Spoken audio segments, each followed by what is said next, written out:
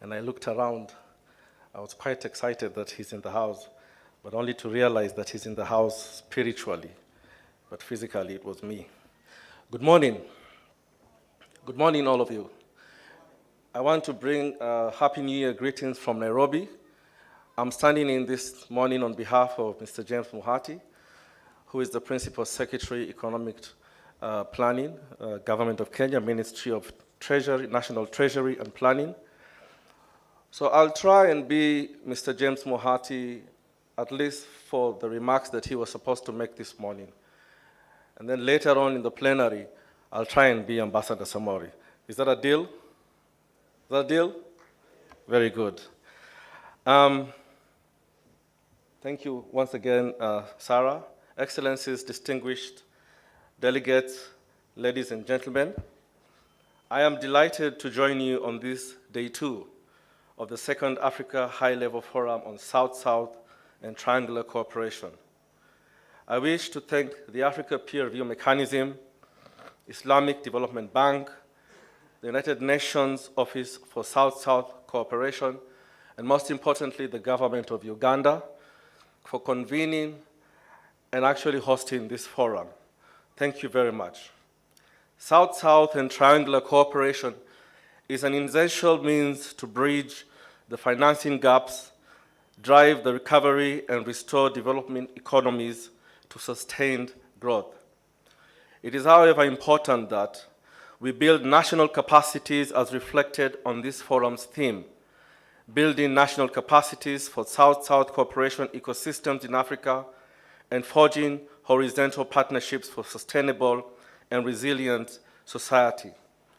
Only then can we say that South-South and Triangular Cooperation contributes effectively to the achievement of Agenda 2063 and the SDG for Sustainable Development 2030. We are alive to the fact that most economies are yet to recover from the COVID-19 pandemic, while at the same time countries across the globe are grappling with negative effects of the triple planetary crisis: climate change, biodiversity loss, and pollution, and of course the geopolitical crisis in Eastern Europe. The effects range from food insecurity, disruption in global supply chains, slowdown in the implementation of projects, reduced cross-border trade, decline in new investments, investments, reshoring and diversion. These have left African economies vulnerable, hence the need for economic diversification and expansion for productive bases. Most countries in Africa and the global south engage mainly primary agriculture, which makes it imperative that the activities such as farming extraction, extraction of natural resources, research and development, and different types of manufacturing, design, management, marketing, distribution, post-sale services are well coordinated for maximum value addition. During the 2021 forum in Cairo, one of our recommendations was to develop industries across the continent that add value to the available raw materials. This was expected to enhance Africa's manufacturing capacity for increased intra-Africa trade.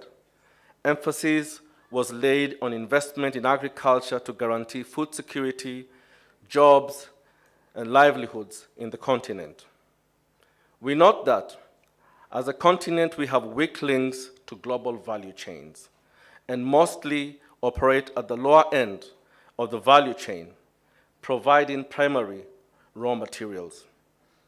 Economic diversification and development of our value chains has the potential to spur the growth of our economies, as well as allow continents to adapt and become resilient to shock and volatile experienced in the global markets. So what are Kenya's experience with regards to the questions that Ms. Sarah has highlighted or posed? Kenya has identified 5 core pillars for economic transformation, basically focusing on agriculture and food security, micro, small, and medium enterprise economy, housing and settlement, healthcare, digital superhighway, and the creative economy. Being a primarily agricultural-led economy, the government of Kenya has developed an agriculture sector transformation and growth strategy, 2019 to 2029. The strategy outlines food and crop diversification and value addition as one of its pillars. This will not only enable farmers and enjoy a variety diet, but also improve their income and nutrition security. Other priorities in the agriculture sector include crops and livestock, industry revitalization, and expanding agricultural market across and access and value addition. The country is keen on accelerating industrialization by creating a conducive environment to attract both local and foreign direct investments. Specific initiatives include development of special economic zones and industrial parks, and promotion of cottage industries. This is in turn expected to boost growth of exports and market access while taking advantage of the Africa Continental Free Trade Area. Kenya recognizes the crucial role played by the micro, small, and medium enterprise economy in employment creation and supporting livelihoods. The country focuses on implementing a favorable tax regime for marketing MSMEs and farms. Other initiatives will include support business startups and MSMEs on industrial property rights, protection, and training skills development. What are the innovative financial models and the mechanisms that Kenya has actually adopted post-COVID-19? Middle-income countries have limited access to grants and concessional finances. Majority of the African countries will be transitioning to middle-income countries by 2030. Unless the conditions for concessional financing are reviewed, these countries will be expected to rely on the domestic resources to finance national, regional, and global development commitments. As a low middle-income country, Kenya has limited access to concessional finance and official development assistance to bridge financial gaps. This means that most of our development projects and programs are to be funded through domestic and innovative finances. The changing financial landscape has enabled the government to adopt the following innovative financing models. Number one, the green bonds. The government of Kenya has developed a sovereign green bond framework which sets guidelines on the characteristics of the sovereign green bonds, including use of proceeds, the process of project selection and evaluation, management of proceeds, and reporting requirements. Number two, performance-based financing. Kenya has actually come up with a financing mechanism that links payments to the providers of services based on results achieved in particular projects. It leads to accountability since the payments are only made with the output already seen or visible. Kenya has a project called Financing for Local-Led Climate Actions, carried out through the support of the World Bank to the counties. The program seeks to help locally led climate actions and strengthen management of climate risks at both counties and at the national level. Number three, disaster risk financing. This is a financing mechanism that offers immediate financing towards recovery from natural disasters as other forms of financing are being mobilized. And fourth, the private-public partnership. This particular engagement is a contractual agreement between a public entity and a private entity for which purpose of undertaking a project on behalf of the public entity which has contracted it. Kenya has embraced this form of financing through a PPP legal framework and has various projects, mainly on infrastructure, been identified for implementation, like the LAPSET project and the Nairobi Expressway. As African countries climb the middle income ladder, ODA support from traditional developing partners is expected to shrink. There is a need to mobilize resources through new partnerships with the private sector, philanthropists, and other key stakeholders. Other innovative financing models can be explored, include debt for nature swaps. Addressing the issue of resource mobilization and the strategy thereof, Kenya is committed to pursuing fiscal consolidation to push for a platform for debt sustainability. Measures have been put in place to allow gradual reduction of the overall deficit and the pace of debt accumulation. These measures include strengthened public financial systems through various tax regimes and reforms to enhance revenue mobilization, an enabling environment to enhance diaspora remittance, austerity measures on non-priority programs and projects, and reprioritization of public spending towards growth-supporting programs and projects. In line with the Addis Ababa Action Agenda, Kenya is keen to combat illicit financial flows, money laundering, tax evasion, and tax avoidance through policy and institutional reforms. This will increase domestic resources to finance sustainable development. As I conclude, we need to remember that the Africa Continental Free Trade Area has an ambitious long-term goal of deepening integration and building a prosperous and united Africa. The AfCFTA was envisaged to promote industrialization, competitiveness, and diversification, contribute to job creation, unleash regional value chains, and improve the prospects of Africa as an attractive investment destination. We have a potential to tackle structural and institutional barriers to industrialization in order to increase Africa's share of manufacturing to GDP, as is the case of most vibrant economies. We can seize the opportunities from simple local industries and promote process through value chain. Most importantly, Africa can take advantage of the existing gaps in the pharmaceutical industry and scale up production of medicine and other therapeutics for the available raw materials. I thank you.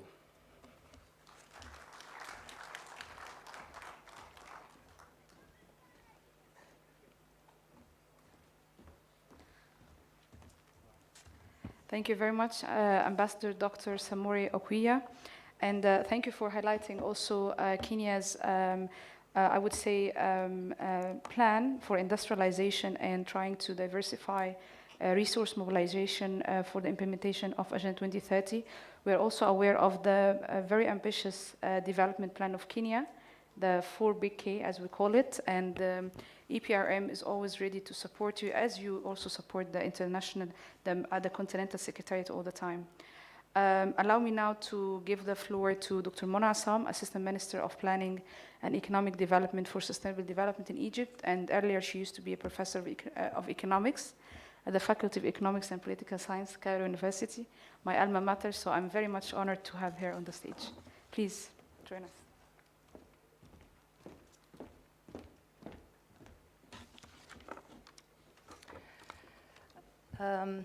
Thank you, Sarah. Good morning, Your Excellencies, distinguished delegates, ladies and gentlemen. It gives me great pleasure to be attending the second Africa High-Level Forum on South-South cooperation, South-South and triangular cooperation for sustainable development on behalf of Her Excellency Dr. Hala Said, Egyptian Minister of Planning and Economic Development. I would like to express my deepest appreciation to the APRM for the kind invitation and looking forward to capitalize on it throughout the forum and onwards, inshallah. Appreciation further extends to the government and people of Uganda for the great hospitality, as well as the professional organization of the forum by all reputable partners. This session on economic resilience and finance for development is quite timely and inevitable. Amidst global crises facing the world every day, investing in resilience is key. Resilience is not about resisting the circumstances and not being affected by them, but rather going through the crisis and its repercussions, having the ability to fully recover, rebound, and get back once the storm has passed. Lack of resilience prevents restoration. COVID-19 was definitely a game changer. Governments had no choice but to exert efforts to mitigate the impact of the pandemic on growth, job creation, livelihoods, and quality of the life of their citizens. The pandemic has also highlighted the importance of coordination at all levels, as governments are indeed in dire need for more funding to be able to finance the recovery process and accelerate the achievement of the SDGs. In response to the pandemic, the government of Egypt was proactive to the developing situation. The response had three main core principles, namely protection, mitigation, and resilience. The government efforts aimed at controlling the speed of COVID-19 and leveraging the readiness of the public health facilities while sustaining economic activity and protecting the most vulnerable groups. In line with the idea of documenting the how process, in March 2020, Egypt's Ministry of Planning launched a COVID-19 policy tracker to monitor and update all government interventions in response to the pandemic. As of October 2021, around 616 interventions in total were implemented by more than 80 institutions in response to the pandemic.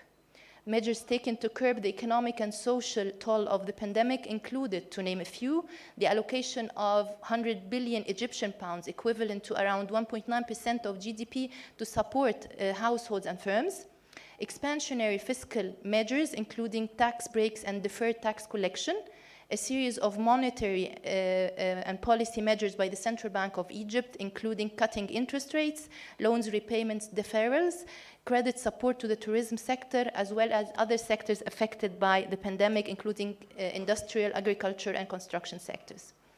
Expanding cash transfer programs, including Takaful and Karama program, increasing the scope of the Decent Life Initiative, introducing new programs to support irregular workers who were significantly hit by the pandemic.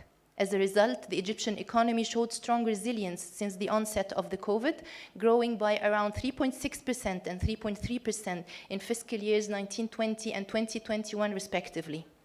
The expansionary fiscal measures taken to curb the economic toll of the pandemic inevitably interrupted the improvement in key fiscal indicators in fiscal year 1920, though only temporary.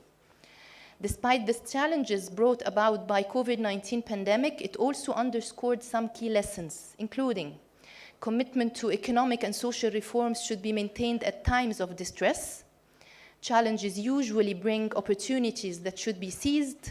Efforts to bridge geographic development gaps and reduce multidimensional poverty are not a luxury, but rather a necessity for sustainable and inclusive development. Digital readiness ensures business continuity and effective governance. And global challenges require global unity. Finally, policy interventions are more effective when based on evidence.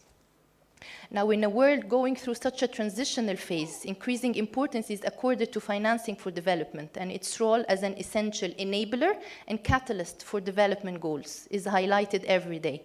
Egypt is no exception, and thus our country acknowledges the potential leaps in developmental gains that could be achieved if more financial resources are mobilized.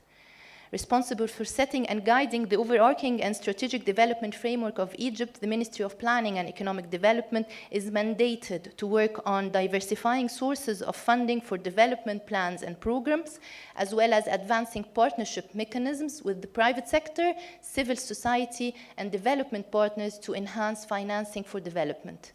Egypt is working on facilitating the enabling environment for the transition of the Egyptian economy towards sustainable and green finance with a number of good practices within different financing mechanisms. General financing instruments that were used include, for instance, blended finance, which is targeted as a potential driver that would help the government challenge private sector investments and direct them towards national developmental goals of Egypt's Vision 2030. crowding in private sector and enhancing public-private partnerships are promising solutions for the challenges of financing for development. The establishment of the Egyptian Sovereign Fund in 2018 came as one of the mechanisms to enhance partnership with the private sector. It's a large economic entity capable through partnerships with local and international companies and institutions of creating investment opportunities in promising high-growth sectors. It's worth noting that the fund has signed protocols and established partnerships with domestic, regional, and international institutions. It has also established 4 sub-funds in areas consistent with the state's priorities, including health services, infrastructure, financial services and digital transformation, and finally tourism and real estate investment, and shall establish even more sub-funds in the future according to Egypt's priority in the upcoming period. Following the issuance of the Sovereign Sukuk Law in 2021, Egypt has officially entered the Islamic finance market for the first time, with the volume of Sukuk issuance reaching $2.7 trillion. Not only that, but Egypt is currently in the process of finalizing the law of green Sukuk to maximize efforts in diversifying sources and financing tools to reduce the cost of development investments in the context of growing opportunities for joint cooperation with Islamic development institutions in many projects. Egypt is also working on the transition to sustainable and green finance with a number of good practices in different financing mechanisms, including the issuance of the first green sovereign bonds in the MENA region. The volume of the first green bond issuance was initially $500 million. However, because of the high demand for the issuance, increased to $750 million for a period of 5 years. Climate finance is another nascent flow that Egypt can capitalize on to achieve the respective SDGs. It's expected to become a sizable flow internationally with a number of donors and international financial institutions targeting green financing. Maybe more comprehensively, Egypt has officially started in March 2021 the process of drafting a national financing strategy in accordance with the Global Integrated National Financing Framework approach, in which 13 national ministries and entities are involved, with 6 UN agencies supporting on the multiple phases of the implementation of the project. In conclusion, financial instruments represent a key element in defining policies and raising the level of ambition, taking into account the levels of external and internal debt in developing countries, including Egypt. These levels limit the ability of decision makers to reach ambition or to raise ambition if they are to be financed from just one debt instrument, be it a loan or even a green bond. Hence, innovative financing mechanisms are desperately needed to translate the development ambitions into tangible outcomes. Thank you.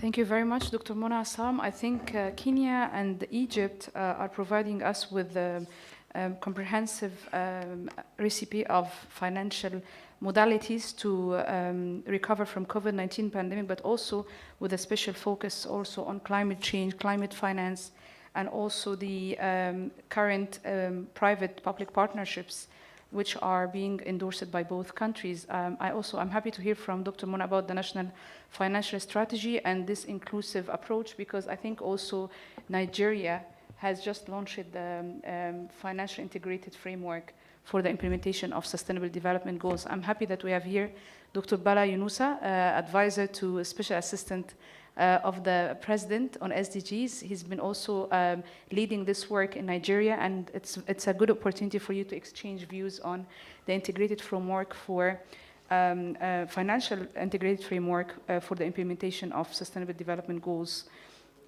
Allow me now, as we are talking a lot about climate finance and environment support, to welcome my dear friend, colleague, and brother, Mr. Terry Watrin. He's advisor to the Minister of State in charge of economic planning with a specific focus on green economy and climate change. Welcome, Terry.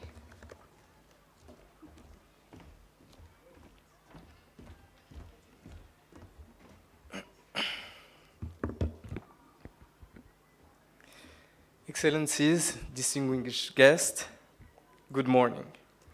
So for the sake of time, I will not use the generic term, I will use the generic term all protocol observed.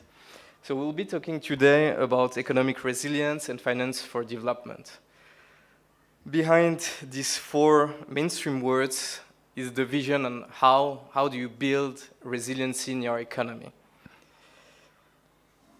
We have had new challenges with this new decade, namely climate change, supply chain disruption, inflation, and pandemics. African countries, according to the CPI, the Climate Policy Initiative, require 277 billion USD per year to combat climate change. Unfortunately, according still to the Climate Policy Initiative, Africa received only 11% of the needed amount. What does it mean? It means that most of the African countries now risk to fall into a vicious circle where you take on more debt to fight climate change. There is a recent analysis from the World Bank that has shown an existing correlation between climate change and the cost of capital. And vulnerability increases the average cost of capital by 1.17%. The sovereign amount of cost of capital. 1% you will say it's not that much, but if you take an economy that's $200 billion, like Egypt, for example, or even Uganda, that's more 100 billion, still represent between 100 and 200 million USD of premium for catastrophe. In this context, during the last decade, Rwanda has experienced one of the fastest economic growth on the last 2 decades, at least. And so, since the vision last most of the African country was to move from a developing country to a developed country, the question was, how do you make sustainable and resilient economic growth? Because if the goal is to make a super high GDP growth for the first decade and then fall down because of climate change, it's not worth it. And so, as part of the country climate development report, Rwanda, like Uganda or many African countries, are vulnerable to climate change. What does it mean to be vulnerable to climate change? It can be variable temperatures, heavy rainfalls, dire droughts. The consequences on assets is a consequence on land, on human, on productivity, on crops. The impact, the economic impact, is on inflation, lower exports, lower consumption, higher inflation. This is why, to combat the dire effects, Rwanda, thanks to its excellent governance and first-class leadership, mainstream climate change into the programs. Yesterday and today we heard a lot about the programs, the national programs, the Vision 2050, the National Strategy for Transformation. But the key here is how do you integrate the climate change component within those programs? Why is it interesting? Because it will help you to monitor and to publish your achievements on the climate change. And so, Rwanda in 2020 updated his nationally determined contribution, like many of the African countries. And we can be proud of being African because I read most of the nationally determined contribution reports from South Africa, from Ethiopia, from Kenya, and those are high-level reports. And so for most of the countries, the requirement needed is between 8 and 10% of the GDP to reduce the global greenhouse gases emission by 2030. So it's additional funding that you would need. And as I was saying before, there is the risk for African countries which are less advanced to take on more debt to finance climate change. And so that's why Rwanda, to tackle this issue, has taken 3 milestones. The first one is climate finance. Climate finance. We were talking about that right before. Kenya has launched a green bond facility framework. My colleague was talking about that. Egypt has a COVID tracker and was one of the first African countries to publish a green bond that was 750 million USD, which is huge. For Rwanda, we've launched 2 facilities. The first one is the Climate Resilience and Sustainable Trust. It's part of the IMF, actually, and it's a program that finances the long-term strategic changes to the economies to build resilience. And the amount for Rwanda is quite huge. We're talking about 319 USD million of highly concessional climate financing. That's for the public sector. For the private sector, Rwanda launched in COP27 in Egypt a few months ago the APRM Invest. Actually, it was launched by our president, His Excellency Paul Kagame, which is quite rare in the COP to have a president to come and launch a facility. And our developing partners and funders were so excited that the first round of disbursement, which was expectedly 100 million, ended up to 104 million. So basically, it was overseeded. And APRM Invest is interesting and new and exceptional somehow. Why? Because it has two arms. One arm is project preparation facility, and the other arm, the credit facility. And if you go in most of the African countries, you lose the knowledge between the preparation of the project and then the scale-up within the credit facility. So it's a two-in-one facility, APRM Invest, and there will be other round of capitalization, but it's really a new cross-cutting financing vehicle. So the second one is planning framework. We're just talking about the integrated national financing framework. Well, Rwanda as well is part of the trip. So it's interesting. We can discuss with Nigeria, and we'll be able to discuss with Egypt on how they will do it. We have started already, and the interest is on your public resource management to assess how efficient it is to achieve your SDGs. Because basically, most of the time, you have your budget, which is annually planned for your different targets, but how does it achieve the SDGs? And the INFF, which is a program from UNDP, unable to report on the SDGs. And so in the second time, it will enable as well to unlock climate finance, SDG-linked climate finance, because you're able to publish your achievements of climate finance.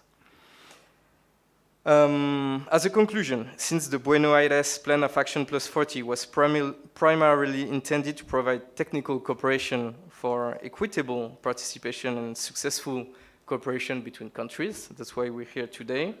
And I would like particularly to thank the African Peer Review Mechanism. Thank you, Sarah, for organizing, and thank you for hosting us. So how do we see the APRM? We see it as a voluntary platform to exchange in the Global South. How can we believe in our own capacity of our continent? We have a tremendous amount of knowledge when you think about it, between Kenya and the Green Bond framework, and Egypt and the COVID tracker. Those are innovative mechanisms. How can we exchange? The day that Rwanda wants to do a green bond, how can we get the experience from Kenya, from Egypt, from Nigeria? And so to facilitate the crucially needed cooperation, the Rwanda Cooperation Initiative has been created, and we have the CEO, Ambassador Christine, who's here as well, to collaborate and to coordinate that. So not only will we share, but we're here to learn as well, and that's the goal of a collaborative exchange. And it will be institutionally utilized to centralize the South-South and triangular collaboration. So consequently, it means that we're not here only to learn, but we're here to share key experiences within ourselves to implement the African Union Agenda 2063 to build the Africa we want. Thank you.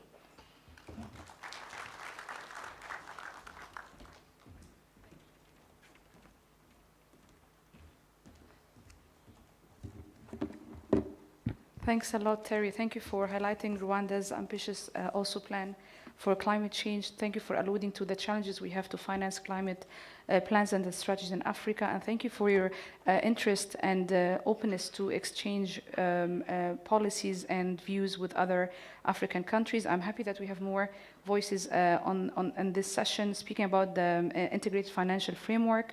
And as I said, we'll be very happy to support any country within our work on good governance to promote this perspective. We are running a bit late for the next session, and we still have two speakers. I would like to acknowledge the presence of Honorable Amos Lugolobi, the Minister of State for Finance, Planning and Economic Development in Uganda. He generously allowed us to continue the program, and then he will be the last speaker. So without overdue, allow me to give the floor to Mr. Uchiyama, Chief Representative of JICA in Uganda. Welcome.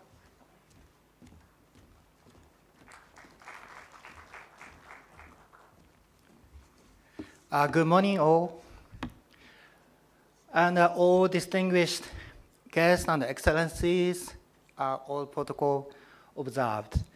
My name is Takayuki Uchiyama, Chief Representative of JICA Uganda office. And today, I'm standing here not only representing JICA Uganda, but also representing JICA as a whole. And today, I prepared a presentation, so organizer, could you show up? So taking this opportunity, I'd like to share with you JICA's experience, how we supported to strengthen resilience of African countries through South-South and triangular cooperations.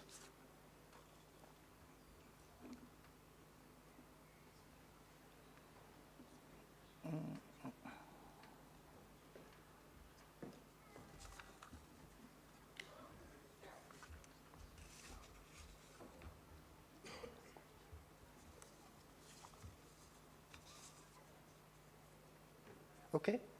Okay, thank you. Yep. So first of all, I'd like to stress JICA has a long history and a rich experience of South-South and triangular cooperation in not only Africa, but also Middle East, Asia, and Latin America. We have two major South-South cooperation schemes. One is Third Country Training Program, which is started in 1975. And second is Third Country Expert Program, started in 1994. They are a major part of our technical cooperation program. However, as you can see in the slide, they have both fallen down to the bottom due to COVID-19 pandemic. Now I'm strongly expecting and quite sure that they are both coming back quickly this year. One example is before COVID-19, in the experience of JICA Uganda, we used to have a JICA volunteer, over 60 volunteers in this country, but all are evacuated, but they are coming back. As of today, we have nearly 30 volunteers already back. So I can say JICA is back, we are back, and we are recovering. So as you can see, more than 1,700 third country experts dispatched since 1994, and more than 84,000 participants in the third country training since 1990. And JICA, we signed a partnership agreement with 12 countries, namely Singapore, Thailand, Egypt, Tunisia, Chile, Brazil, Argentina, Philippines, Morocco, Mexico, Indonesia, and Jordan. So together with those 12 partnership countries, we organized third country training, and also we dispatched third country expert. In addition, JICA has concluded partnership program, so South corporations for such a long period. And besides this program, JICA is supporting South-South cooperation approach to promote some continental level development initiatives.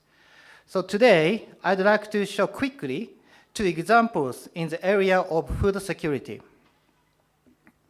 The first one is Coalition for Africa's Rice Development. We call it CARD. CARD is a JICA-led initiative aiming at increasing rice production in sub-Saharan Africa. In a broad partnership with African countries, regional institutions, and international development partners. As you see in this slide, CARD welcomes many of African countries as membership. JICA supports mutual cooperation among African countries to share and learn their experiences, as well as delivers technical and financial cooperation to each of the countries on bilateral basis. CARD was launched at TICAT 4 in 2008. TICAT stands for Tokyo International Conference on African Development. is a Continental High-Level Forum on African Development.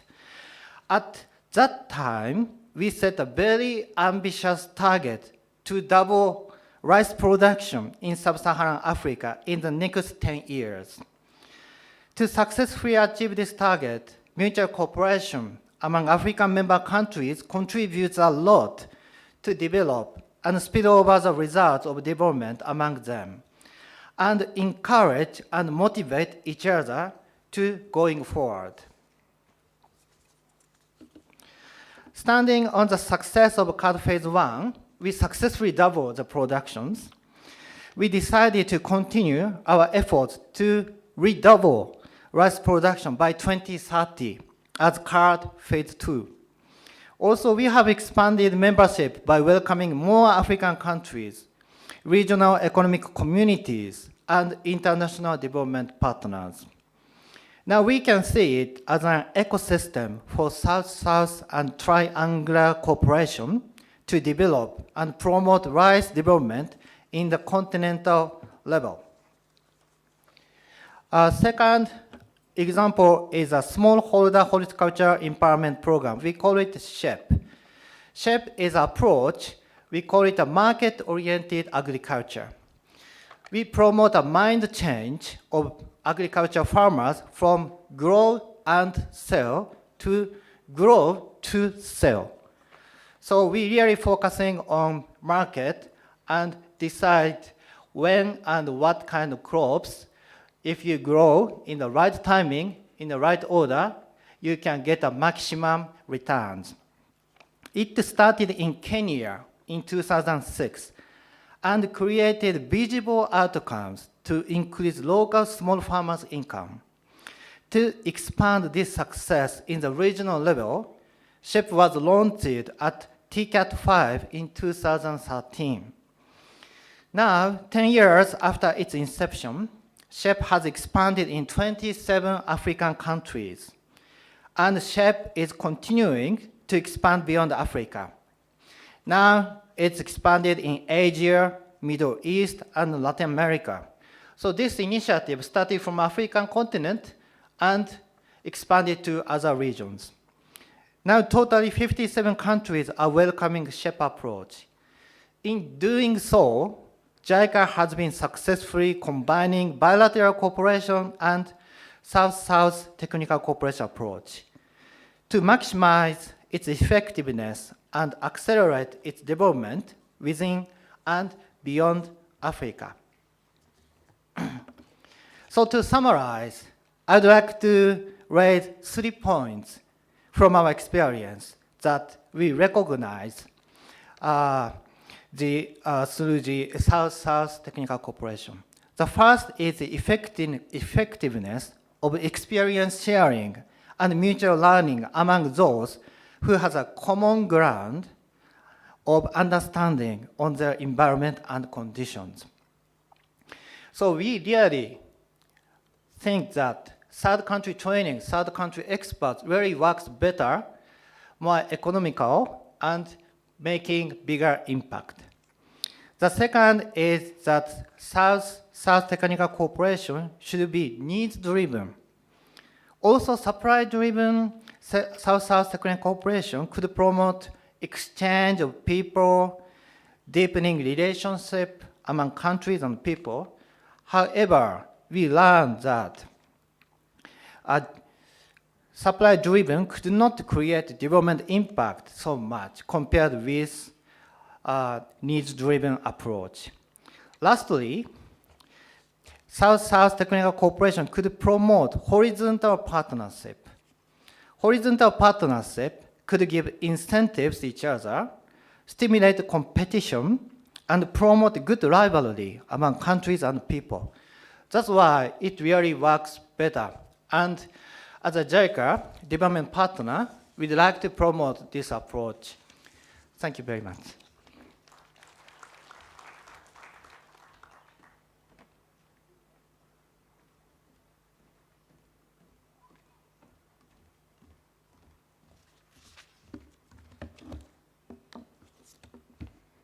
Thank you very much, Mr. Uchima. Thank you for highlighting JICA approach in supporting African countries, East Africa, and also the sheep market or the oriented agriculture support program. I'm sure that some of the attendees or participants will also have some questions on this innovative approach to support South-South technical cooperation and bilateral cooperation together. Without overdue, allow me to welcome His Excellency Honorable Amos Logolobi, Minister of State for Finance, Planning and Economic Development, and APRM focal point to deliver his speech on behalf of Honorable Kazajia, Minister of Finance in Uganda. Welcome, Honorable Minister.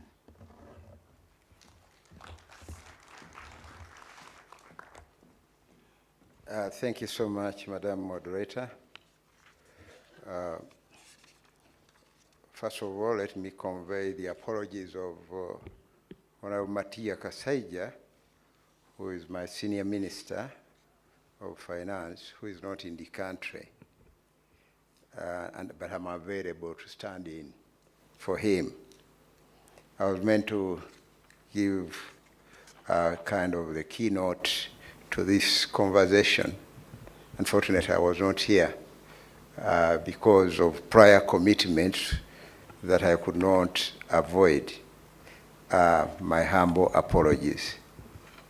And I want to thank Sarah for standing in for me. There were a number of guiding questions that were raised to the Minister, and I would be responding to each one of them. Unfortunately, there are many questions, actually, so it might take a little longer in responding to them. And the first question is, what are the specific socio-economic policies adopted by your country to strengthen state resilience after COVID-19 pandemic disruptions? And our response is that Uganda was without exception disrupted by COVID-19 pandemic and its associated effects. In fact, in Uganda, we had 2 years of lockdown. And such effects were manifested in the disruption of livelihoods, majorly through decline in economic growth rates. Our economic growth dropped from 6% to 3%, and we are still recovering from that. The decline in incomes, loss of jobs, increase in poverty incidence, the disruption of health systems, and the disruption of both global and national supply chains, disruption of logistics, production, trade, private and public investments, and disruptions in education, travel and tourism, and foreign direct investment remittances, among others. In addition, the country is also sometimes affected by other disruptive occurrences, like the locusts, were at the same time attacked by desert locusts that disrupted our value chains, and volumes of agricultural produce were affected. In addition, we had huge floods on Lake Victoria and the Nile. And now we have a problem of inflation, fuel shortages, and higher prices of fuel, among others.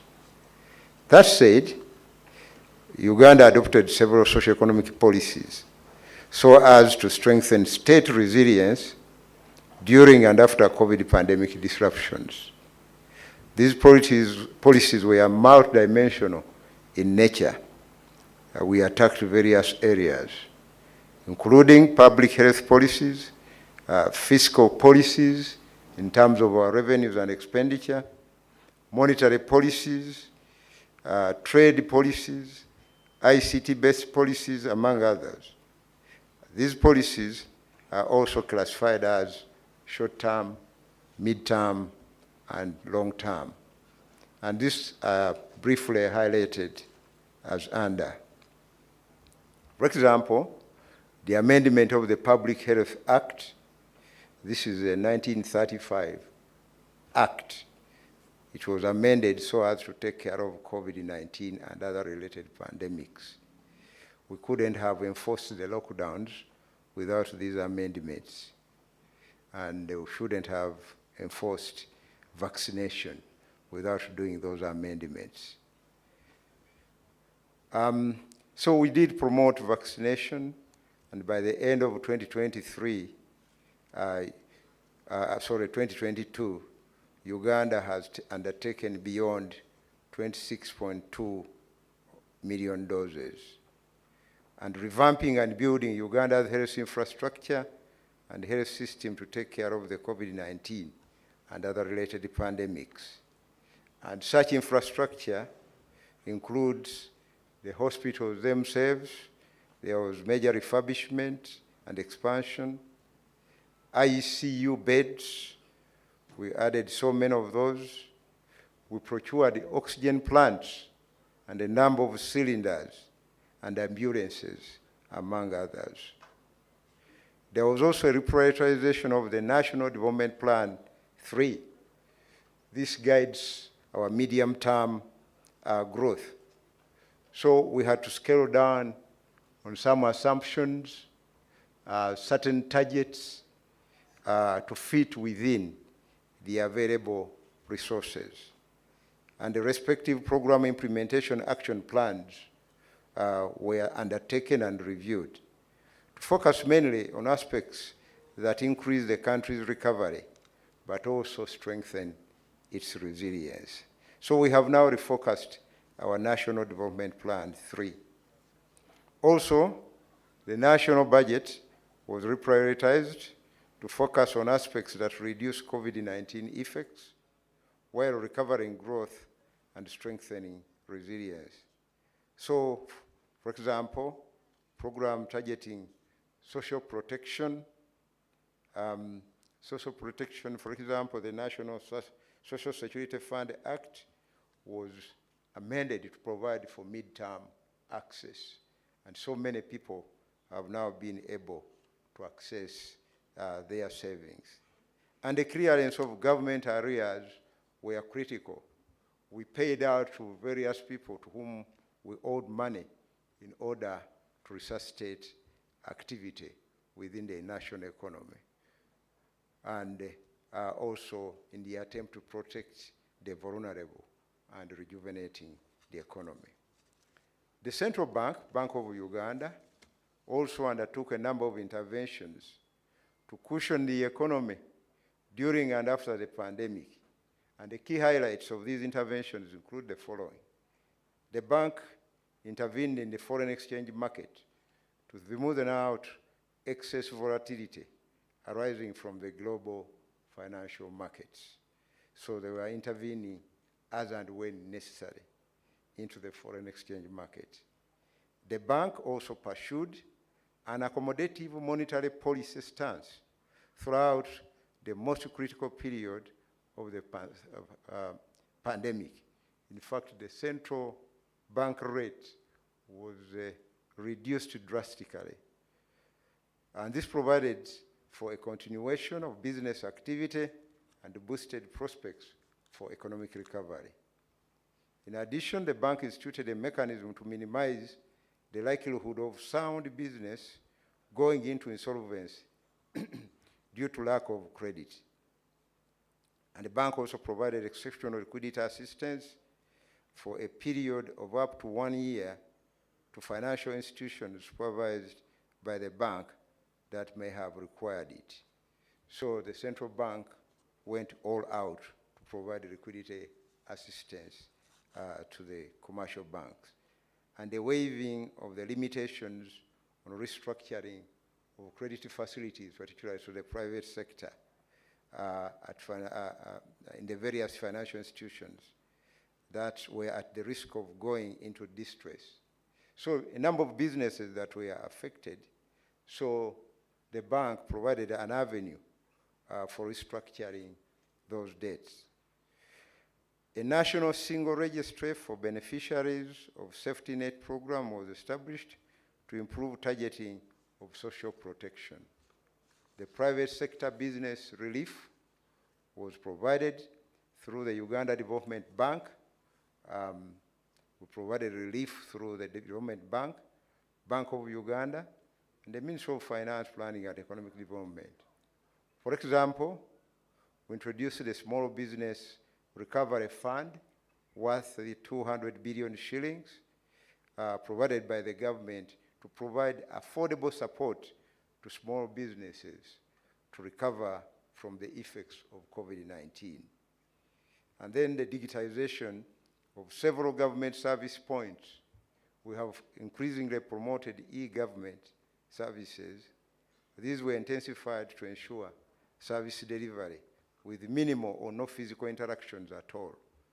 Particularly, e-learning was adopted in schools to aid learning during and after the COVID-19 period.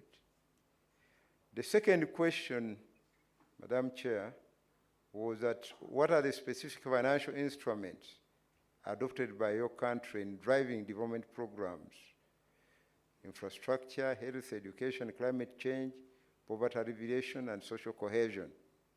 And do you think that it's efficient? Now, our response is that the financial instruments adopted by Uganda in driving development programs include, we have a domestic revenue mobilization strategy. It's a huge strategy, including a number of tax heads and non-tax revenue. External financing that is driven by disbursements and new financing in the form of concessional, semi-concessional, and non-concessional commercial sources. The government has continued to borrow largely on favorable terms and restrict borrowing for projects or expenditures that are likely to enhance productivity and are critical for economic growth. So we have mainly focused on those projects that are so critical in economic recovery and growth. Then the issue of domestic financing raised through the issuance of government securities to finance infrastructure investment and the development of the country's financial markets through the secondary market trading of these instruments. So we draw a lot of our resources from the primary market under that arrangement.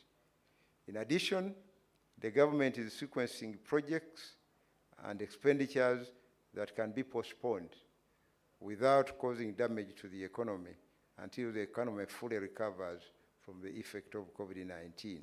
So we have had to postpone certain projects and maintain those that are most critical in the effort to reduce expenditure, the expenditure burden, and the need to mobilize resources to finance that expenditure.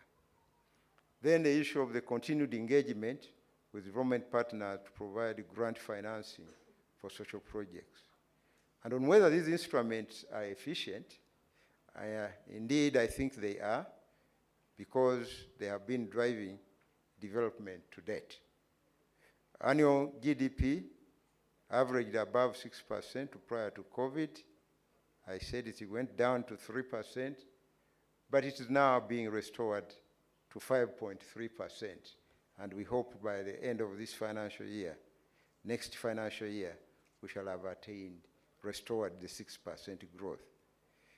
In addition, the progress made in improving the welfare of Ugandans is reflected in the socioeconomic indicators, which in general have been positive, particularly prior to the pandemic. And we have seen tourism sector also rebounding. Nonetheless, there still need to improve our capacity in domestic revenue mobilization so as to have a bigger portion of development programs financed by the Ugandan people themselves, and above all, use the resources in the most efficient way. The 2019, I think this is the third question, the 2019 and 2021 Continental Reports on Agenda 2063 progress noted that Africa has serious financial gaps to execute infrastructure and other big services programs. And from our own country's experience, how can government develop a solid domestic resource mobilization strategy and how this resonates with the national economic planning policy. And this is our response. Firstly, for a domestic resource mobilization strategy to be solid, it should include all the relevant stakeholders, the people who pay the taxes, the people who are responsible for our growth, and the people who are responsible for collecting those taxes, our development partners, and so many others. The tax policy and domestic resource mobilization strategy should embody the principles of simplicity. It should be simple. There should be fairness. Citizen welfare, we should take care of that in that policy, and it should be sustainable. It should never collapse so easily.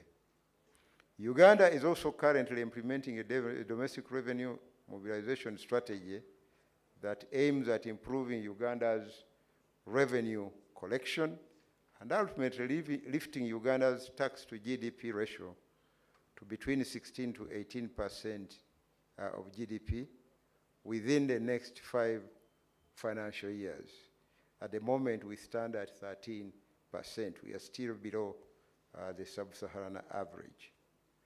Although taxation is never popular, the strategy acknowledges that it serves a purpose in providing the necessary funds to support the investment that we all need in infrastructure, our healthcare, welfare systems, our schools, and our universities, allowing us to devote more resources to the services that we rely on.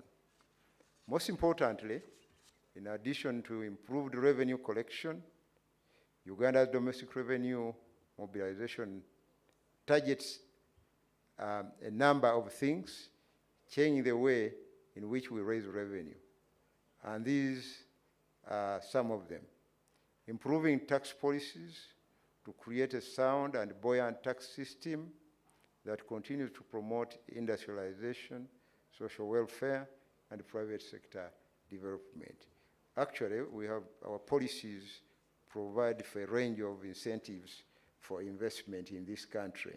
And indeed, we have been able to attract a number of investors into this country, given the range of attractiveness for investment into the country. Number two, lifting the capacities of the revenue administration entities. Here we have the Uganda Revenue Authority and a couple of others. So we have been aggressively boosting their capacities to enhance their administration capacities and the capacity to administer new tax policies.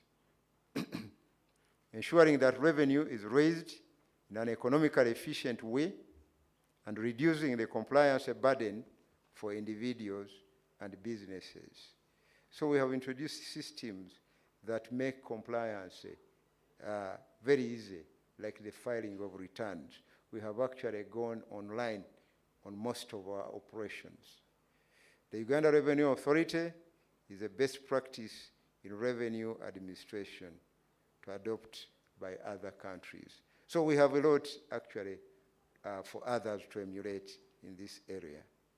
Number three, improving citizen perception of taxation, raising visibility, and establishing a tax structure that inspires pride in being a Ugandan. So there is increased accountability, value for the money that we collect from the population. Number four, enhancing transparency and accountability in the tax system, making it harder for the few who would subvert our society to engage in dishonesty and fraud. And number five, enhancing taxpayer services, education, and information, ensuring that we are all on one path together. So we keep informing the public about what we are doing and the responsibilities that they have as taxpayers. That said, a number of African countries are still in the development phase and require a number of both infrastructure and other basic programs which require massive investments from their respective government. So to say, the requisite developments may not necessarily be in place, not only because the domestic revenue mobilization strategies are low, but because the development needs are seemingly unlimited. We have to be reminded that we have a highly dependent population because it's an extremely young population. And therefore, we have a duty to mobilize resources. At the same time, resources are no longer easy to access, especially concessional borrowing.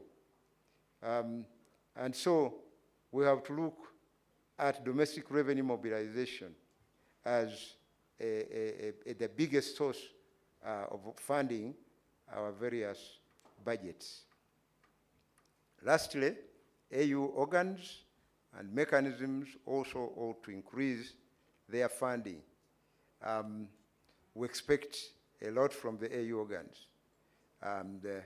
This will enable them to come in and lend a helping hand whenever individual governments fail, especially in massive regional projects. We have actually put a number of projects on hold, and this is not only in Uganda, but in many countries.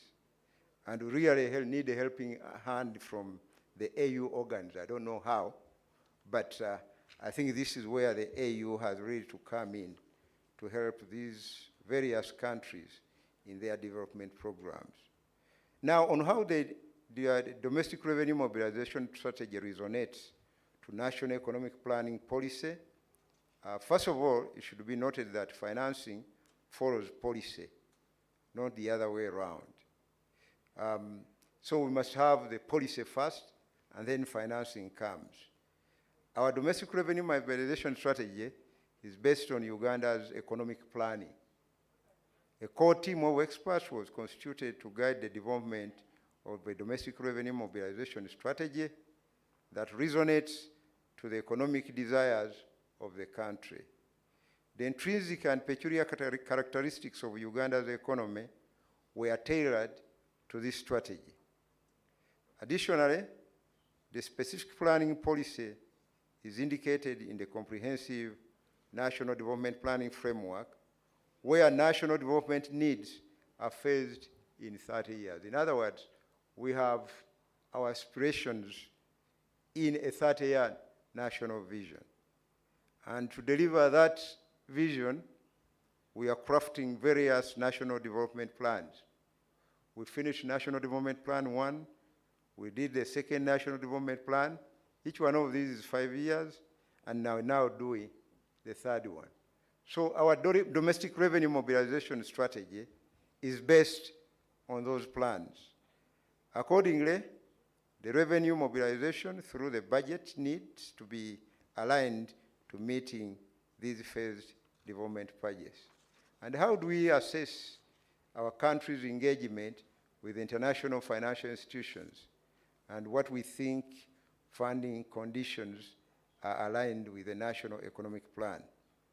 Uganda has strengthened relations with the development partners while considering mutual respect of national, regional, and global interests in order to exploit further this existing financing opportunity. So we have worked very closely with various development partners, and we have been very consistent in meeting our obligations. Existing opportunities to tap into development assistance resources include the strategies for implementing the SDGs, Africa Agenda 2063, and the integration of cross-cutting issues like climate change. In fact, in our ministry, we have a climate financing unit, which is linked to the Global Climate Fund. HIV/AIDS, family planning, which is now very critical, refugees, among others. For example, climate change and environment-related financing often addresses our key infrastructure sectors such as water, energy, and forestry resources development. Uganda has prioritized developing technical capacity for the country to take advantage of these financing opportunities. Development partnerships remain critical and relevant for development outcomes, including the NTB3 delivery and SDG 2030, as well as Uganda's Vision 2040. The government of Uganda continues to strengthen mechanisms for managing its partnerships with its development partners in the following ways. One, improving effectiveness of development cooperation through greater government ownership and leadership. So the development partners actually allow us to own the process and to take the lead. Number two, strengthening economic management by increasing flows of development assistance through the budget and coordinating off-budget flows. So we get a lot of budget and project support, but also off-budget is acceptable in certain circumstances.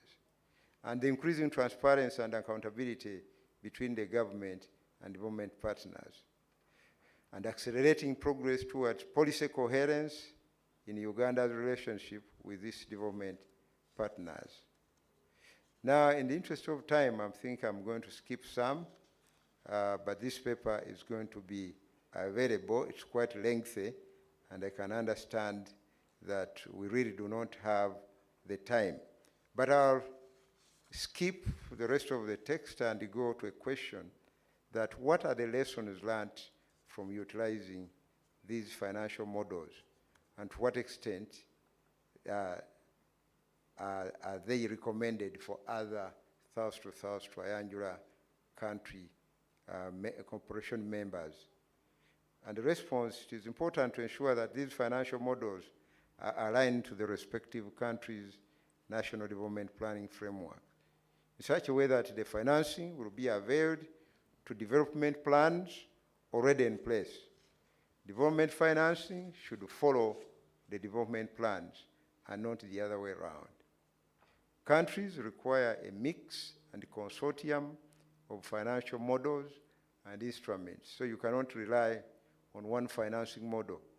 And this is especially because each model or instrument has its own advantages and disadvantages that should be maximized and minimized respectively. Additionally, having a number of such financial models helps to smoothen out and distribute the risks associated with any. Our debt burden, as you all know, has been growing. And we are experiencing a number of maturities today.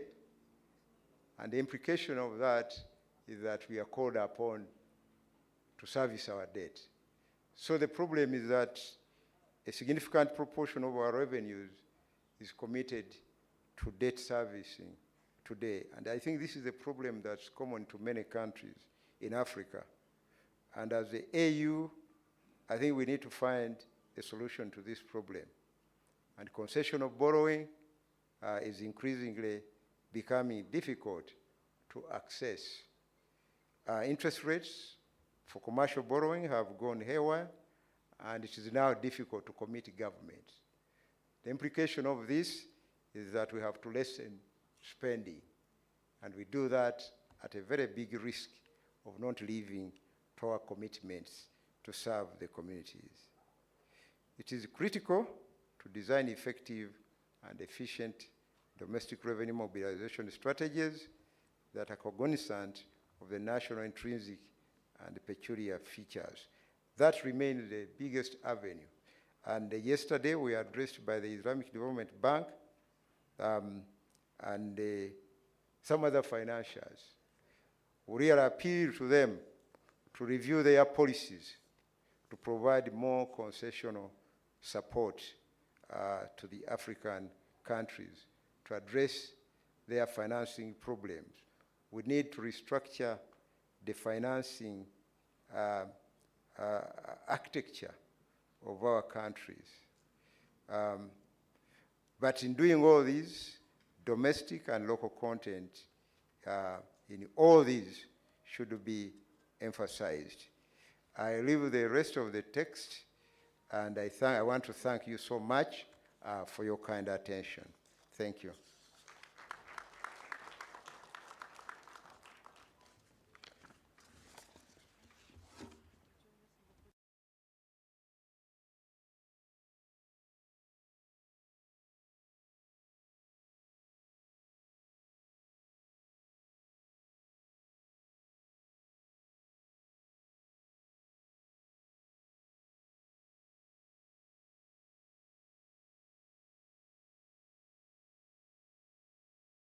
also gave us quite extensive explanation to the reforms for legislations adopted on the legislations and frameworks to ensure that they're also adequate to curb the pandemic crisis, the financial, monetary, fiscal policies, formulated policies also. And you referred to the resource mobilization strategy. You gave us keywords: simplicity, solid, citizen welfare-oriented, sustainability, and revenue also oriented resource mobilization strategy. And lastly but not least, you genuinely refer to the role of development partners, how South-South cooperation can be profitable for member states in that regard, how financial models should be aligned with the national development plans. And as maybe some of you know, APRM has a community of practice of national development planning, co-chaired by Uganda and South Africa. So we're very much looking forward to invite you soon to South Africa to the ministerial meeting related to this NDP. I would like also to say that Honorable Lugolobi is actually a very active minister in the APRM Audanipad community of practice of Agenda 2063. And he always speaks about EPRM and how the Commission should benefit from the reviews, the economic policy reviews that EPRM is conducting.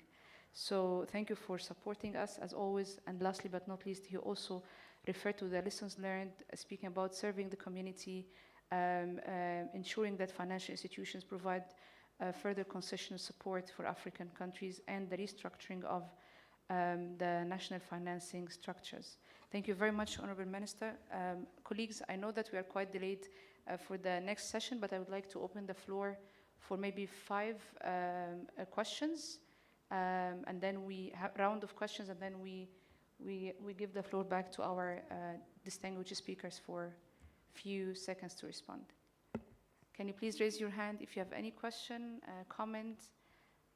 Okay, I can see so far 2. I can see. Thank you, Honorable Minister. But my question is, you have given us the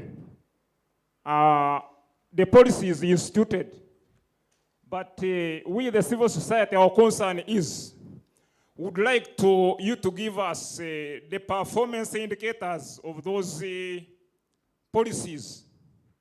Thank you. I can see also please hear the UNDP representative, Dr. Palani, please. Please introduce yourself as well. And thank you. Good morning. My name is Tangavel Palanivel. I work at UNDP in Uganda. I want to thank all the panel members, but I have a question to the panel member from Kenya and Rwanda. You have highlighted actually you are able to mobilize some green financing, particularly green bond. I'm sure you would have faced some challenges in issuing green bond or mobilizing green financing. So what kind of challenges you faced? What lesson one can learn from particularly other country? Because many other country is also currently thinking to issuing green bond or mobilizing green financing related needs. So therefore, some little bit lesson from your side would be useful to other country which are actually in the process of issuing green bond, something like that. Thank you.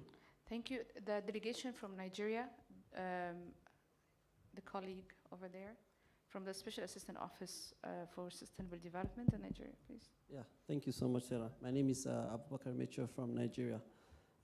My question is to Dr. Mona from Cairo, and then to any other person on the panel. Looking at from the discussions yesterday, we've been talking about integrated national financing framework, which we've all heard that Nigeria has launched the framework. What remains now is implementation.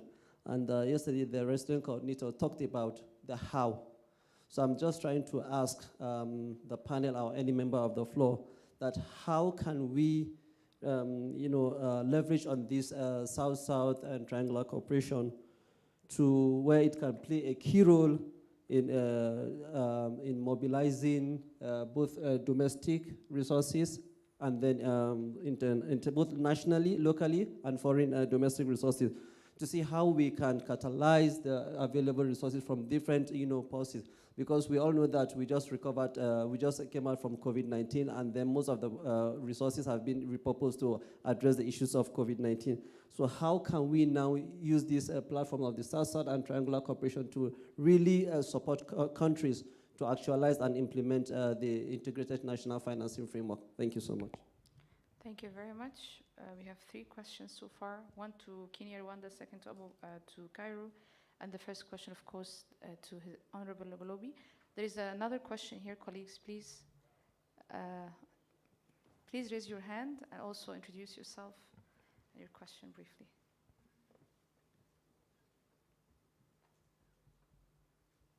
Okay, good morning. Astro from Namibia. I think this is $1 million question on session 4, economic resilience and finance for development. Generally, I'll speak in general terms, especially within the context of Africa. African countries are themselves, within themselves, unable to mobilize resources which could be used to finance sustainable development. And at the same time, African countries merely are unable to mobilize international resources for their national development endeavors. Now, there's a lot to talk about on this topic, but you see, what I'm concerned about is the level of debt ratios to GDPs within African countries. I'll give you an example in the case for Namibia. The largest sector is the public sector, and the private sector is a very small sector. So as the largest public sector, the government is the only job creator. Every Namibian is looking to the government for a job. And the government is also responsible to make sure that infrastructure development, such as the construction of roads, schools, all these things takes place. And then you have got the wage bill, which takes almost more than half of the national budget. So at the end of the day, we have a political argument. What do you do if the national requirements seeking for development are at a higher level of competition? So what I'm trying to ask is, unless the African Union can negotiate with international lenders to forgive African debts, to go back to square one, then we may not reach the objectives that we want to see as an integrated continent, even by 2063. That's one. Number 2, I want to find out if the African Union, especially at the assembly level, can perhaps prescribe a sort of a ceiling for member states not to exceed a certain level of debt. Because if you can check the statistics, you can see that the debt ratio to GDP of most countries is 70, 80, 90%. Some even exceeds 100%. So we are not freeing that resources to help us raise financial resources that we need at national level. So as a result, we will be unable to raise the necessary funds for development. So I don't know, maybe it's a question, maybe it's a concern that the panel can maybe say something. Thank you. Thank you very much. Thank you. I sincerely apologize, but I will really need to go back to our distinguished speakers now because we need to move to session 5 as soon as we can. So allow me now to give the floor first to Honorable Logolobi, if you would like to respond to the first question, then to Kenya, Rwanda representatives, and then to Egypt. Yeah, and then it's over to the rest of the speakers if they would like to add any comments. Over to you, Honorable Minister. Thank you so much for the questions. Question 1, which was directly referred to me, relates to the performance indicators why we are not presenting the performance indicators. The performance indicators are actually there for anyone to see. They are presented in various reports, including among others, the National Development Report. The National Development Plan we developed a framework of indicators against which the outcomes are being reported. And so annually, we have all these indicators that anyone will need. Of course, we have to talk about the capacity to collect all the relevant data because we have thousands of indicators within the National Development Plan. But by and large, the performance indicators are reported to annually. I thought I should also comment on the question raised by Namibia, or the concern raised by Namibia on the debt levels. And this debt level has been accumulating slowly over the years. And because part of this debt has been long-term debt, and we're beginning to see the maturities where we are required to repay both interest and the principal. So over time, the debt burden has grown. Secondly, domestic borrowing at very high interest rates. That one too, borrowing short-term, but not being able to pay that short-term debt, which keeps accumulating over the years. And we have been refinancing this kind of debt, and this is common in many African countries. So that domestic debt stock too has accumulated. Fortunately, in many jurisdictions, we've been handling the issue of the infrastructure backlog, investment in critical infrastructure. For example, in Uganda, we have heavily invested in the oil and gas industry. And we are very optimistic that come 2025, we should begin to produce our first oil. We have been investing very heavily on the road infrastructure, especially for tourism resources. And we are looking at tourism actually picking up very fast. So a lot of this money has been spent on investment. Usually the key question is, what is on the return on that investment that we are putting up? If it is a road, some of these roads turn out to be political roads with very minimum return on their investment.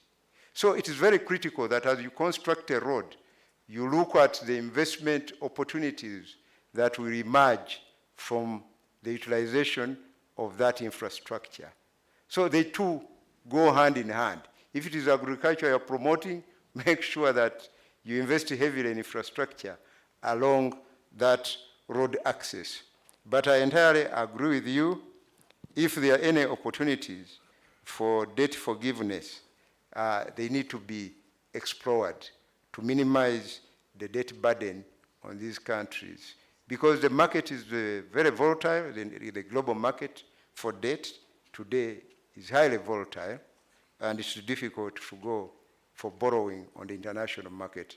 In fact, recently, we have seen these portfolio investors moving from Africa into more safe havens in the developed countries, further complicating the problem of accessing debt. So I think the AU, through its organs, namely UNECA, the ADB, the Exim Bank, Afri-Exim Bank, this is when they need to swing into very serious action to see how they help the African countries to come out of this problem. The 2 years we spent under COVID were not generating revenue. As a result, we had to borrow quite heavily to continue managing government. And therefore, that deficit that was created then, which had to be financed through borrowing, is one of those problems that we are grappling with in the financing architecture of these countries. So it's a key emerging issue where we need very serious support in the effort to resuscitate our economies. Thank you so much. Thank you very much, Honorable Minister. I would like to go to the following, the two other questions about green bonds, the experience of Kenya and Rwanda, then the issue of IFF. But before I give the floor to the speakers, please be attentive to the highlight above at the top of the screen. Tomorrow, phones are not allowed due to security reasons in the closing ceremony. So just be alerted. I think we can give the floor to Ambassador Samori to start. Thank you. Thank you, Sarah.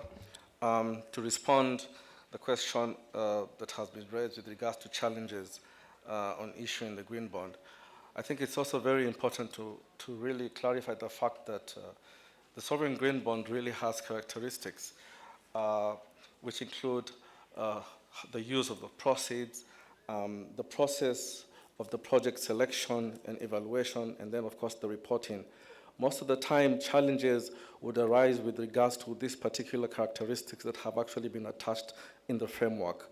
At the moment, for example, in 2019, Acorn Holdings, a company in Kenya, was given a green bond, issued a green bond in the construction of students' hostels. What would normally come after that will be the evaluation reports that come thereafter with regards to whether the proceeds were used correctly, whether the project selection was accurately done, and of course, the other requirements that go along with that. At the moment, because it's a very new approach, there's still much to learn about it.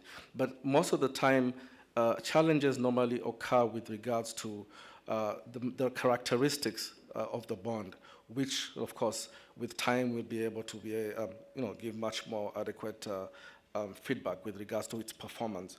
I want to also address the question that was raised by our colleague with regards to the debt issue, and the Honorable Minister has also addressed it. Looking at the Kenyan scenario, Kenya has really benefited from particular undertakings with regards to debt suspension services initiatives, where we encourage a debt swap so that we can enable to have adequate time for planning how to get rid of debts. That is one issue that maybe the AU can negotiate on behalf of the member states, the South-South, to international development partners or donors with regards to trying to obtain and live within that particular threshold. There's also the issue of extended fund facility and extended credit facility program. These are initiatives that both the IMF and the World Bank would be very much willing to do. But again, individual countries should take the initiative to go ahead and try to negotiate on their own before, of course, the African Union goes and does that on our behalf. Because different countries have different dynamics with regards to their borrowing, and so it will really depend on the performance of the economy for them to be able to really focus on how to take care of their debt issues. I think I've been able to adequately respond to that. Thank you. Thank you very much. Ambassador Dr. Mona, if you'd like to give okay, I'm sorry. No, it's actually my apologies. Well, I'll try to be very succinct, but as my colleague, the ambassador of Kenya, said, for the green bonds, you have two challenges. Mainly, it's the rigidity of the use of proceeds. So it's a very administrative process where you need to publish on how you use the money of the green bond on a yearly or bi-yearly, semi-yearly basis. And it's very rigid, and it was done somehow by and for developed countries. And so when developing countries or emerging markets go into those kind of financing instruments, it's difficult. The second one is the cost of financing. So you go on the market currently. For Rwanda, it would be between 5 or 6% for sovereign debt. On that, you add 4% for a cross-currency swap, because it's in dollar, but we'll invest the amount on local currency. And on that, you add the administrative fees. So you end up, which is 3%. You end up between 12 and 14%. So the cost of financing is not cheap anymore, right? And the Honorable Minister of Uganda was talking about the difficulty to go on the market. And if you're not aggressive in the rates, then why would you go for a green bond? You would just go for a normal sovereign bond. So there's something to be done as well with blended finance, added grants, and trying to reduce the cost of financing. So that's for the green bond. And for the debt forgiveness, as my colleague from Kenya said, depends on the country, so it's hard to negotiate block to block. It could be done on a bilateral way with your own creditors. Restructuring is a possibility as well, rather than debt forgiveness, because it can be perceived by the market as a default. It's a sign of default. So then, okay, you had debt forgiveness, but if you have to go back to the market to finance your next year, who will lend to you knowing that you defaulted on your debt? So restructuring is another possibility. We have a debt for nature swaps. That could be new innovative instruments that countries can look at, which is basically trading the debt versus nature. Thank you, sir. Dr. Mona, question regarding IFF and the how we can leverage also South-South cooperation to mobilize resources.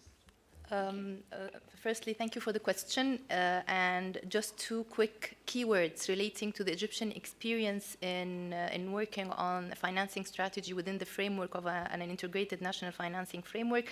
Firstly, the importance of needs assessment under the more comprehensive concept of contextualization. So the financing strategy needs to be country-led and country-owned. A second keyword would be the participatory approach at all stages. So whether in the costing exercise, where we're costing national targets that are agreed upon, that represent the priorities of development of the country, the landscaping, identifying the gaps, and finally coming up with a financing strategy with the most innovative and diversified portfolio is quite important. One quick reflection on the concern concerning the debt ratios that Namibia has raised. Well, what we think is what matters are not purely debt sustainability ratios, but rather the efficiency of using these funds. So if the debt is allocated to efficient uses of or efficient investments, then we would be less concerned with the debt sustainability ratios. Thank you, sir. Thank you very much. Our colleague from JICA, please, if you would like to say a few other words. Thank you very much, Sarah. About the concessional loan availability, I'd like to comment on, because JICA, we also have a concessional loan scheme. And first of all, I'd like to tell you, we have two different accounts. One account is for Japanese grant and technical cooperation volunteer program. Budget is coming from Japanese taxpayers. And another account, that is for a concessional loan project. The money is coming from repayment money. And JICA's concessional loan program, we have 10 years grace period and 20 years repayment period. What is happening? Early 90s, we signed a lot of loan agreement with Asian countries such as China, Indonesia, Vietnam. And they continue to repay, and there are a lot of funds. So fund is available. But now the challenge is, of course, debt management, debt levels, and also capacities of implementing agencies. Because we are implementing several yen loan projects, but we are facing a lot of challenges. So if we are facing a lot of challenges on ongoing project, it's also really negatively impact on future project formulations. So I'd like to say capacity building is very important. It looks like a longer way, but maybe it's a shorter way. If you can increase the capacity of human resources institutions, it will lead us to formulate a new project easily, and there are available funds in case of JICA. So that's my comment. Thank you. Thank you very much. May I ask you to give also a round of applause for our distinguished panelists? I think they give us very, comprehensive presentations, reflections on economic resilience and finance for development, challenges, policies, recommendations. And I'm afraid that the next moderator will be heavily back to Addis with a lot of recommendations to the Commission and how the EU, and I think also the role of partners. Unfortunately, our colleagues from the Saudi Fund for Development are not with us this morning, but they are joining us afternoon. We have an extensive discussion yesterday about how we can support, how the fund can support African countries with further loans and grants and technical support under the South-South cooperation portfolio for the implementation of Sustainable Development Goals. So I think it's not only the African Union, it's also other partners who can support Africa. Thank you very much, distinguished panelists.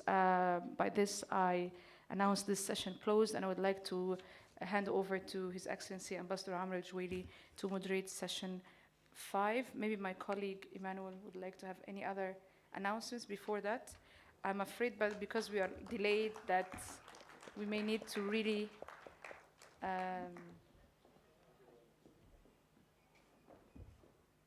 keep the next presentation, the sessions short, and maybe we'll go to the break by 2 p.m. Thank you.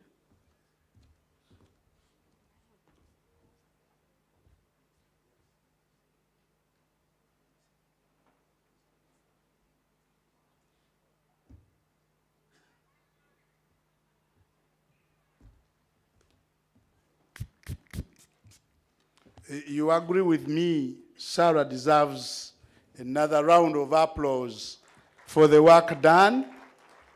And also the panelists reserve another round of applause.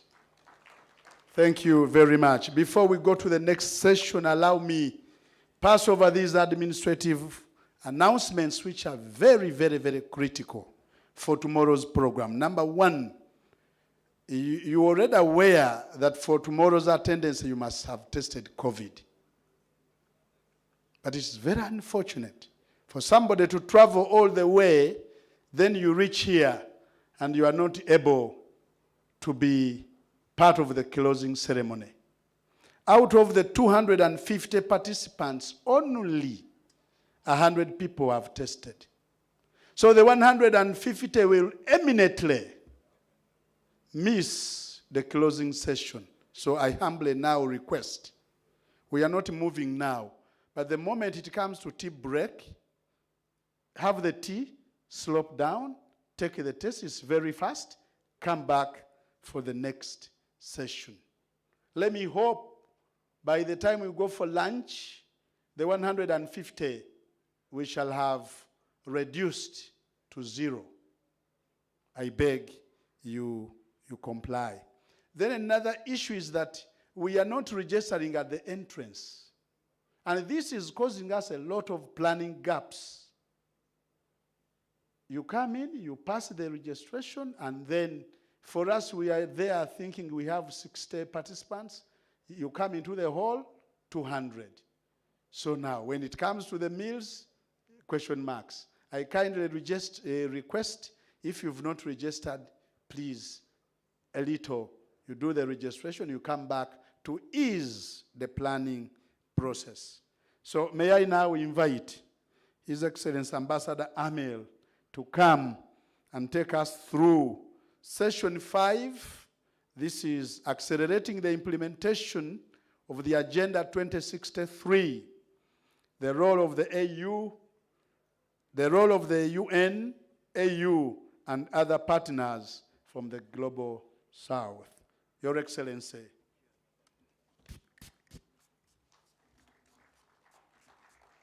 Thank you very much, So, is it good afternoon or good morning? We're just between the two. I would like to maybe invite you first to think about why one hand alone cannot clap and why it takes two to tango in relation to this particular session. But I start by thanking Professor Adi Maloka for the kind invitation, and of course our forum director, Sarah, the ever active and most probably she gets the prize in reaching out to all the partners. And in fact, this makes it very easy to integrate into this session. So as our Master of Ceremony announced, the topic for today's session is accelerating the implementation of Agenda 2063, the Africa we want. But do we do that alone? And the answer is in the same title. Because no, there is the role of the AU, there is the role of the UN and the other partners.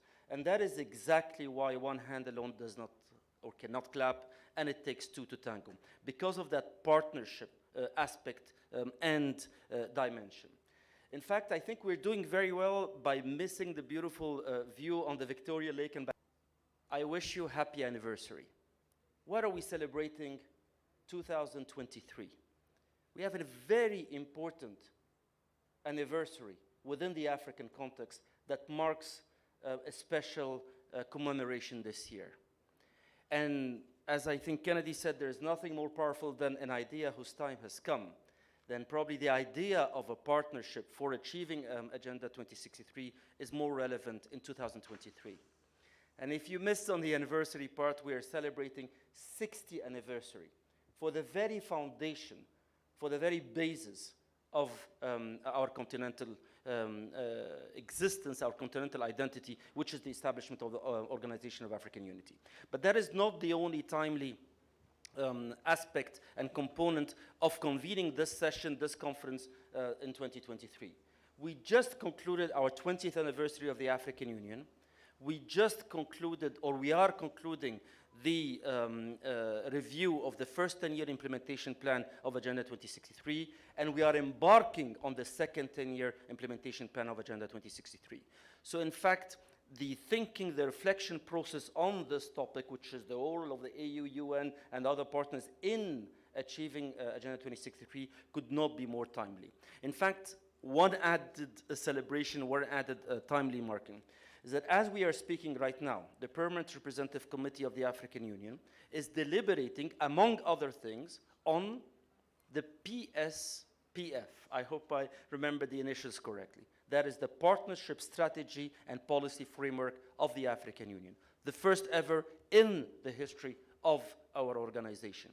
And hence, to embark on a process of deeper reflection on what partners can do to achieve Agenda 2063, again, could not be more timely. So I know that through the efficient preparation of APRM, led by Professor Maloka and coordinated by our dear colleague Sarah, they already did most of the work of the moderator, which is to set the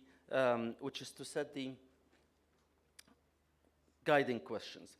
But let me first express full satisfaction that we are in good hands for addressing those difficult questions, and by inviting the honorable and esteemed speakers who really represent the varied spectrum of actors in this field, be it member states. AU is a member-driven organization, but also aspiration in our Agenda 2063 is for Africa to have a global contribution and a global position. So this panel is very much balanced to include the two. So may I invite the Honorable Thomas Mabumba, Deputy Minister of Foreign Affairs and Regional Integration of Ghana, sorry. And Minister, I graduated from Accra, from my secondary school. I'll tell you that in a second. Welcome, Minister. Dr. Bala Yunus, the Senior Advisor for the Office of Special Assistant to the President on SDGs from Nigeria. Welcome, Honorable Minister. Dr. Isahak Omar Idrisu, Manager of the Regional Hub of Kampala, Uganda for the ISDB, one of the co-organizers of this important event. Ms. Mili Chesiri, the Country Program Officer for the African Development Bank.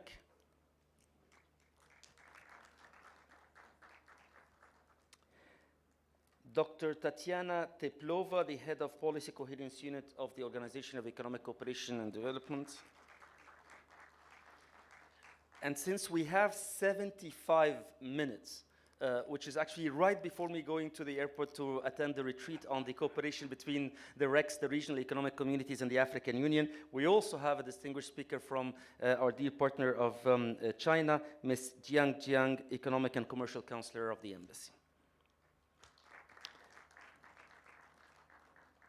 So, indeed, there are guiding questions that we would very much encourage and invite our speakers to address. They deal with assessing the role of the AU and other partners in supporting the key flagship programs, because Agenda 2063 is probably unique in that aspect, in not only having the conceptual framework for development, but also coupling that with concrete implementable projects to achieve those concepts. Also, maybe sharing the national experiences about whether your own country benefits from the support from these organs to promote the different aspects and dimensions of development, with specific emphasis on, of course, youth empowerment, women empowerment, and other. Another guiding question is how far have financial institutions such as the two represented on this panel, the Islamic Development Bank and the African Development Bank, supported the national development efforts. And finally, the fourth guiding question is about good governance and policy coherence standards, which are at the core of sustainable development, and how the OECD APRM Memo of Understanding and Partnership can help in this regard. I should say that actually earlier this year, I was personally privileged to be at the OECD Ministerial, which probably for the first time invited the African Union Commission and the presidency of the African Union to be part of an Africa Ministerial devoted to Africa. And ongoing efforts are to develop a cooperation agreement between the two organizations, OECD and AUC, or AU on the other hand, but of course there is already established one on APRM. So the good news is we have 75 minutes. The bad news is I really have an airport. So please, please, dear colleagues, we trust in how concise and how clear you can be. We can probably invite the speakers in the order at which they were announced, starting by Honorable Thomas Mabumba, Deputy Minister of Foreign Affairs and Regional Integration of Ghana.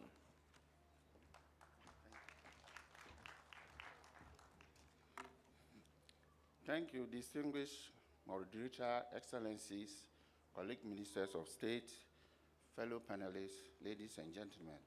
Let me at onset express my profound appreciation to Professor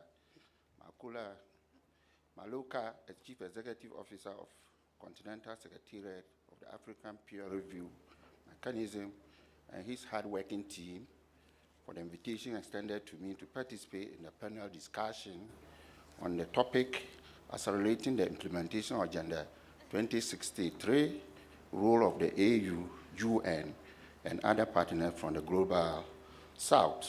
By the same estimation, permit me to register my gratitude to the government and people of the Republic of Uganda for the warm courtesies and accorded me and my members of the delegation since our arrival in this beautiful city of Kampala. Indeed, the very comforting courtesies have given me the feeling of home away from home. Given that African Union and each member state are lately preoccupied with evaluating the achievement or, in fact, challenges associated with the first 10-year implementation plan of the Agenda 2063, for which Ghana dutifully submitted its report to the AU Commission last year, the topic for discussion is both timely and apt. I have the singular honor, therefore, to pay deserving tribute to my fellow panelists who have graciously available time to share their thoughts and insight on the role of the AU, UN, and other partners from the globe by South in accelerating the implementation of Agenda 2063. Distinguished participants, the continent of Africa is solely richly endowed with enormous material and human resource for which the collective quest within Agenda 2063 to achieve an integrated, prosperous, and peaceful Africa driven by its own people or citizens and representing a dynamic force in the international arena is well grounded. That is to say that the solemn declaration by African leaders through Agenda 2063 at the commemoration of the 50th anniversary of the Organization of African Unity in Addis Ababa on May 27, 2013, to build on and accelerate the implementation of past existing continental initiatives for growth and sustainable development was very profound. Against this background, and the similar reason for which we are gathered here, permit me to reiterate the relevance of the topic. As we are all aware, the key transformational outcome of Agenda 2063 include a collective desire to achieve improvement in living standard, transform inclusive and sustainable economies, empower women, youth, and children, and well-governed, peaceful, integrated, and cultural-centric Africa in a global context. These are undoubtedly very laudable outcomes which are achievable within the context of working together to attain a prosperous Africa while building the right bridges as well as forging enduring partnership with the rest of the world. On this note, we need to acknowledge the important milestone of collectively launching the African Continental Free Trade Area Secretariat in 2020 as an integral component of Agenda 2063. The feast represents a significant step in the march towards actualizing the essence of the agenda in the life of ordinary Africans and, by extension, the citizens of the world. Expectedly, there have been many challenges and trade-offs in investigating the path to Agenda 2063 in general and attaining an integrated Africa, in reaching the desire and remains recommendation and worldwide. Excellencies, ladies and gentlemen, there is no denying fact that Africa is an integral part in quest to deepen multilateralism around the globe. Therefore, the successful implementation of African Agenda 2063 shall go a long way to build the right synergies for the realization of the United Nations Sustainable Development Goals. In the light of this, the role of both African Union and the United Nations and other partners from the globe in the successful implementation of Agenda 2023 and 2030, respectively, cannot be overemphasized. There is equally no gainsaying the fact that our world today is highly interconnected, as ever rightly asserted by the UN chief. The ambitious and transformational 2030 agenda for sustainable development cannot be achieved without the ideas, energy, and tremendous ingenuity of the countries of the global south. Evitably, intra-south trade accounts for more than a quarter of all world trade, with the outflow of foreign direct investment from the south representing a third of global flows, thereby immensely contributing to the poverty reduction in Africa. Excellencies, distinguished ladies and gentlemen, although there are very bright prospects for Africa leaders to work together in bringing progress and prosperity to the people as envisioned through Agenda 2063, the continent continues to face challenges to peace, security, and stability as a necessary condition for growth and development. That is to say, critical enablers necessary for the attainment of the goals of Agenda 2063 include a collective desire to cultivate durable conditions for peace, security, and stability, entrench democracy and good governance, enhance the capacity of the human resources, particularly women and girls, cooperation, as well as economic integration. With the current endeavor to evaluate the first 10-year implementation plan of the Agenda 2063, it will be very clear to us that the continent of Africa continues to be confronted with growing threats or insecurity from armed conflicts, terrorism, violent extremism, and marked humanitarian crises arising out of the negative impacts of climate change. Interestingly, the threat of terrorism and violent extremism has become global, such that any incident of the menace elsewhere on the globe has the potential to threaten the quest for progress and prosperity everywhere in our highly interconnected world. Going back to the essence of this segment of the discussion, therefore, it should be very apt to state that the AU, the UN, and other partners from the global south have important role to play towards ensuring peace, security, and stability on the continent of Africa for the actualization of the ideals of Agenda 2063 and 2030. That said, the African Union and its member states will have to put their shoulders to the wheel. The demonstration of a strong political will, harmonization of the agenda with extended regional economic committees, formulation of consistent short, medium, and long-term objectives, and efficient monitoring and evaluation of the targeted interventions are necessary conditions for the successful implementation of the agenda. Before responding to the questions for the segment, permit me to share some aspects of Ghana's experience as regards the implementation of Agenda 2063. AU member state integration of the principles and objectives of Agenda 2063 into their national development plans and programs are the surest way of accelerating the implementation of the agenda. That way, we can strengthen the whole government and whole society approach, as it is done in my country, Ghana, to ensure none is left behind.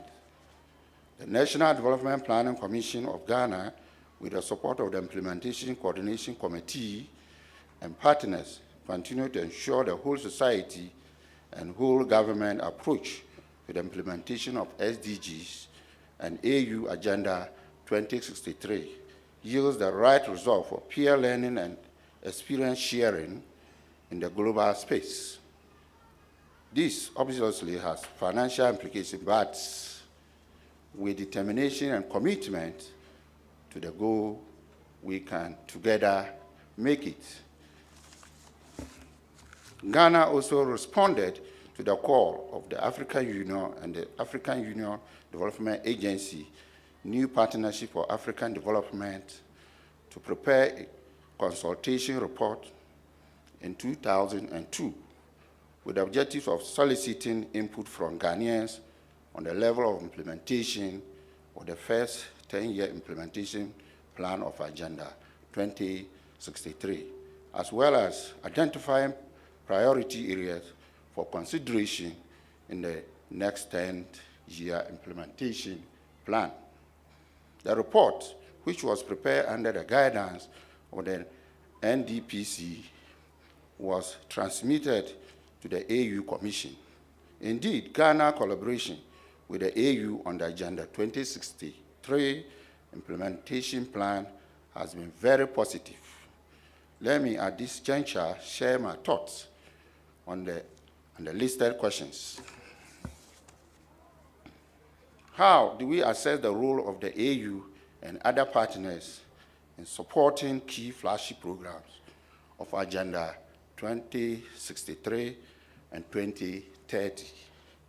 The Agendas 2063 and 2030 remains great continental and global initiative respectively to meeting African needs for the ultimate realization of the Africa we want, an integrated, prosperous, and peaceful Africa driven by its own citizens and representing a dynamic force in the international arena. It is apparently that the AU, UN, and partners from Global South are striving as far as Africa Blueprints Agenda 2063 and Agenda 2030 are concerned, building the Africa we want and transforming the lives of people and the world respectively. Permit me to reiterate the commendable role of AU and its partners in the realization of the flashy project of AFTA and a sure path to Africa integration agenda. The collaborative effort of the AU through the Department of Political Affairs, Peace and Security, and other partners in silencing the gun is worthy of mention. Though not entirely silenced, the efforts are commendable.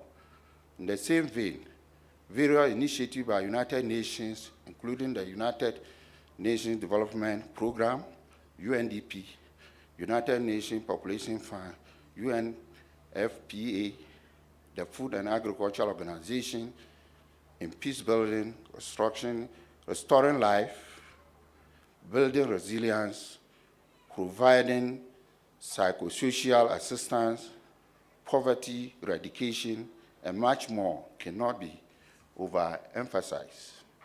The collaborative support from partners in building the necessary architecture, mobilizing support and assistance, and building resilience to shocks are great strive.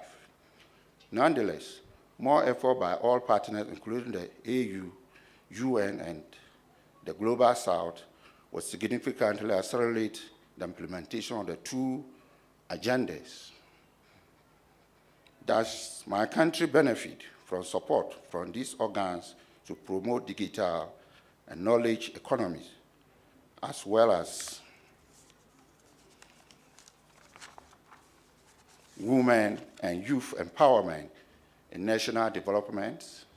Indeed, the United Nations, through its agencies such as UNDP, USAID, UNPFA, is supportive of knowledge and digital economies, as well as women and youth empowerment and national development. Through its wide range of programs and initiatives, the UNDP Ghana Accelerator Lab, for instance, has worked on waste management using behavioral insights, collective intelligence, and solution mapping methods to deepen the understanding of waste disposing behaviors and strengthen the waste management ecosystem. It has equally been instrumental in exploring emerging challenges and opportunities and understanding the drivers and trends which connect the AFTA and informal traders and producers. The tremendous effort from partners in the area of education, skill development, unemployment, technology, and innovation, just to mention but a few, cannot go without mention. How far have financial institutions like the Islamic Development Bank and the African Development Bank supported national development priorities under the two agendas? On her part, the African Development Bank has been supportive of the Agenda 2063. In particular, the prior collective strive of the AFTA and other flashy projects of Agenda 2063. As a member of the Joint Technical Working Group for the Monitoring and Evaluation of Agenda 2063, the African Development Bank is responsible for the monitoring and evaluation, scrutinizing and reporting on progress made in the implementation of Agenda 2063. Undeniably, the African Development Bank is a strategic partner in the support of Ghana's development priorities, in particular, the development of agriculture value chain. As good governance and policy coherence stands at the core of sustainable development, how can OECD, APRM, partnership support good governance promotion for sustainable development? Undeniably, good governance stands at the core of sustainable development. As we are all aware, the APRM fosters the adoption of policies, standards, and practices that leads to political stability, high economic growth, continental economic integration. Through sharing experience and reinforcing successful and best practices, good governance is promoted and consequently becomes a positive benefit. In a similar light, the Organization for Economic Cooperation and Development conducts sectorial reviews to improve the quality and effectiveness of development cooperations, as well as highlight good practices. Against this background of conduct of review by both institutions, I must note that both reputable institutions of APRM and OECD can collaborate in various ways in the area of good governance to support sustainable development. In conclusion, I wish to reiterate the relevance of the topic in the context of the continued importance of accelerating the implementation of Agenda 2063 for African integration, development, and prosperity, and urge for the integration of Agenda 2063 into national development plans for optimum gains. Against the context of our highly interconnected world, the support of other partners, including the UN and the Global South, are indispensable for the prosperity of our continent and the world at large. I thank you for your kind attention.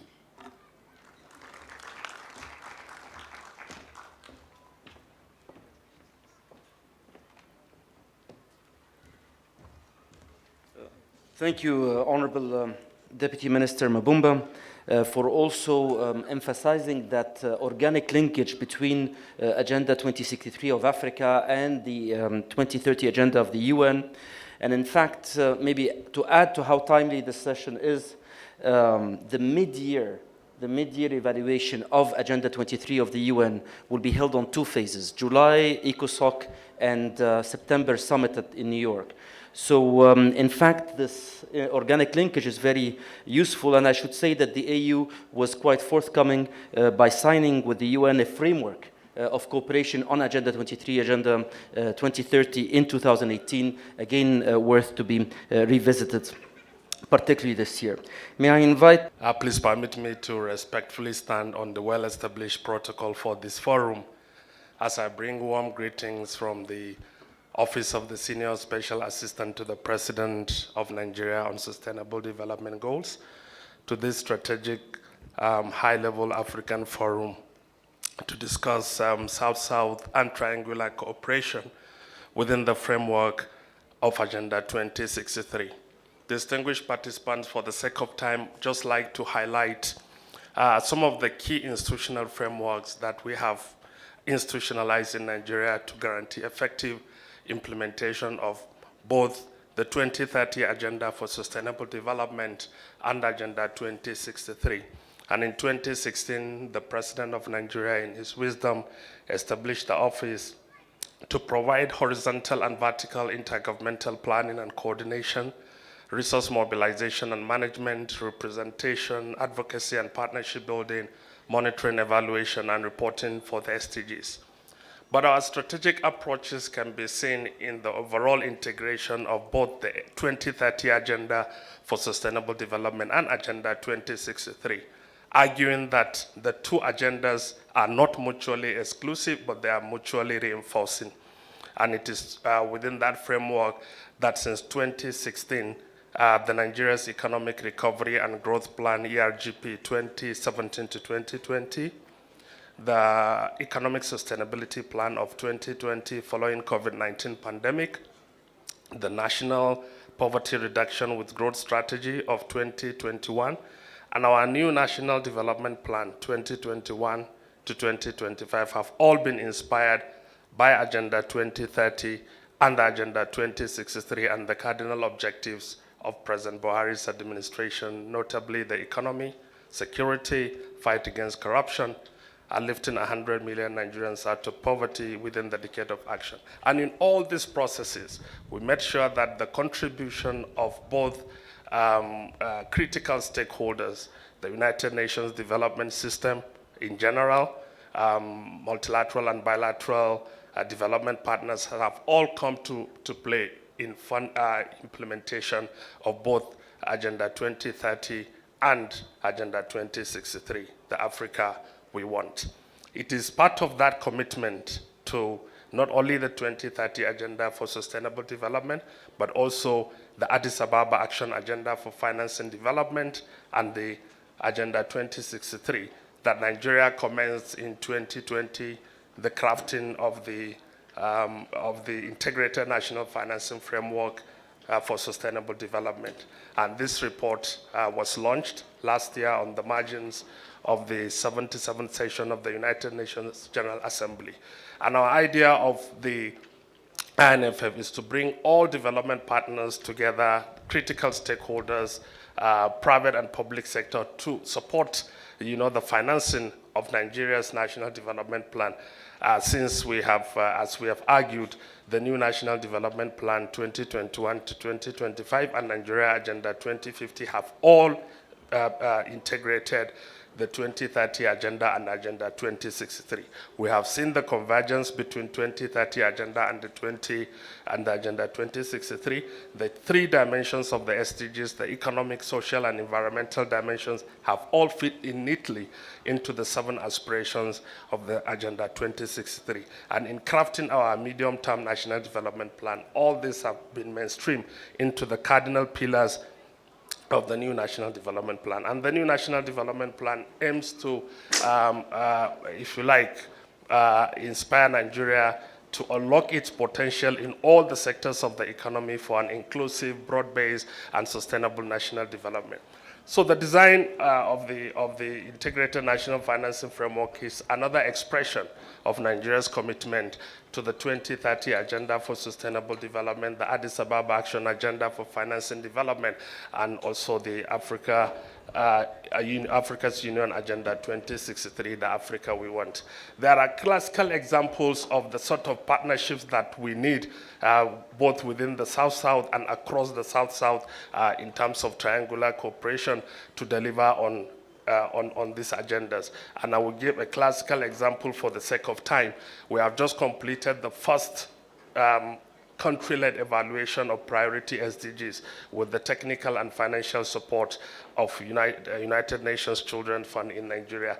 And while doing that, we shared our conceptual and methodological approaches across the global south, as well as learn from the first country in the global north, Finland, to have completed a policy evaluation of the SDGs. Excellencies, distinguished delegates, for the sake of time, I would like to end my submission now, and I'm happy to respond to questions, comments as we progress. Thank you very much.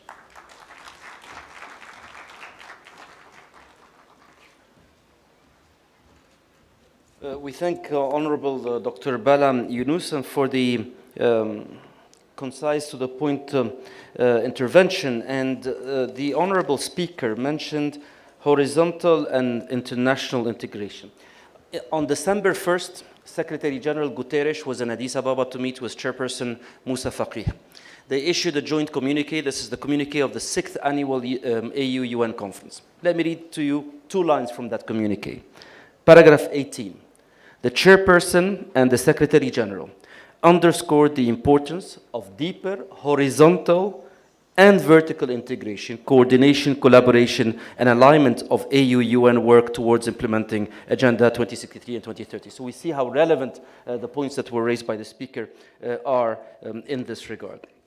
May I invite our third speaker, Dr. Ishaq Omar Idrisu, Manager, Regional Hub of Kampala, Uganda, for the Islamic Development Bank, so our main sponsor, one of the organizers.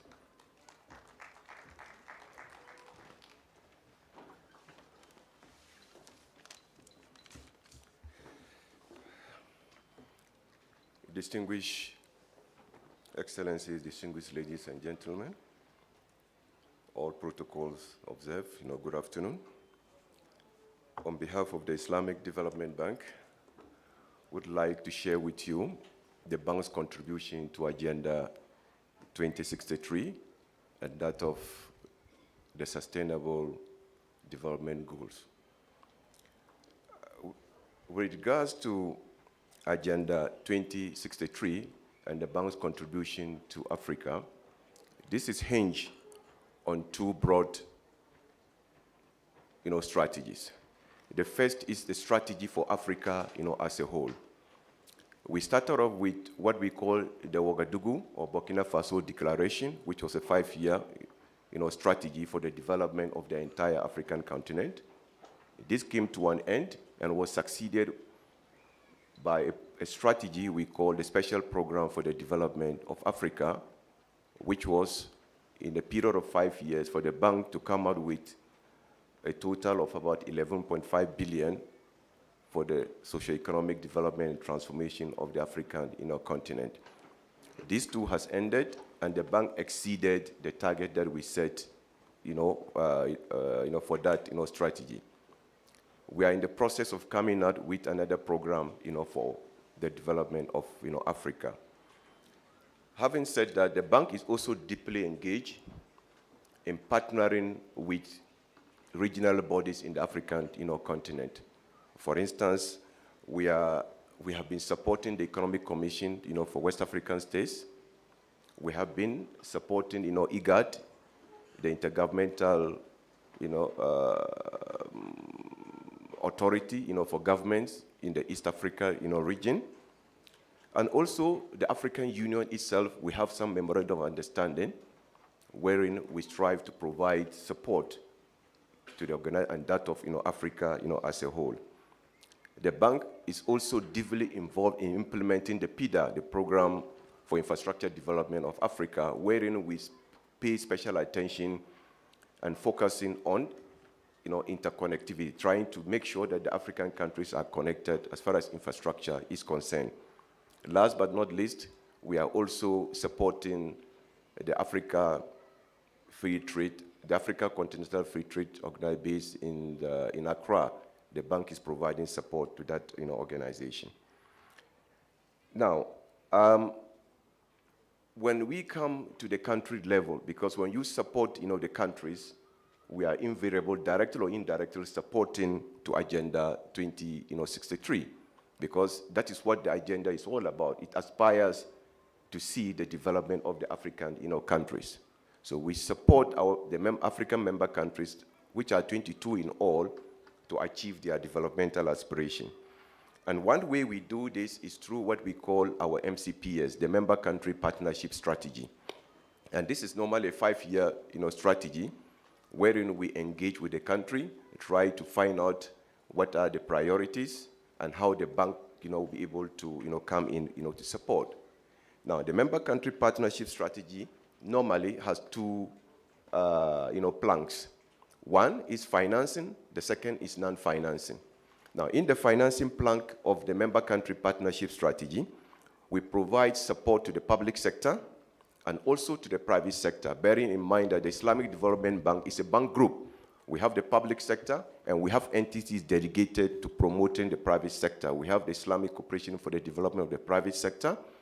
We have the International Finance Corporation. I think we are the only MDB that has got a dedicated entity for trade financing. We also do have an insurance arm, and that provides insurance coverage for our member private sectors in our member countries. We try to encourage inflow of investors into our member countries, and the Islamic Development Bank stands guaranteed to provide support to these countries. We do not only provide letter of guarantee, but we also provide political risk insurance. And we also try to partner with our member countries to provide the enabling environment for private sector development. Now, with regards to the non-financing to our member countries, it comes in the form of capacity building.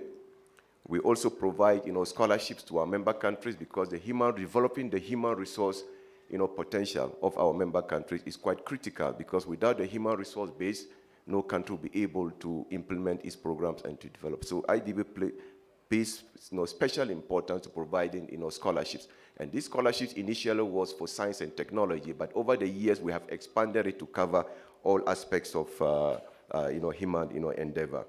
We also do have what we call the technical cooperation program, wherein we provide short-term experts to our member countries to address critical gaps in areas that are of importance to these countries. Then comes the importance of the South-South and triangular cooperation. Now, in the Islamic Development Bank, we started and we called this the reverse linkages. What does it mean? The reverse linkages is an initiative wherein we encourage our member countries to share experiences and best practices with each other.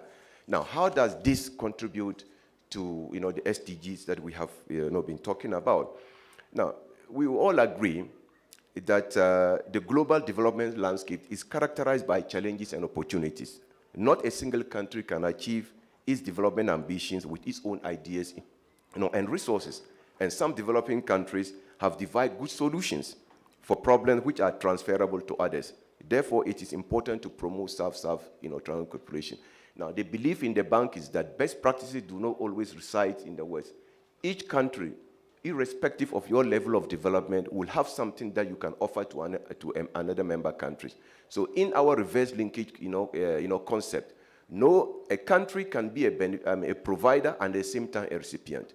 You receive from other countries and also you are able to provide. There are a lot of examples, but we don't want to go to that.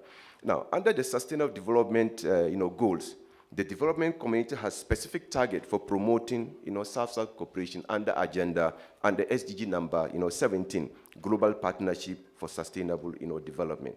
In fact, the South-South and triangular cooperation intervention can serve all the SDGs that we think about, be it in poverty alleviation, in education, in health. So we try to encourage that we try to encourage our member countries to be able to take advantage of this, and we go further to help our member countries. Yesterday we had a meeting with Uganda. We are trying to help them to develop the ecosystem for the implementation of this South-South triangular cooperation. So we look forward to getting more of our member countries to establish the institutional framework for this. Agreeable, any South-South triangular cooperation is of mutual benefit. The recipient country will get effective help in addressing its development problems. The institution from the provider country will get more experience by working abroad, generate visibility for their experience, and open new business opportunities. We heard yesterday the UNDP was talking about they sending some young entrepreneurs from Uganda to Ghana for them to benefit from that experience and to explore great opportunities. This is something that is laudable and encouraged. Now, then we have also talked about the non-finance. Now, we have to bear in mind that given the development challenges that we are faced with, resources are not enough at the country level and also at the international community level. So what the Islamic Development Bank is doing is trying to mobilize resources for our member countries. Well, we do this because in the Arab region, we have quite a number of development finance institutions, and the Islamic Development Bank is considered one of the leading players there. So we have formed what we call the Arab Coordination Group, which comprises 10, that is the Saudi Fund, Abu Dhabi Fund, Qatar Fund, Kuwait Fund, all these funds, and we meet every 6 months to share pipeline and to share experiences on how to support. So this is an instrument that we use to mobilize additional resources for our member countries. We also have partnership with others like UNDP, and also we have in the bank what we call the Lives and Livelihood Program, which is in partnership with the Bill and Melinda Gates Foundation. And the objective of this LLF is to provide concessional resources to our member countries. Then, of late, increasingly, our member countries are faced with rising rising levels. It is becoming sustainable, and they are being challenged. Financial sort of the space is becoming very, very limited. So what the bank has come out with is what we call Islamic bonds. We are helping our member countries to float Islamic bonds, what we call sukuk. And this, in a way, will help free up space and to be able to help our member countries to mobilize resources cheaply. Countries like Senegal, Cameroon, Benin have all issued Islamic bonds. And this helps to free up space for the government to be able to do more for its people. And we encourage our member countries to look into this and to try to be able to come up with more Islamic bonds. Now, we also have what we call the AATP, the Arab-Africa Trade Bridges. We're trying to get the Arab and the African continent to be able to trade and to talk to each other. It's headquartered in Morocco, and the bank is financing and strongly, supporting it. So there is a huge, opportunities that these two, regions will be able to benefit, and the bank is strongly, promoting that. Finally, in all our project, documents, what we do emphasize is that any project that is coming from any African member countries, we try to make sure that there is a linkage between the project and Agenda 63. We will want to see a paragraph in that document that talks about how this project contributes to Agenda 2063. This is very, very important. And in all documents, we try to ensure that this is done. It's the same thing for the SDG. We will want to see a demonstration of a clear link between the project that you intend to do and how it addresses at least some of the SDG targets. So I will stop here in the interest of time, and maybe during the question and answer sessions, we'll be able to take more. Thank you.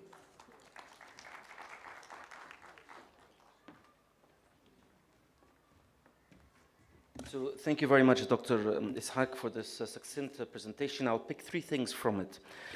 First of all, it was mentioning how the Islamic Development Bank is also outreaching to the regional economic communities, in addition to the framework with the African Union. And as I was just saying, tomorrow there will be the CEOs meeting of all the regional economic communities with the African Union Commission chairperson to devise on a strategy of division of labor so as to maximize the potential between sub-regional and continental efforts. Very, very relevant, the cooperation on all sides. Also, the speaker mentioned two things with regard to the Arab Coordination Group and the African-Arab trade, and I would recall what the Honorable Deputy Chairperson, Dr. Monique Nsanza-Baganwa, mentioned in her opening statement about how important this meeting is also in preparation for the Riyadh summits, which at the moment are being finalized, the dates between the first quarter of 23 or the last quarter of 23. I think it will be more towards November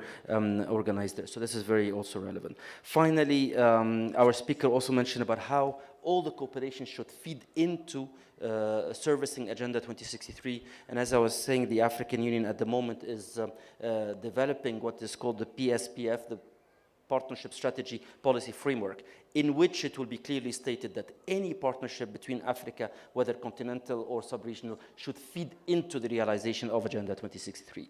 I'm saying this and I'm consuming more time, so I'll be more brief for the future one. May I invite Ms. Millie Cheseri, Country Program Officer of the African Development Bank stationed in Uganda.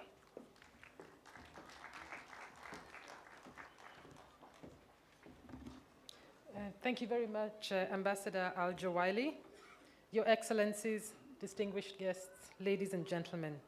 I would like to start by basically thanking the organizers, APRM, UNDP, and all the other partners for inviting the African Development Bank to this very important high-level forum. I'm here representing Dr. Abdul Kamara, who is our Deputy Director General for East Africa, who could not be here today. So I'll be speaking about the role of the African Development Bank in accelerating the implementation of Agenda 2063, including the development of women and youth capacities in Africa. So Agenda 2063, as we all know, is the blueprint and master plan set out by the African Union, which aims at the socio-economic transformation of Africa in 50 years. My presentation will be centered around three main areas. So I want to introduce the AFDB, who are we, what we do, and our mandate.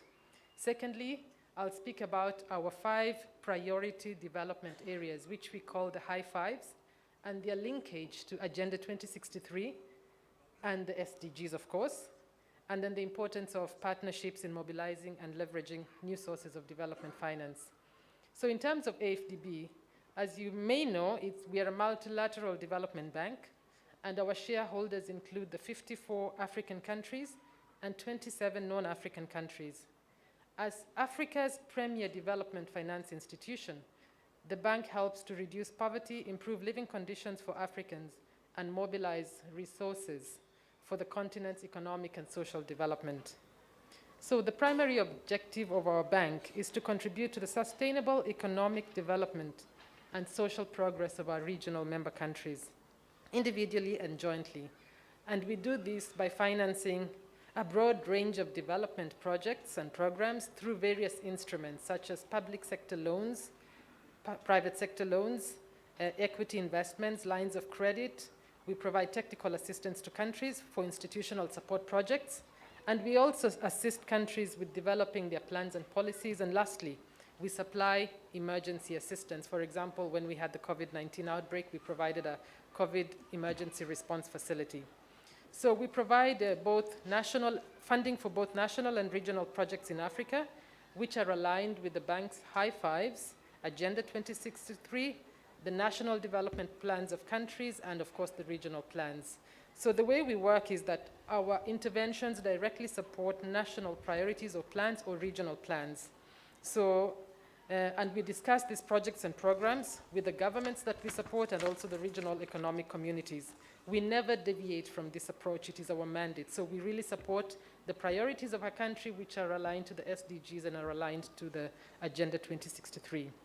To ensure strategic and operational coherence, the African Development Bank launched a 10-year strategy from 2013 to 2022, which we've now extended to 2023, which focuses on inclusive growth and green growth, and also focuses on 5 development priority areas.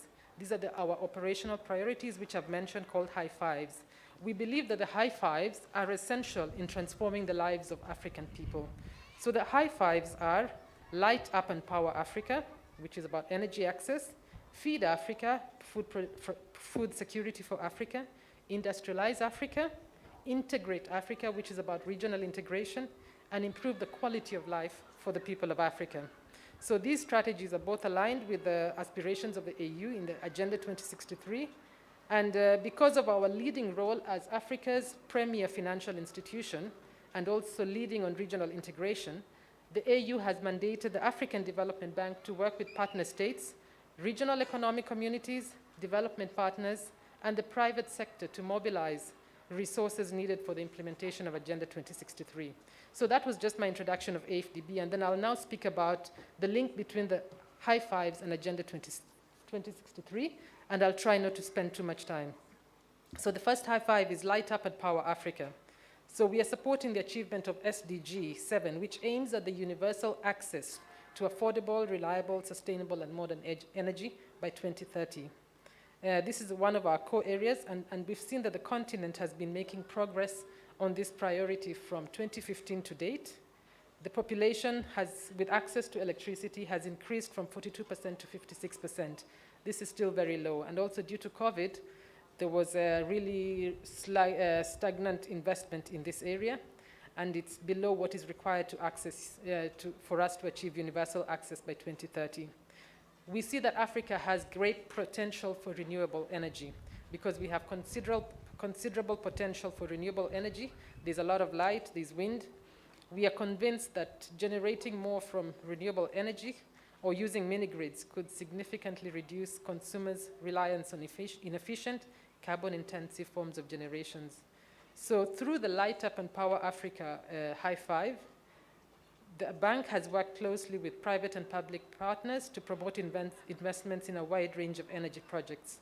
Over the last 7 years, the bank has helped to install, sorry, you cannot hear me?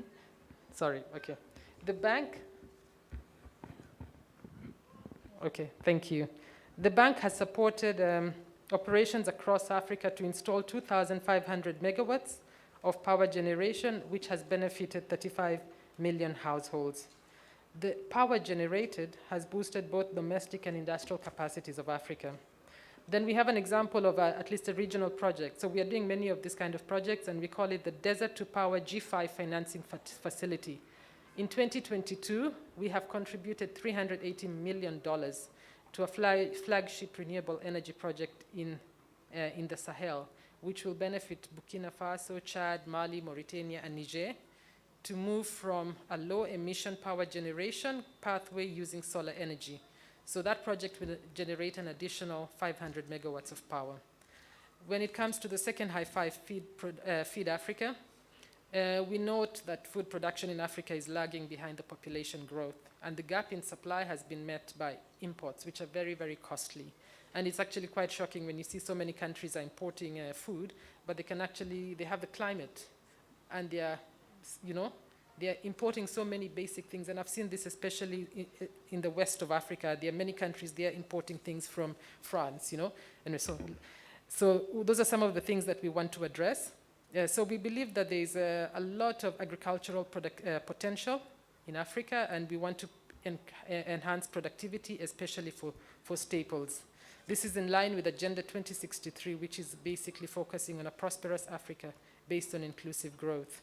So under Feed Africa, what we've done, and it's in line with AU's comprehensive African Agriculture Development Program, we are providing a range of instruments to enable smallholders to raise their yields, outputs, and incomes and lift themselves out of poverty. So we've invested significantly in supporting African governments and the private sector to close gaps in infrastructure, for example, irrigation infrastructure, agricultural inputs, and in financing. During the last 7 years, our projects in agriculture have benefited approximately 81 million people and helped to improve rural access by building or rehabilitating about 15,000 kilometers of feeder roads. So let me not speak too much about that so that I can move on to the next one. When it comes to industrialize Africa, we are committed to supporting Africa's efforts to fast-track industrialization through, amongst others, the implementation of the AU Accelerated Industrial Development for Africa initiative. This is especially vital at this point in time when the continent continues to recover from COVID-19, and also as we deal with the issues of the conflict in the Russia-Ukraine conflict. So our industrialization strategy has identified 6 areas for bank support. We help countries to develop industrial strategies. We expand finance for infrastructure and industry, growing capital markets, developing enterprises, making strategic partnerships in Africa, and helping to develop industrial clusters. So since 2015, our investments have helped 19.2 million people to access finance through private sector investment companies. An example of what we're now doing currently is looking at the pharmaceutical sector.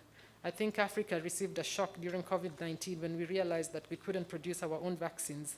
And then we couldn't access, at least at scale, the ones that we needed from abroad. So the bank has been asked by the AU to play an active role in supporting the establishment of an integrated platform to discuss and finance pharmaceuticals. And we are planning to invest about $3.3 billion over the next 10 years in pharmaceutical and vaccine manufacturing and in related logistics and infrastructure. In the ECOWAS region, we are financing an operation to manufacture more essential drugs and medicines locally, and notably by developing institutional and human capital. The 4th high five is Integrate Africa, which is really about connecting African countries. So regional integration is very critical, it's a core priority for the bank, and is fundamental to progress on all our high fives. Through our Integrate Africa high five priority, we are aiming to liberalize the flow and augment the flow of goods, services, capital, and people across Africa. To implement Integrate Africa, we have our Regional Integration Strategic Framework, which focuses on 3 key pillars.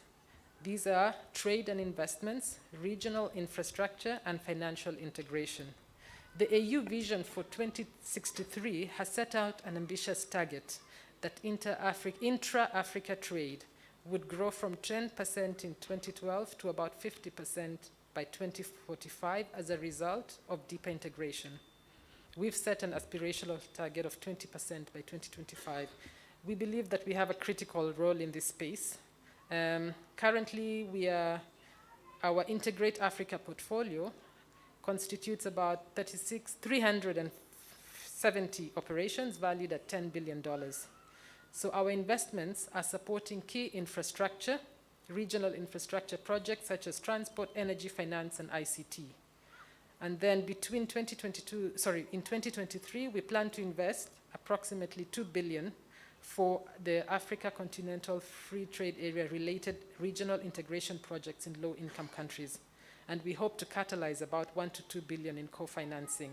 So in terms of examples of what we've done for regional integration, in Uganda, let me speak about Uganda. We are financing a project that was approved in 2018. It's the Kampala-Jinja Expressway.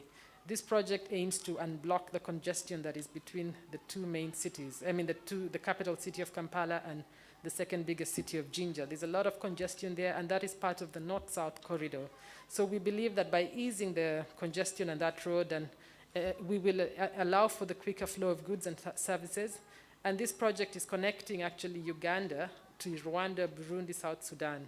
So, and it connects them to the port of Mombasa. So we want to ease the congestion on that and lower transportation costs, which is essential for improving economic growth for Uganda. So the bank has provided about $230 million for that, and the project is ongoing.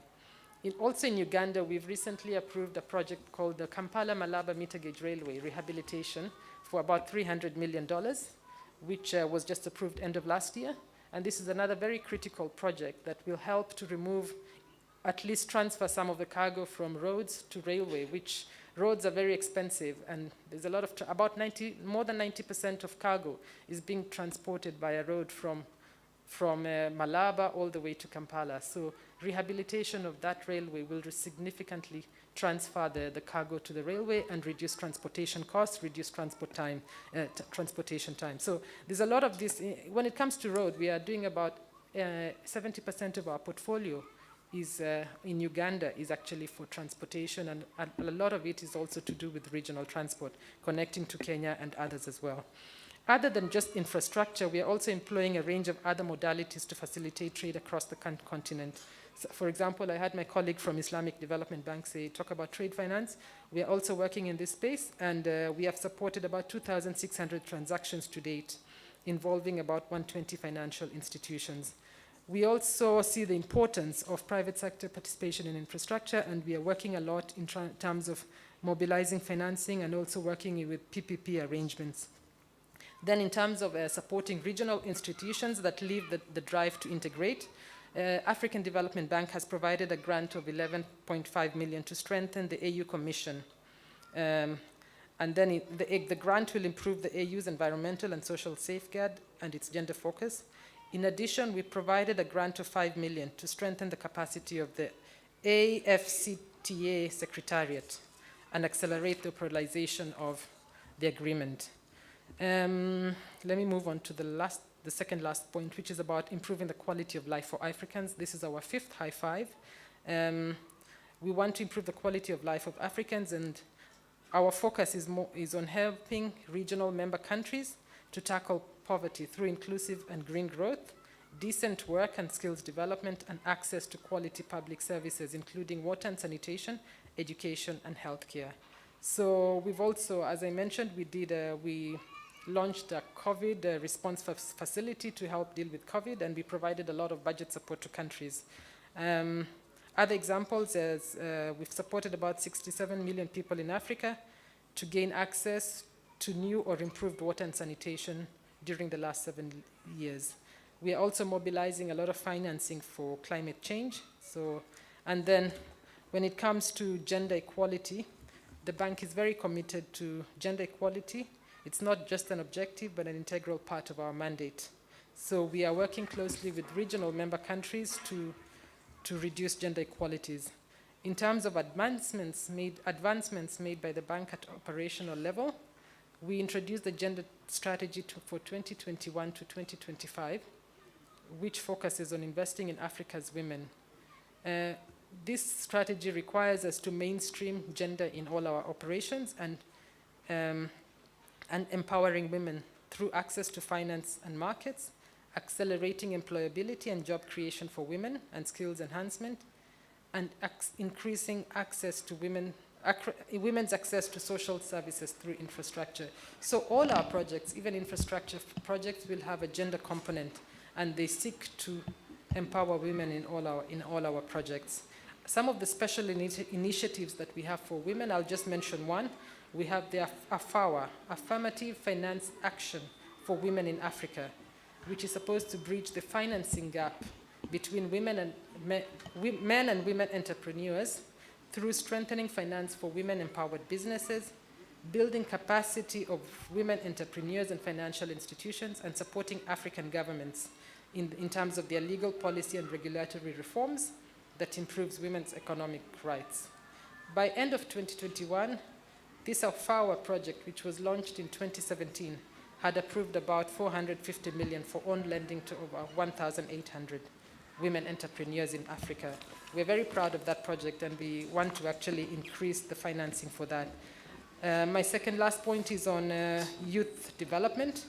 We are also doing, the bank has launched a Jobs for Youth strategy in 2016 to harness Africa's demographic dividend and facilitate the creation of about 25 million jobs by 2025.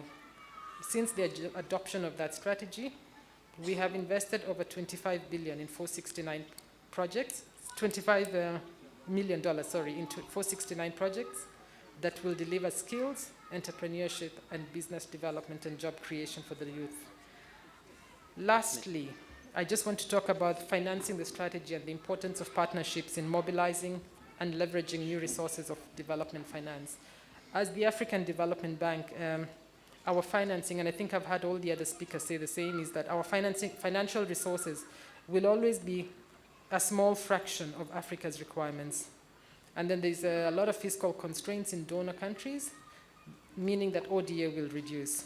So we are always seeking new ways and creative ways of mobilizing resources to support Africa's transformation. I was delighted to actually hear the other day from Saudi Fund, then Islamic Development Fund. We're actually not doing any co-financing, at least in Uganda. I think with Islamic Development, we're doing some co-financing in Ethiopia. But I think the point I want to emphasize is that amongst international financial institutions, we need to work closer together and leverage additional financing for projects. We've had actually a successful example, which is the Kampala-Jinja Expressway.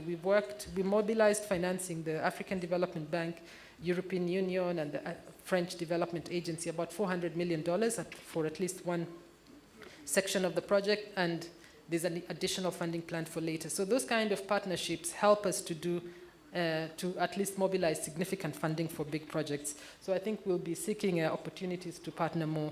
But it's not just about the financing, it's also about exchange of know-how. All the other partners that we work with, UNDP, UNICEF, they have a lot of knowledge in the specific areas that they deal with. And we want to leverage on that expertise and knowledge so that we can help the countries better. Then, let me stop. You may want to conclude, please. Yes, okay. Actually, that was my last point. Thank you.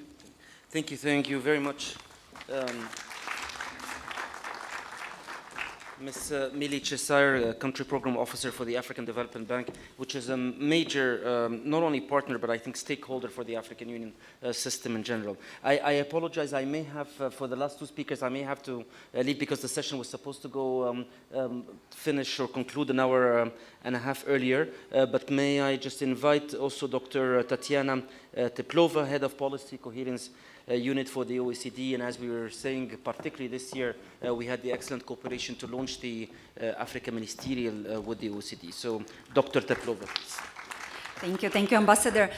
Distinguished ministers, panelists, ladies and gentlemen, all protocols observed. Let me start by thanking, of course, the organizers, our partners in APRM, Eddie Maloka, Sarah, for inviting the OECD to join this important conversation. And I also would like to extend our thanks to the government of Uganda for the fantastic hospitality and excellent organization of this important conference. I'm also particularly honored to join such an esteemed group of panelists, and I listened carefully to all of the presentations during this panel, and over the past few days, and I indeed see many of the links to the OECD work on the implementation of the 2030 agenda, and I'm indeed most grateful for this opportunity to have a peer-to-peer exchange and to join and advance peer learning. As mentioned by almost every speaker before me, that we live in the world of multiple crises. The COVID-19 pandemic, we all know that, has put governments around the world to the test. We also see challenges related, obviously, to climate change, geopolitical conflicts, increasing energy prices, declining living standards, food insecurity. All of these are threatening security, safety, and well-being of people around the world. And navigating these complex but also multidimensional challenges, while at the same time trying to balance short-term pressures with the commitments that all of the governments have made for the longer-term development, including the Agenda 2030 and Agenda 2063 for Africa, present countries with an enormous governance challenge.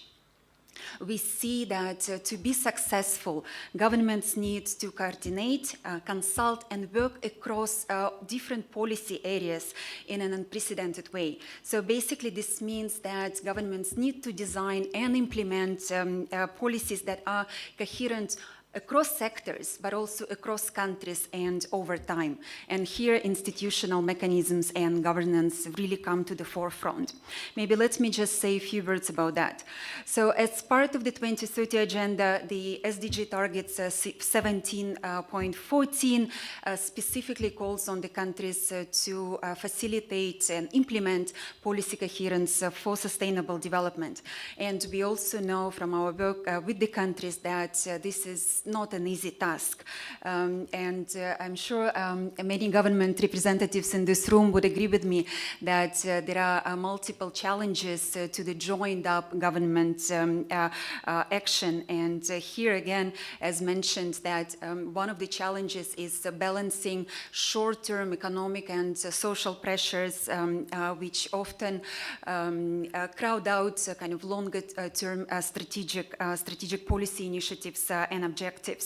And we also know that public budgets, accountability systems tend to be aligned with the departmental structures and sometimes have difficulties in tracking outcomes across multiple policy areas and across multiple levels of government. And we would like to congratulate those governments that have managed to develop indicators that cut across different policy sectors. Yet we also know that the success of the countries in the implementation of the overall development agendas and achieving policy coherence depend on the underlying processes that underpin different government actions. And this means, this includes various systems, structures, government tools, for instance, regulations, public procurement, budgets, and so how all of this is used by governments to manage and coordinate policy at all levels. And so basically at the OECD, what we have observed is that, well, of course, there is not no one-size-fits-all approach, but we were able to distill a series of what we call policy enablers that can be applied to different country contexts, priorities, and needs. And we have done this on the basis of the consultation with the countries around the world. So these enablers altogether provide what we call a comprehensive standard, so OECD standard to equip policymakers with the necessary institutional mechanisms to ensure coherent policies that facilitate the implementation of the sustainable development, but also that can help avoid costly trade-offs and wasteful spending. And in principle, I should have a slide that demonstrates the key elements of this standard, and maybe while we're waiting for the slide, just to mention that there are three core pillars. First is a strategic vision that should be underpinned by a clear political commitment and leadership to policy coherence for sustainable development. Second is effective and inclusive institutional and governance mechanisms to address policy interactions across different sectors, but also to align actors across levels of government.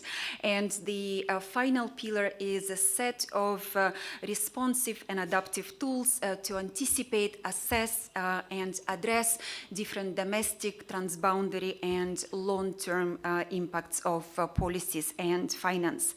And basically, so these pillars, and we are still waiting for the slide, but these pillars aim to provide a bit of a roadmap for the country. So it's how to actually achieve a policy coherence for sustainable development. And I know that the question of the how was a big question addressed by many of the previous speakers.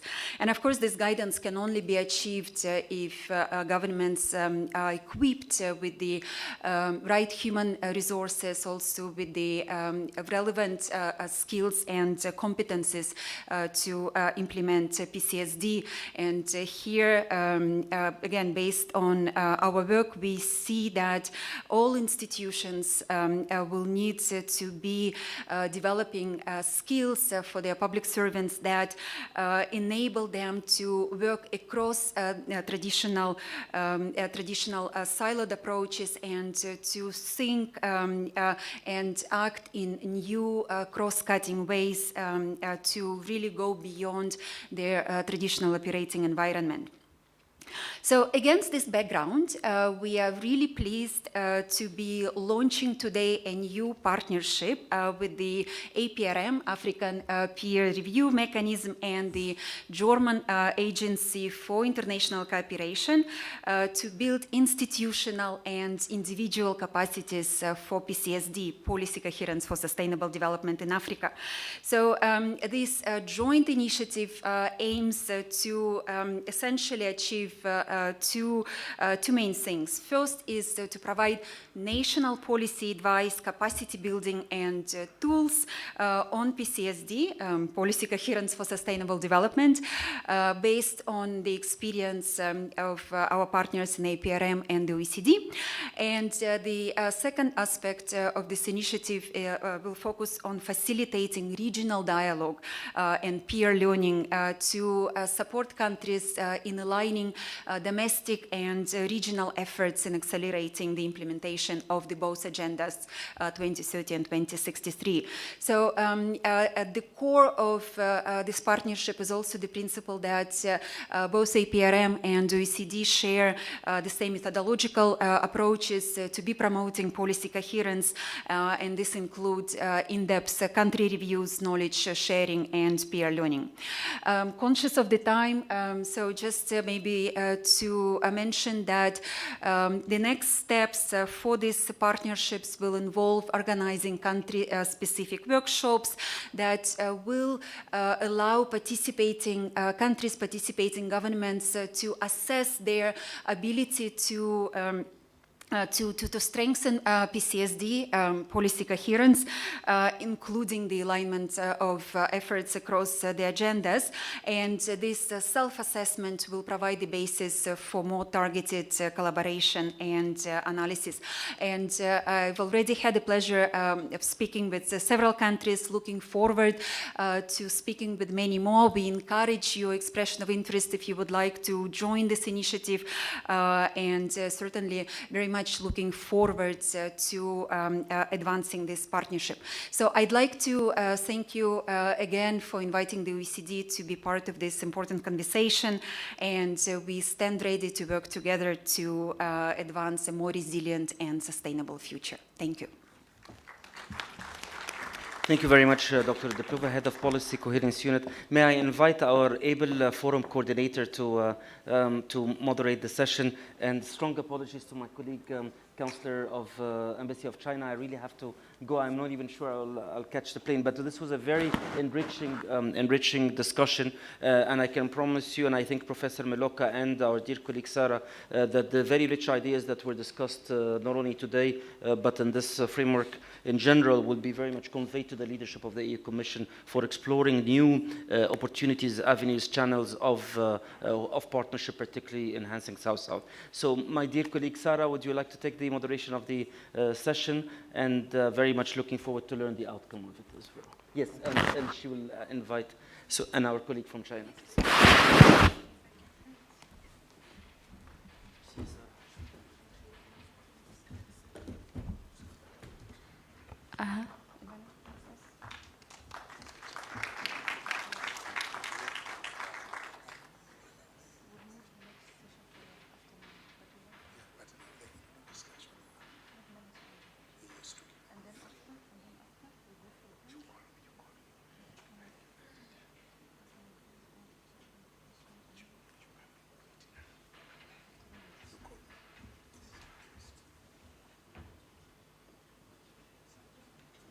Yeah. Thank you. Sorry about that. Sorry about interrupting also the moderation, but our distinguished ambassador has to catch up with his flight, and we already started very late today. So thank you for understanding, and thank you for distinguished panelists from Nigeria, from Ghana, from the African Development Bank, OECD, and also the Islamic Development Bank hub in Kampala. I open the floor if you have any questions, comments. We missed one more speaker. I'm so sorry. I'm very sorry. Okay, I think we have. I'm sorry, I don't have the updated program here, but I know that Your Excellency, the Economic Consular at the Chinese Embassy in Uganda, welcome, and please, over to you. We will appreciate if you keep the intervention for 10 minutes, and then we open the Q&A session. Thank you. That's right, yes. Well, good afternoon, everyone, distinguished delegates, ladies and gentlemen. Well, thank you very much for inviting me to this important forum. Concerning about the time, I'll be very focused, because I really want to congratulate the AU for the well-establishment of the CDC, that's the Center of Disease Control that was donated by the Chinese government. And it was opened just a few days ago. It's strong support from the Chinese government to our African friends. I'm hoping that this Center of Disease Control will contribute to improve the facility and the capacity of the public health in Africa. And because it reminds me of my working experience in Addis Ababa for this disease control center. And again, this also reminds me of the Sustainable Development Goals that we have reached in 2015. 193 UN members have unanimously adopted this agenda and set up 17 Sustainable Development Goals, which we are talking quite a lot, and 169 associated targets for the next 15 years.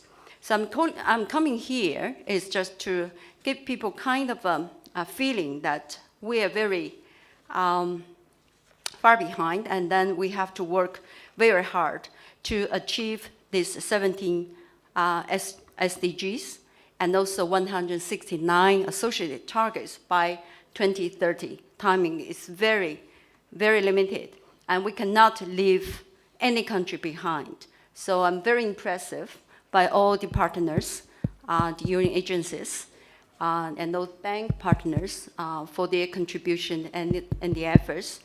And we know that development is the master key to all the problems, and also our common aspiration of people worldwide. But the start of COVID-19 really terminated quite a lot of efforts in these regards. And we feel that we have many difficulties ahead of us. But when we are working together, we can make a lot of the difference. I'm going to talk three things.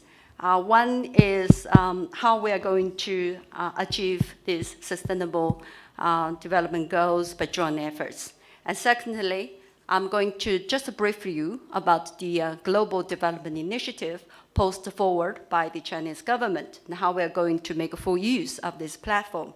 I recognize our honorable minister from Genfans here, and we're working very closely to do that. And thirdly, I would like to join and then share some experience working with our Ugandan government in the trilateral cooperation with FAO. It is a good example of how we could work together. So to begin with, how to achieve this the sustainable global development goals.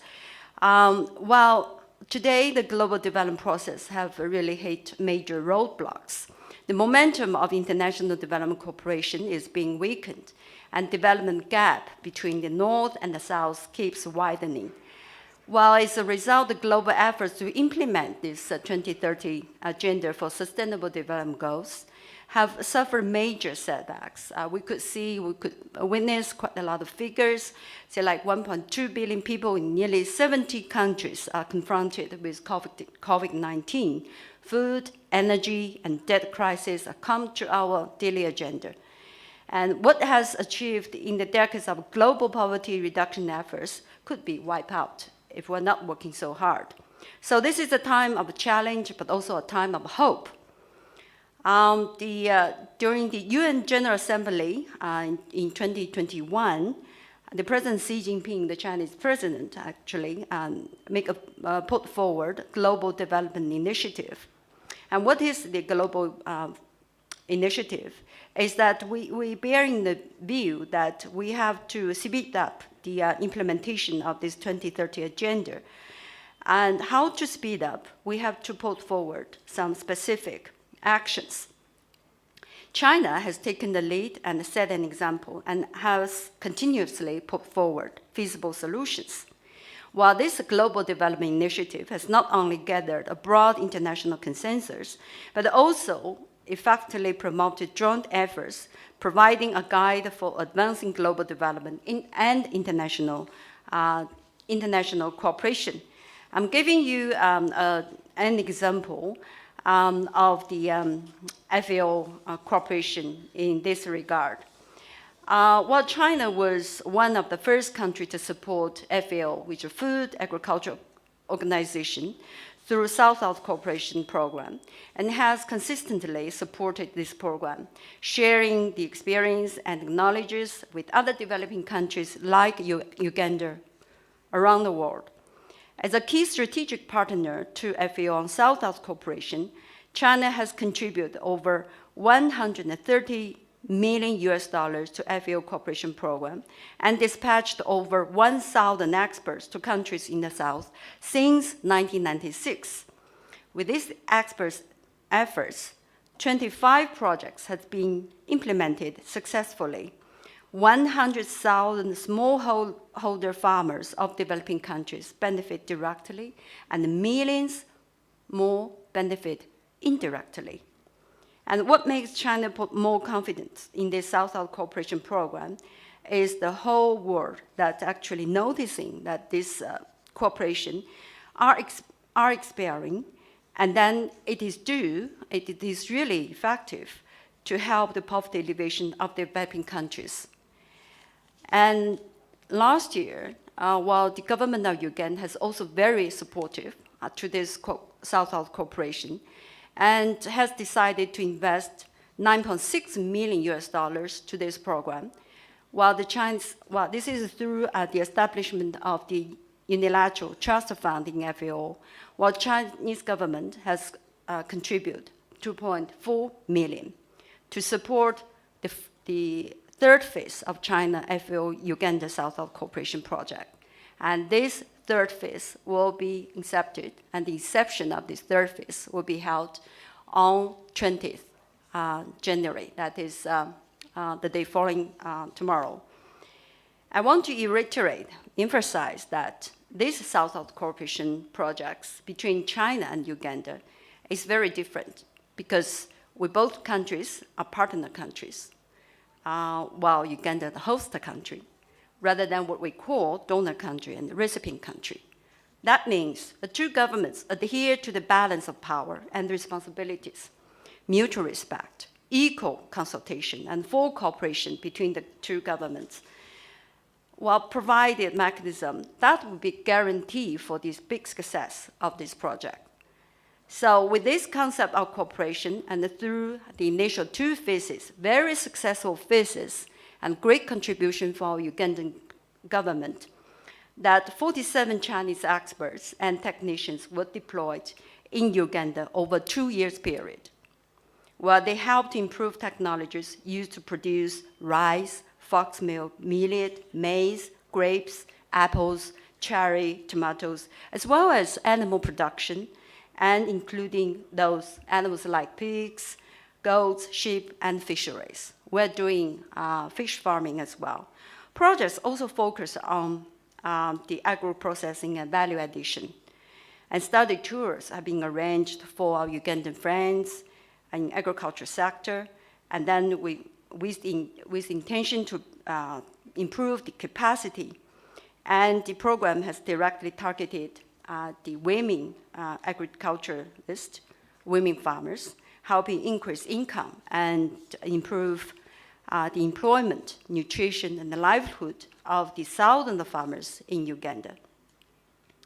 So due to the demand of this project, the phase 3 of the project seeks to further advance based on what we have achieved in the previous 2 phases. 9 Chinese experts and technicians have deployed in Uganda now. The support will directly reach a minimum 9,600 farmers, of whom at least 30% will be the women farmers. And then we will provide additional training for 200 Ugandan technical officials. So this is the good example of what we have done with Uganda government through the Global Development Initiative. And then Chinese government would like to encourage more initiatives like that, more projects like that. What we want to do is to focus on 6 core elements of this Global Development Initiative, which include 10 priority areas, such as poverty reduction, health, education, digital connectivity, and industrialization.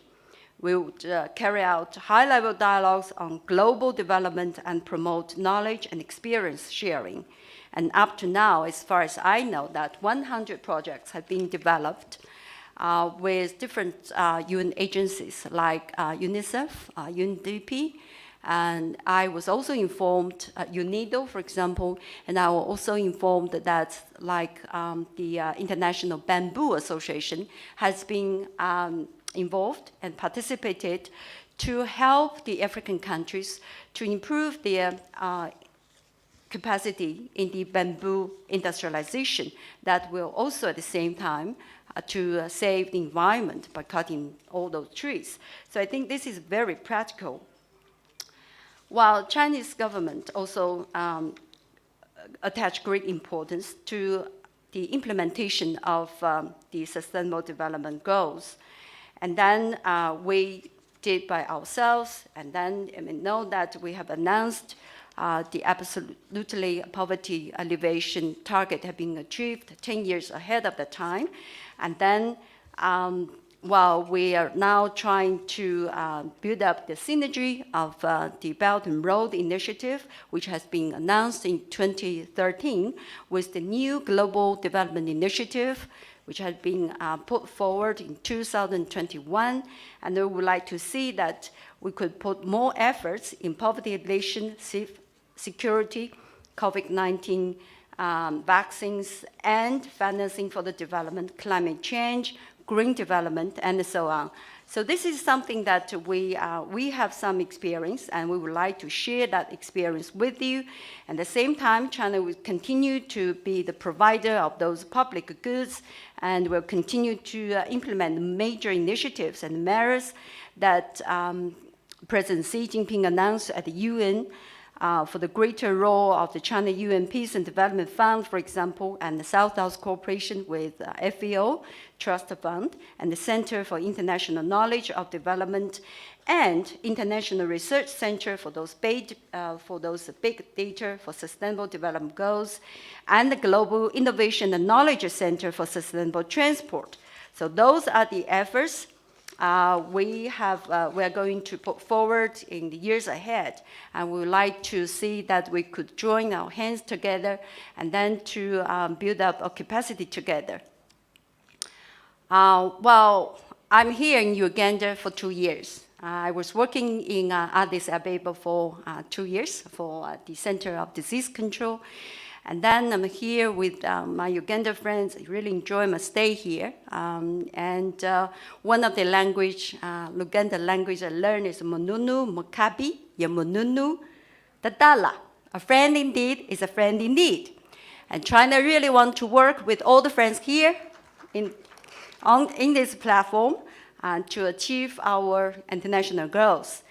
Well, 3 days later, the Chinese Lunar New Year, the year of a rabbit, is coming. And the rabbit in China, in Chinese culture, is moving forward, no backward. So this is a symbol of moving forward. So let's working together to steer our global development towards a new stage of balanced, cooperative, and coordinated and inclusive growth. Thank you very much. Thank you.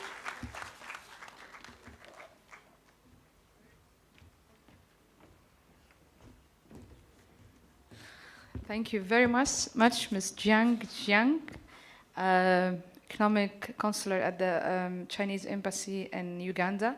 Thank you very much, distinguished panelists, colleagues. I think this has been quite enriching 2 sessions. I would like to open the floor for any questions. I can see His Excellency. He raised his hand before. Honorable Minister, Deputy Honorable Ambassador Ashraf Suwailam, can we try to assist? Then we're going to have 2 or 3 other questions. I see here, Ambassador, here, please. VIP in the VIP. Please introduce yourself and also your question. Thank you very much. My name is Ashraf Suwailam. I'm the personal representative of the President of the Arab Republic of Egypt to UDA NEPAD, as well as the new focal point for the APRM.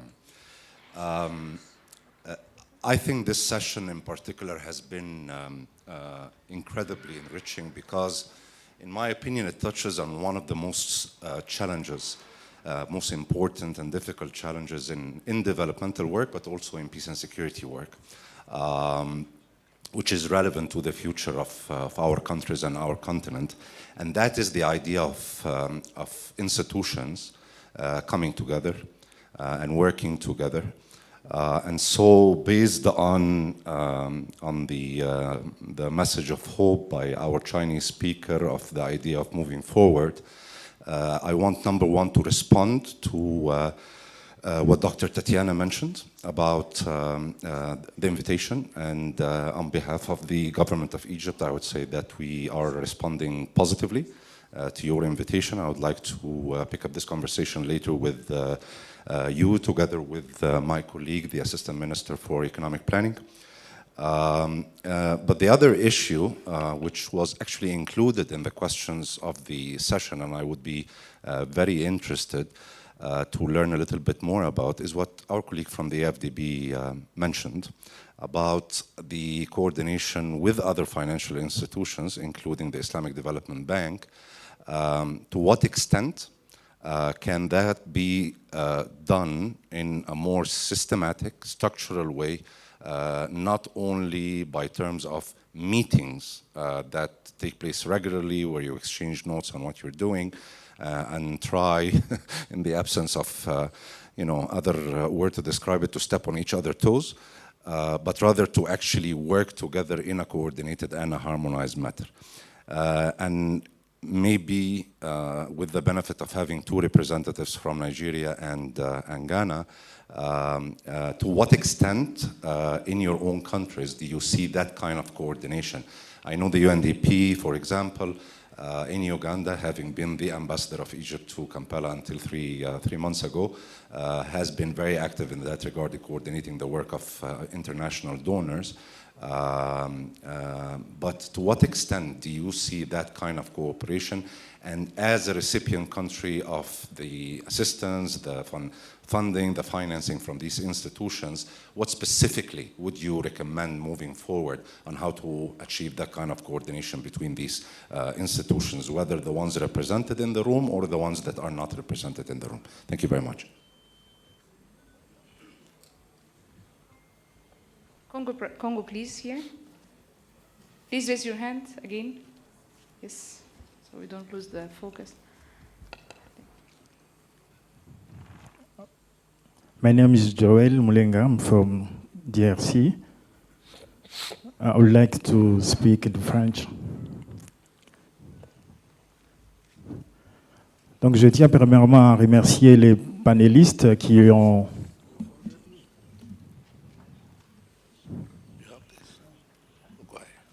Donc, je disais, je tiens premièrement à remercier les panélistes pour la qualité de leurs interventions. Ma préoccupation va se tourner autour de 3 points. Nous savons que l'agenda 2063 de l'Union africaine reste très peu connu auprès de la population africaine de façon générale. Et des rapports de l'évaluation, notamment du premier plan décennal, montrent que le peuple africain, le peuple moyen, ne connaît pas exactement qu'est-ce qu'est l'agenda 2063. Alors ma question serait de savoir, et cette question s'adresse à tous les panélistes, quelles sont, selon vous, les actions à entreprendre, notamment pour combler ces déficits de communication tout autour de l'agenda.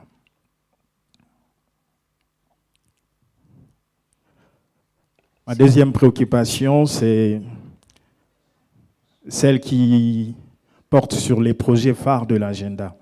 En fait, les panélistes ont insisté sur les actions entreprises, notamment BAD et la Banque islamique de développement, sur des programmes qui sont bien sûr dans l'agenda, mais n'ont pas relevé leur contribution en termes de financement en ce qui concerne les projets phares. Alors je voudrais savoir quels sont, cette question s'adresse personnellement aux représentants de la BAD et de la Banque islamique, quelles sont les actions concrètes entreprises par ces institutions en collaboration avec l'Union africaine pour notamment financer les projets phares. Nous savons que l'agenda compte en son sein 15 projets phares, et parmi les 15 projets phares, il faut reconnaître que seule la ZLECAF a eu, sa mise en œuvre a été,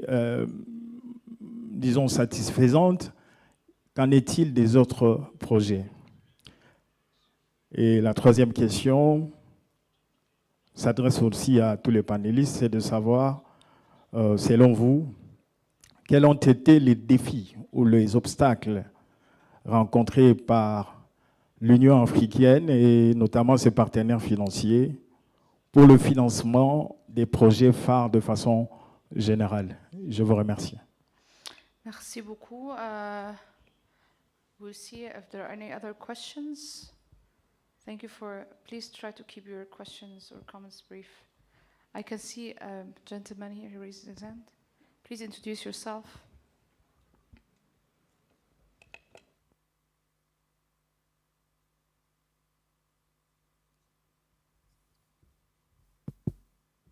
Bonjour, je voudrais poser ma question en français, s'il vous plaît. D'accord, plus vite. Merci. D'accord, merci. Je suis Damitot Liloudini, du Togo, résident en France. Je représente ici le Centre de recherche et d'information pour le désarmement et la sécurité CRIDS, qui est basé en France, créé par des étudiants et des jeunes Africains de la diaspora. Je voudrais poser une question à tous les panélistes.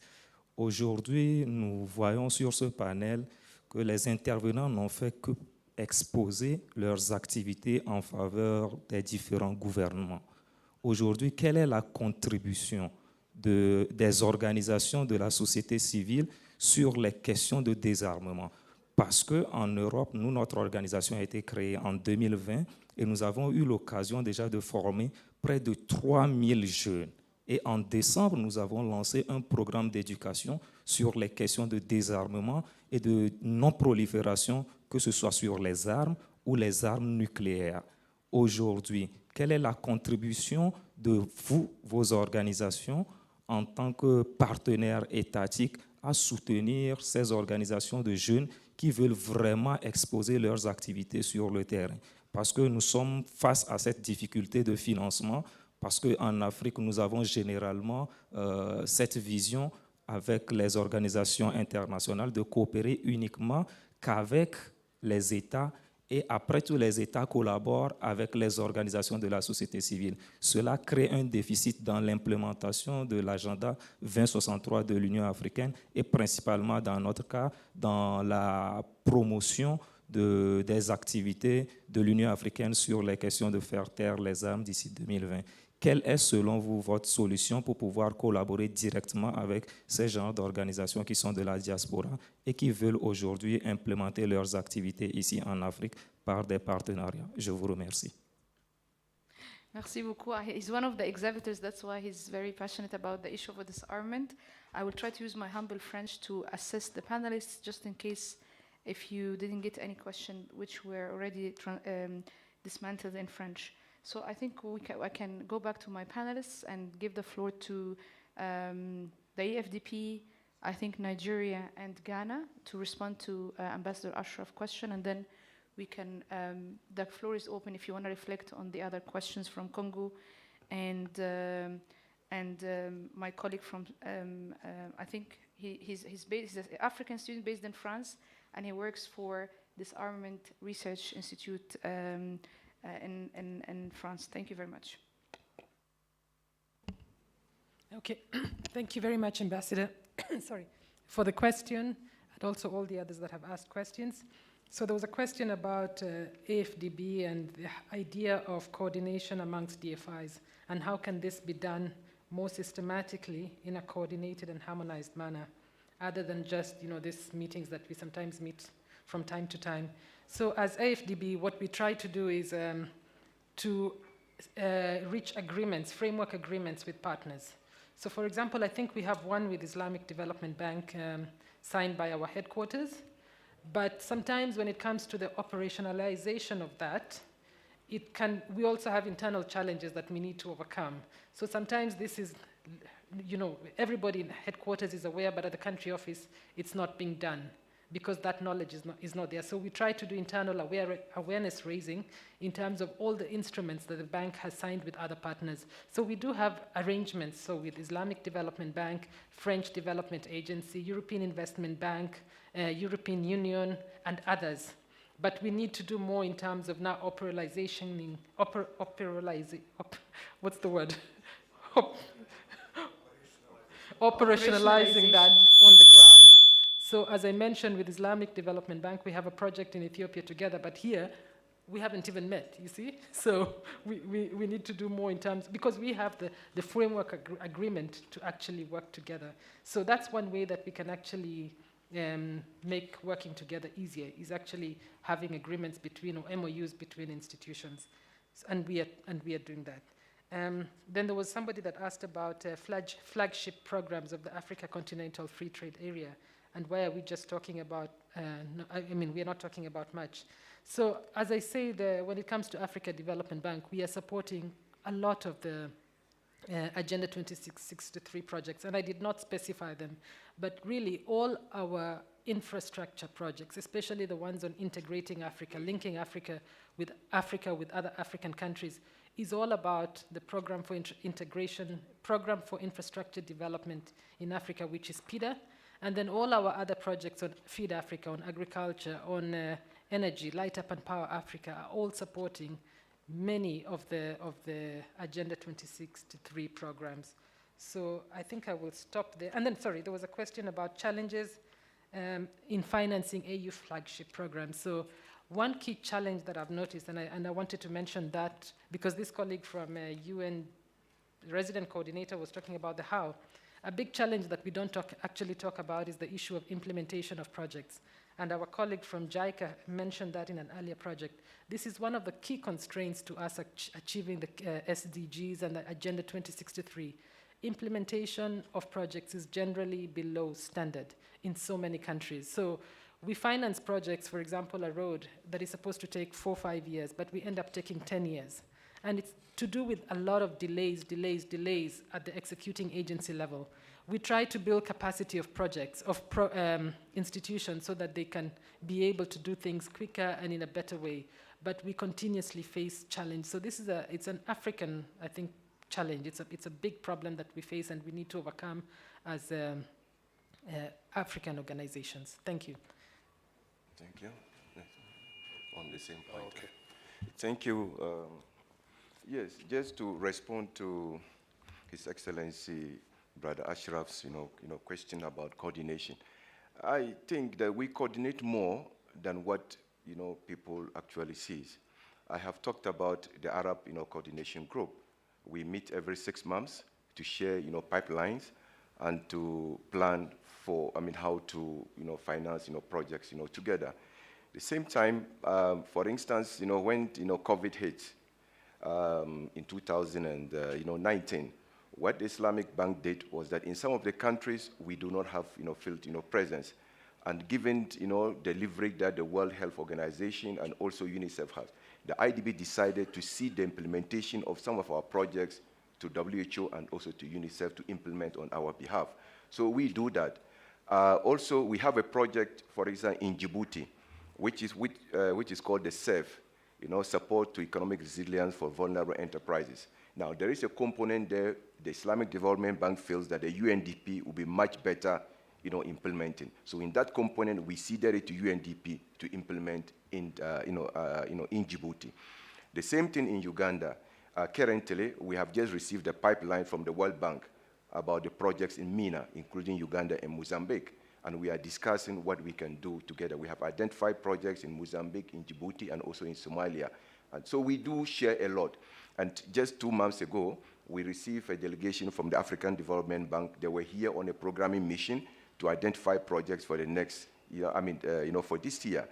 They touched base with us, and we have agreed to finance a project in agriculture. Same way, the African Development Bank set up what is called the Somalia Infrastructure Trust Fund, and they wanted, MDBs to be part of it. So the IDB contributed grant, to support the establishment of the Somali Infrastructure Fund managed by the African Development Bank. So a lot of collaboration, is taking, place. Another example I would like to give is, the EOCO project in Uganda, the pipeline, project. IDB was involved in it. Given the resources are not enough, we invited our partner, Badia, the Arab, Bank for the Development of Africa, and they have agreed, to come in, to support. Last year, for example, 2022, we put into Uganda close to 455, million. And one of the projects that we are financed, called the Katino-Ochiro Road, we brought in, OFID, the OPEC fund, to be part of it, and they contributed 40 million in the financing of that, project. So in reality, we may not be, people may not see the work that we do, together, but a lot of work, cooperation, and as I said, coordination is being, done, going forward. I think when I came, I met the resident rep of the African Development Bank. I think he was the first rep that I met, in Uganda. So really, we are doing, quite a lot. Now, the other aspect is financing what we call, our colleague was talking about NGOs and civil society. Yes, we do pay attention to the work that we do. In the Islamic Development Bank, we have a unit called Women, NGO, and Civil Society, department, where we try to respond to. In Uganda, for example, there is this organization owned by Forrest Whitaker called, and we have, providers, financing for him to undertake certain activities in the Karamoja, region. So a lot of, these activities are being, undertaken. Financing AU, flagship project, as my colleague from the African Development Bank, hinted earlier on. Yes, we do.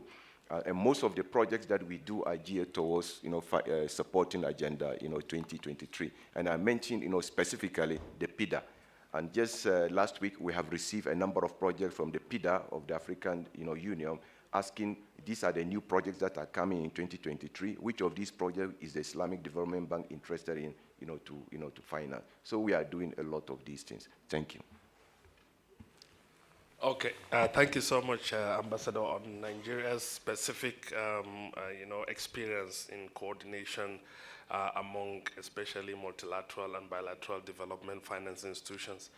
I think the member states need to take leadership in this stage. I mean, what we've just heard from a colleague from Islamic Development Bank is the bilateral, okay? Islamic Development Bank inviting African Development Bank and other partners to work. In our own context, way back in 2017, we set up the Development Partners Forum led by the United Nations Resident Coordinator System, all the donors and development partners working in Nigeria, to support through expertise, additional resources for the implementation of the SDGs. Same with the private sector advisory group on SDGs, and then the civil society strategy group on SDGs. But another classical example of a multi-stakeholder approach is when we just completed the design phase of our integrated national financing framework. All the Islamic Development Bank, African Development Bank, European Union, UNDP, and the United Nations Development System were members of the co-working group throughout the development finance assessment phase and then the crafting of the integrated national financing strategy itself. And also at the steering committee level, where we have the Honorable Minister of Finance, Budget and National Planning, chairing, recognizing the comparative advantage of that ministry, in bringing all the multilateral and bilateral development partners and the development finance institutions.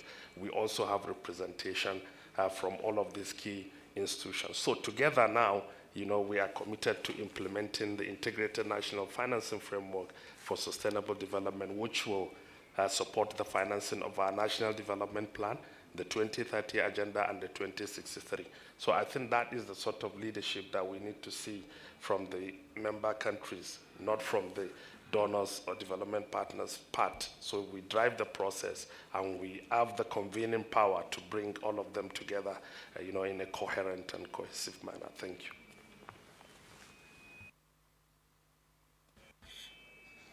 I think what my colleague just alluded to is being done in almost all the West African countries. In Ghana, we also have a coordinated committee that sees to the implementation of all these projects. For example, before the African Development Bank comes in, there's a committee that coordinates very well with them as to where to go and whatever to do in the quest of implementation. And it works very well, so that they all coordinate together and see what exactly the area they should go into. So the committees are working well in terms of coordination, and there's a process.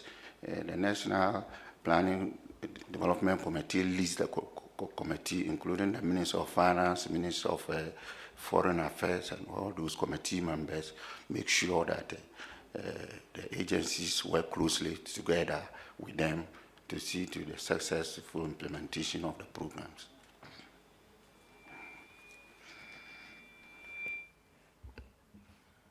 Thank you very much. And then questions, I think, are open to all panelists from my colleague from Congo, DRC, when he was highlighting the issue of understanding of Agenda 2063, the role of the Islamic Development Bank also in financing projects, because this has been quite challenging and wasn't sufficiently articulated, and also cooperation with the African Union. Do you still have anything to add on these points? And also the role of my colleague from the exhibition participants, who was talking about the role also of partners in supporting civil society organizations in the issue of disarmament and non-proliferation. I know it's quite a broad issue, and it may not even be very relevant, but I think also supporting development projects has stronger impact on sustaining peace and supporting countries, especially in post-conflict countries in Africa. So it's open questions to all the panelists. Dr. Bala, I know he and we spoke a lot about Agenda 2063 and the challenge of understanding and awareness of the agenda at national level. But given the time limits, maybe each panelist would like to give some reflections for 1 minute. Thank you. And then we'll break for lunch. Yeah. Thank you, Sarah. Yeah, yes, the question from our brother from Congo had to do with supporting Agenda 20. You see, the African Union projects are flagships in nature, and they cover a number of countries. So from the Islamic Development Bank, the challenge we have working in Africa is that we have only 22 member countries. And so when we receive these transnational projects that transcends one country, now our limitation is that we will have to limit ourselves to financing that part of the project that is within our member country. And then we do get our partners, maybe the African Development Bank, to finance the others. Now, the African Development Bank is slightly different because all the African member countries are member countries. And so for them, they can easily finance these transnational projects. But for the Islamic Development Bank, we are limited, we are constrained by our membership in Africa. But nevertheless, we do have quite a number of projects that we do with with the ECOWAS Commission. For instance, currently we are doing a number of projects in the ECOWAS region, the rice value chains, which cuts across a number of countries in West Africa. And because these countries are members of the Islamic Development Bank, it's much easier to do. But when you come to the East Africa region here, we have only Uganda and then Mozambique over there. And so Kenya, for example, is not a member of the Islamic Development Bank. And so when you have a project, for example, the standard, the railway, project, we can only finance, the Uganda part and not, the Kenya part, because Kenya is not, Kenya is not, a member. Thank you. Tatiana, please. Yes, thank you. Maybe briefly through the lens of the project that we have launched today together with the APRM. In fact, different components of the project may provide the relevant tools and capacity building to respond to some of the challenges that were highlighted in the questions. For instance, the OECD has developed an online tool for the self-assessment of government capacities to coordinate different activities across policy areas, but including the donor-supported activities at the country level. And the idea is to help adapt these tools to the needs and realities of each country that can help also respond to the challenge of coordination, because of course we know that this is an issue for all countries.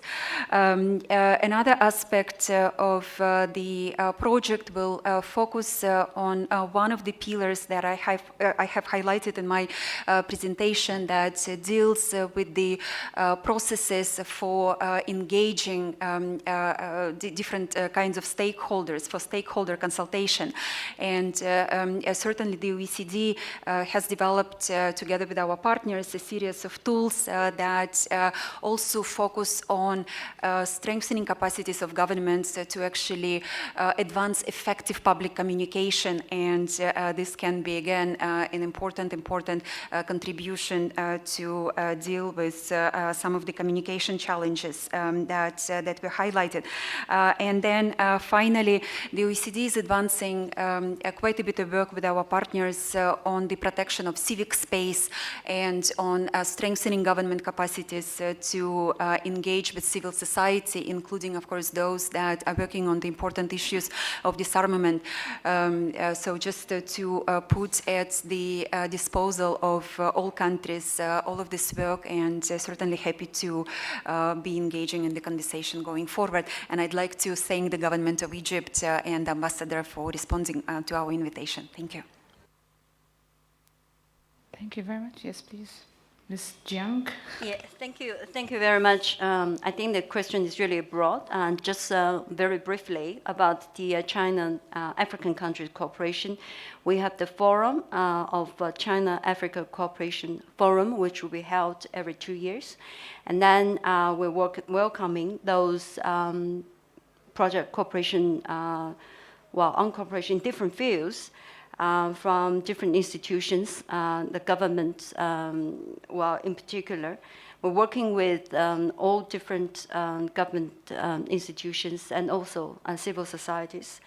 Through this forum, every 3 years, actually, we'll develop a program. Right now, we develop what we call 9 programs that is in 9 different key sectors like poverty alleviation, sustainable development, women development, education, and green development, industrialization. So with 9 key sectors, we're welcoming those project proposals. And for disarmament, civil societies in the disarmament.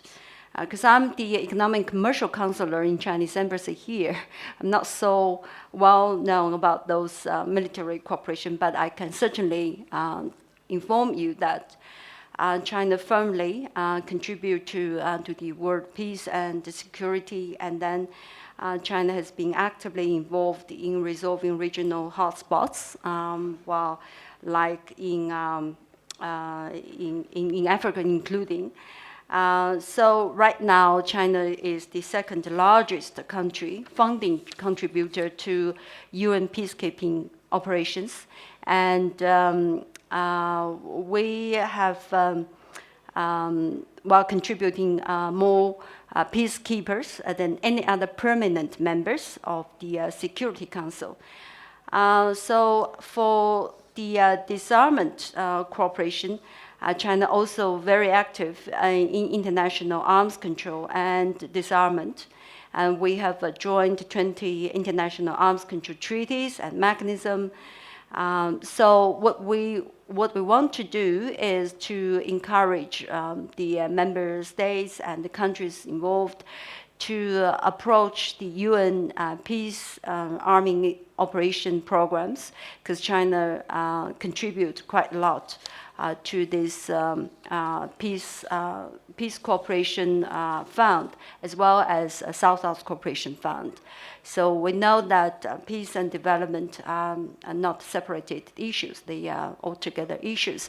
So welcome you, if you like, to apply for support by this Peace and Cooperation Fund. Thank you.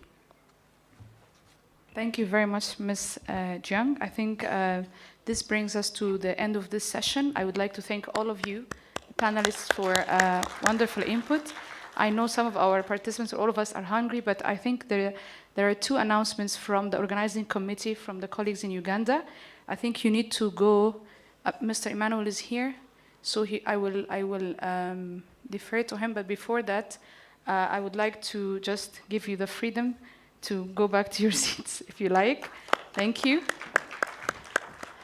And then I would like also to invite Ambassador Christine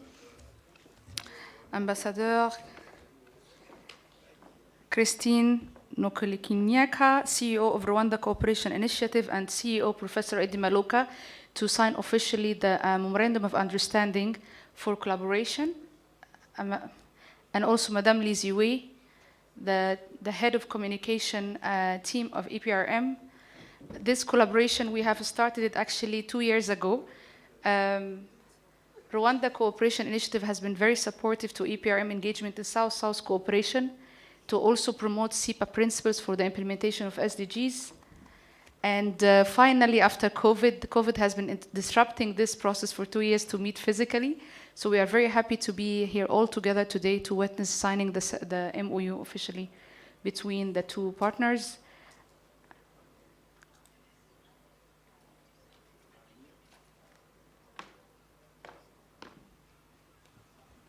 Myself, I don't have a pen. But I just want to congratulate our colleagues from Rwanda, because I'm South African. In South Africa, when I was in the foreign ministry for 6 years, I arrived there was a project to set up this agency. For 6 years, we couldn't do it even ourselves. I left, and I don't think even now it has been operationalized. So you are a pioneer in many ways. And you've got this best practice to share with South Africa. Thank you very much. I congratulate Rwanda for that. Well, thank you very much, Professor, but it's also a great honor and opportunity for us to formalize our collaboration we have been having for many years. And I think we will set also an example for other institutions here as we talk about horizontal partnerships. Thank you.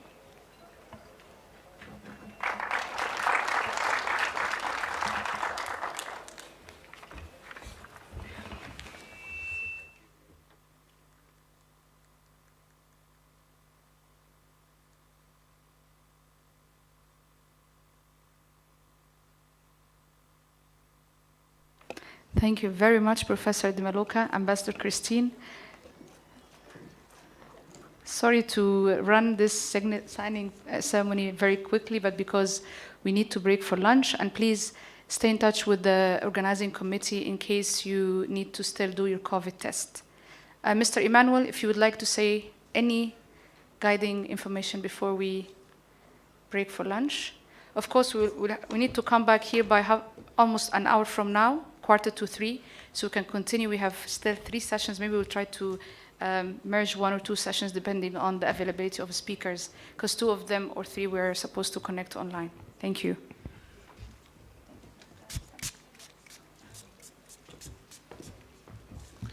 Ladies and gentlemen, a round of applause to Sarah for the very wonderful work. Well done. Sarah, keep it up. Ladies and gentlemen, as you've heard, from here we are moving for lunch. And the ushers are already out there to take you for lunch. Strictly follow them. Otherwise you get lost if you divert from the norm. 2, conference participants, make sure don't leave this tent without a meal coupon. Move with your meal coupon, and the girls are giving it out. That is the second one. Then thirdly, for planning purposes, we said make sure you've registered for today's session. Because if you don't register, it causes planning gaps. As we plan, other people are not on the list. You plan for this, you have that at the end of it all. 4th, COVID test is still as serious as it was yesterday.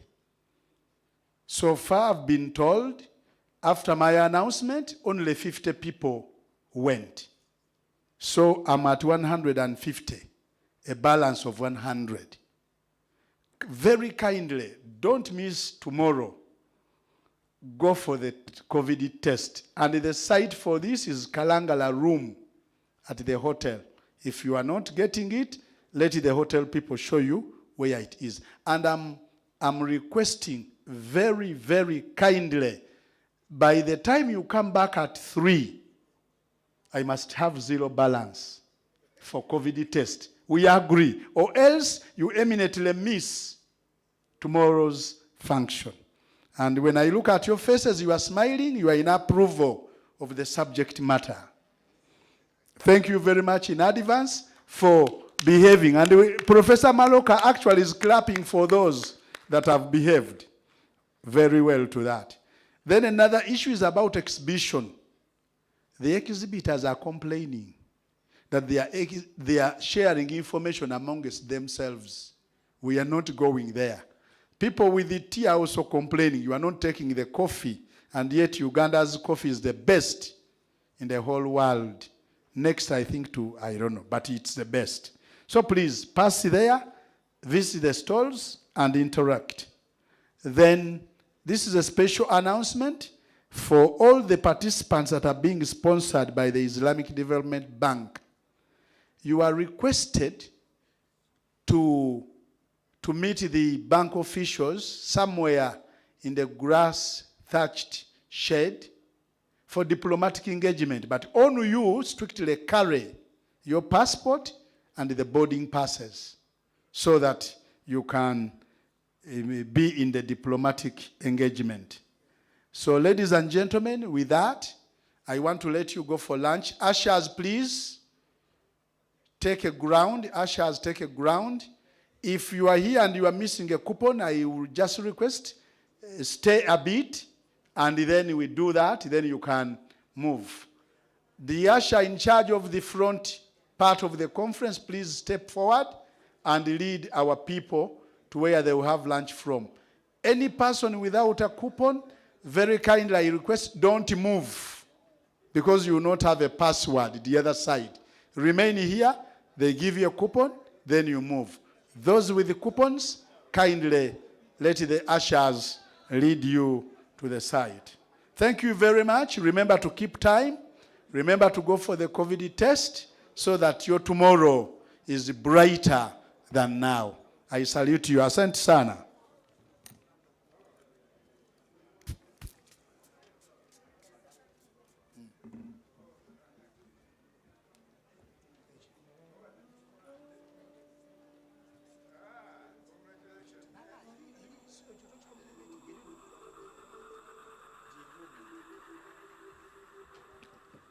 My ushers, can you please take charge of the ministers? They were seated in front this way. Take charge of the ministers up to where they are seated. They are supposed to be seated. Ushers, and I'm requesting the ministers to follow the usher just close here, there. Madam Sylvia, help me to lead.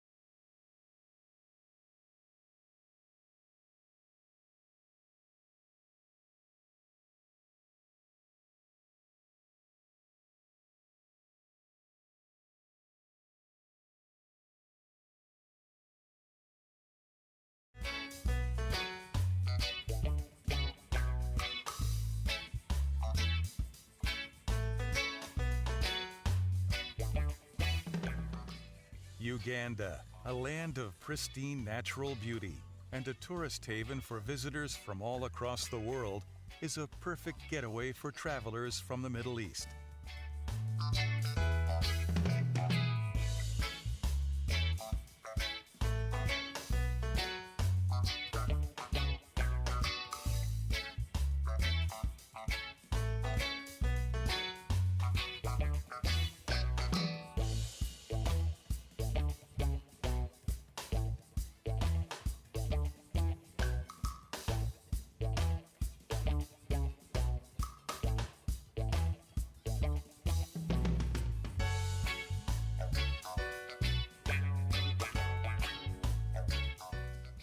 Described as the Pearl of Africa by Winston Churchill, Uganda offers some of Africa's finest geographical and natural beauty. Source of the mighty River Nile and home to one of the greatest concentrations of primates on the planet, this magnificent country is a true African gem waiting to be discovered.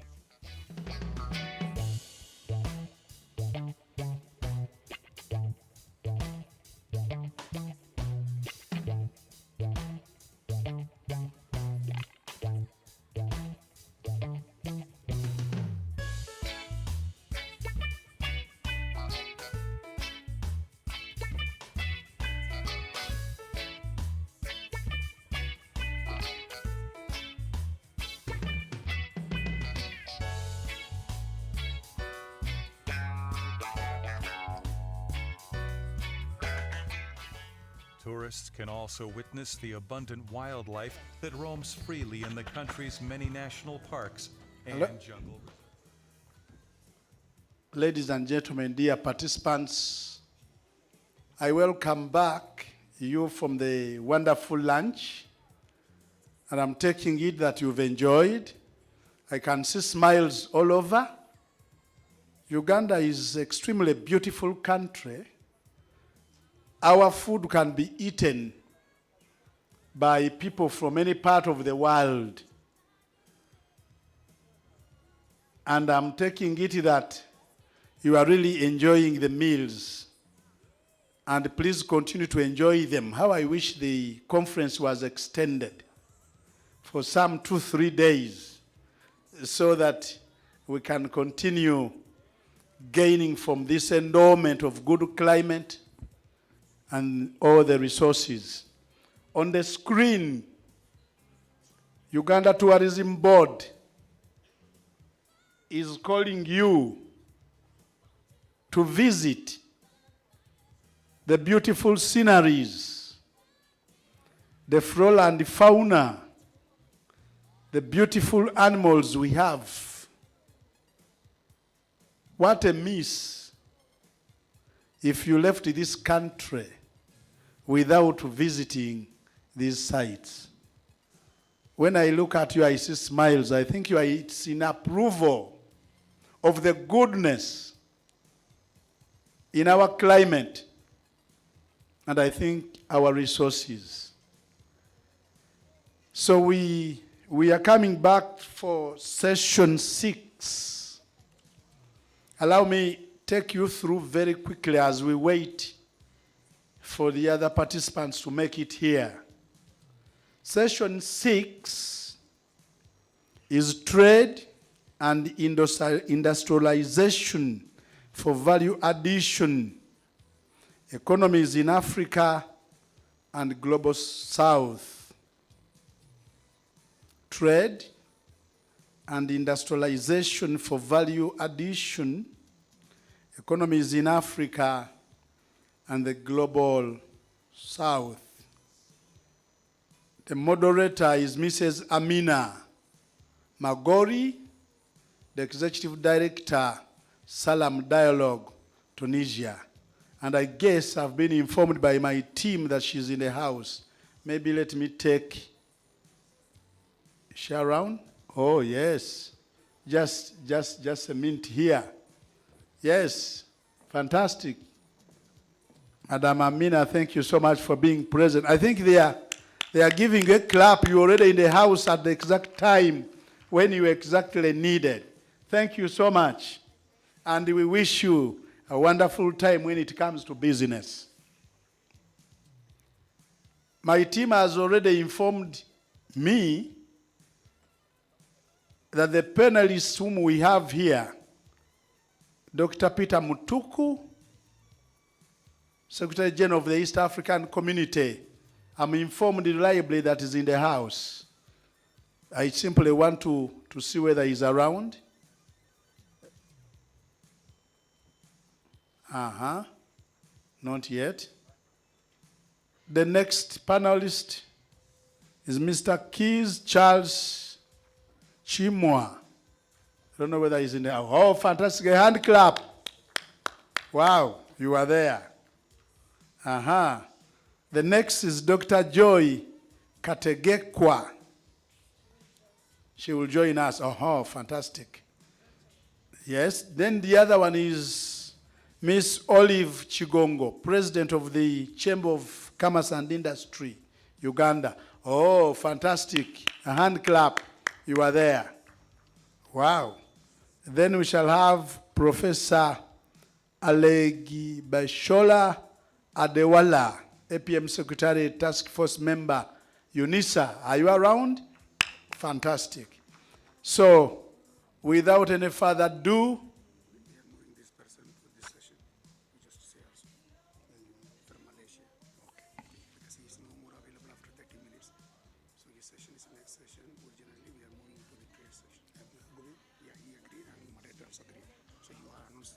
we are making a small amendment.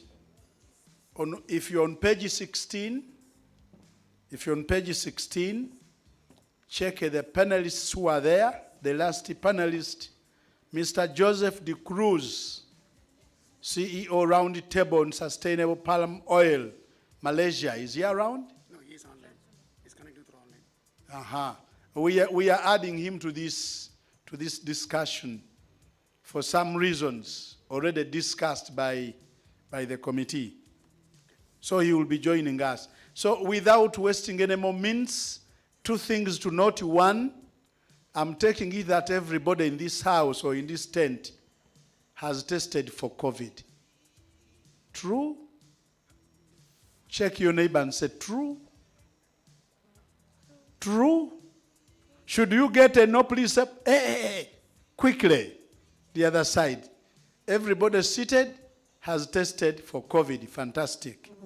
And everybody seated has registered with us at the entrance for planning purposes. So may I now invite the session chair to take us through this session. Welcome, Madam.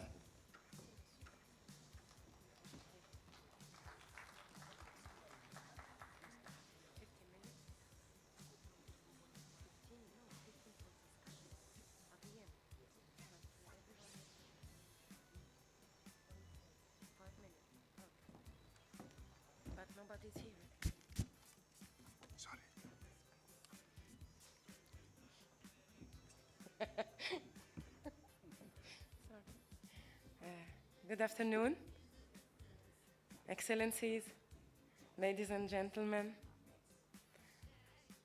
all protocol observed. I'm happy to be among you.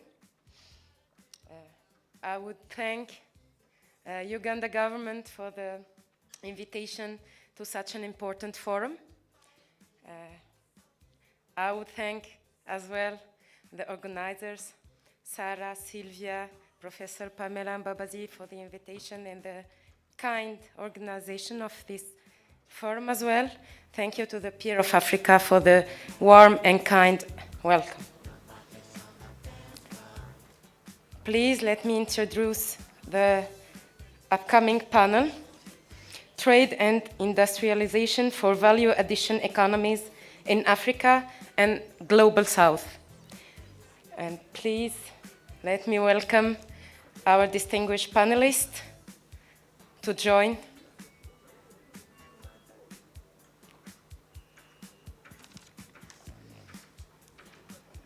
Dr. Peter Mutuku Matuki, Mr. Shiza Shimuya. Is Joy here? Okay.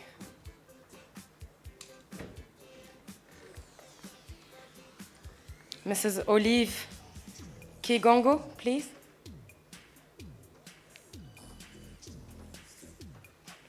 Sorry? You are replacing. Okay. And your name? I will let you present yourself. Thank you. And Professor Adewell. Okay. So, are the two participants connected? They are available. And let me announce Mr. Joseph de Cruz as well, who will be joining us virtually from Malaysia.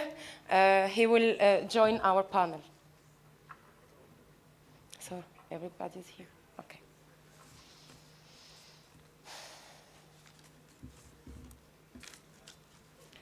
So, please notice that you only have 5 minutes of presentation, yes, for everyone, and discussion will be about 15 minutes. So the floor is yours. Dr. Peter Motoko Matubi, Secretary General, Eastern African Community.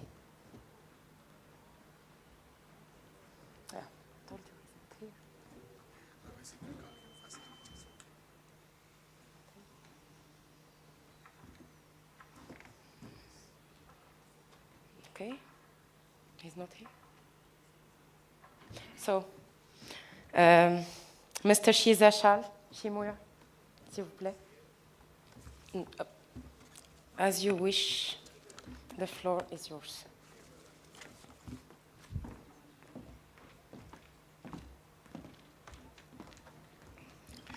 Thank you so much, Madam Moderator. Just like everyone, we want to thank the organizers of this wonderful forum, especially for inviting us at the African Union Commission to be part and parcel of this forum. Again, we want to thank the people and the government of Uganda for the wonderful hospitality they have provided to all us. I guess we are all enjoying. I'm one of those people that enjoys every time I'm visiting the Pillar of Africa. Madam Moderator, without wasting much time, since you said we only have 5 minutes, and given that we have had a very sumptuous lunch, and probably most of us are dozing, there is something that I want to do, which is, I find it quite interesting, is to start by the conclusion of what I'm going to say. So what are the lessons? So this is the conclusion of what I'm going to say. What are the lessons that we can learn from South-South and triangular cooperation when it comes to trade and investments, especially for us here in Africa, from our colleagues also in the South? I am glad there are a number of countries that come from the other part of the world, but who are also in the South. I think we had South Korea in the house, we had Brazil, Pakistan yesterday, Japan, and China today. Number one, Madam Moderator, I think we need to look at the issues of skills development when it comes to trade and industrialization. The second issue that we also need to look at is the issue of technology. Technology is very important for us to achieve meaningful industrialization in the continent. Then the third thing is that we need to learn from our colleagues in the other part of the South. And as such, I would like to propose that we do a lot of exchange programs where there is physical learning of what goes on in the other part of the world. You know, Madam Moderator, that countries like Vietnam, South Korea developed through trade. But this cannot be said about our continent. We are still going there. So I think the issue of learning from others is very important. Then last but not least, Madam Moderator, is the issue of intensifying trade and investments attraction into our part of the global South. That it will be very important for us going forward. As I said, this is a conclusion of what I wanted to say. But now, let me start from the beginning.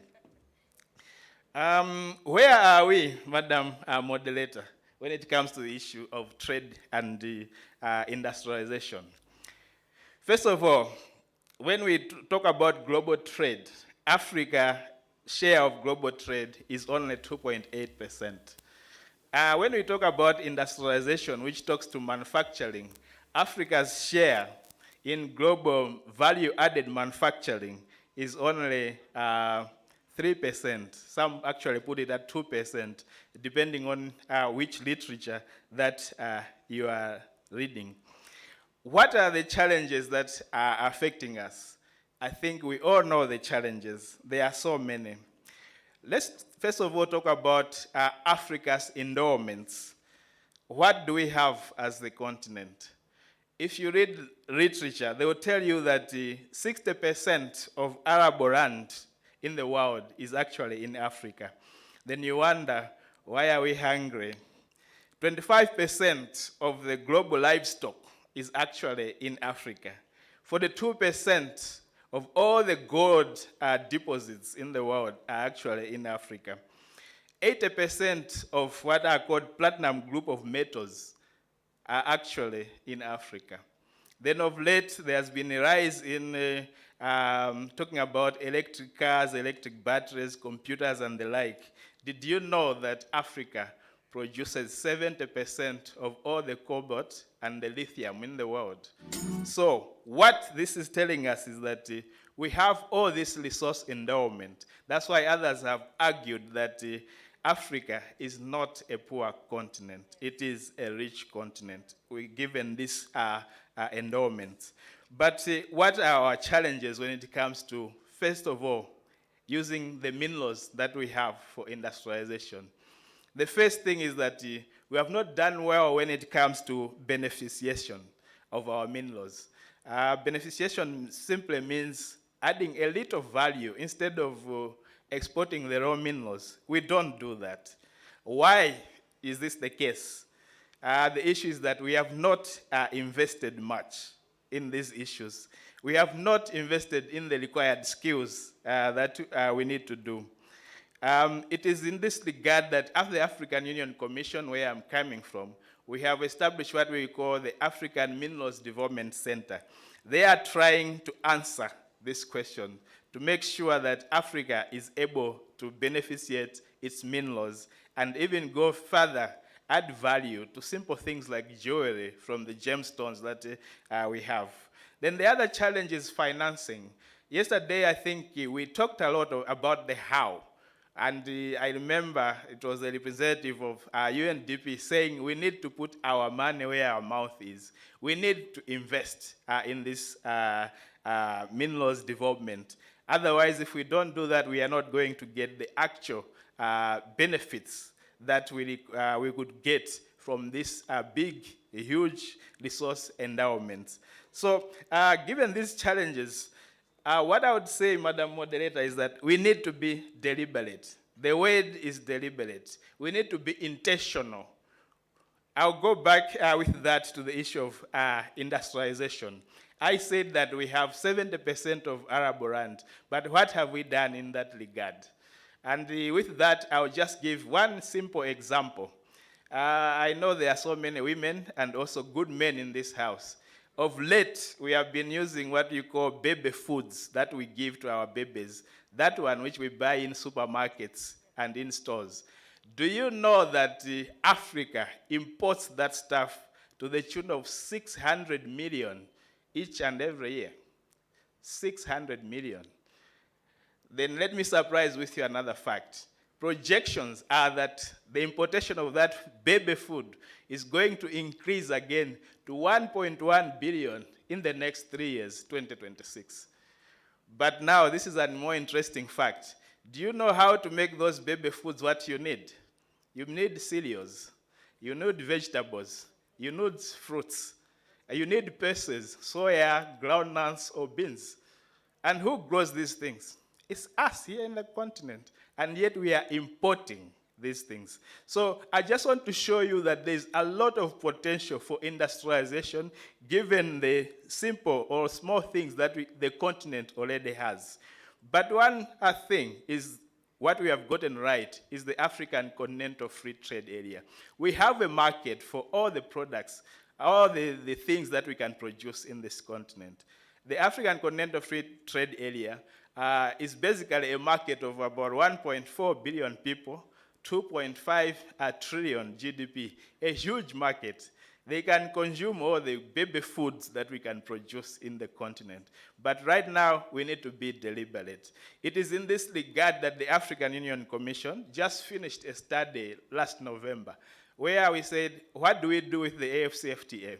What do we do with the regional markets that we have created?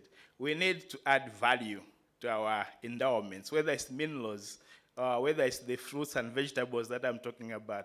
If we manage to add adequate value to this, there is out there a market which is available for us to utilize. And that study, which we are going now to take to each and every country, is very good. It shows which countries can do which value chains. As I mentioned about the baby foods, you automatically thought Uganda can simply do that. Yes, they can. And that study shows each and every country which value chains are important for them. And most of them, interestingly, are agriculture-based, which is where we have the highest endowment as a continent. So, Madam Moderator, I want to stop here because you are just giving us 5 minutes, and I hope I have trapped enough appetite for the audience to go in further with questions. Thank you so much.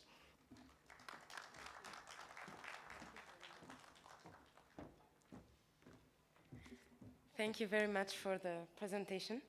And for sure, yes, Africa is enough rich.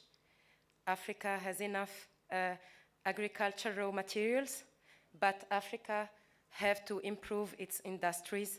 And we have the market, we have everything to do it together. So let's do it.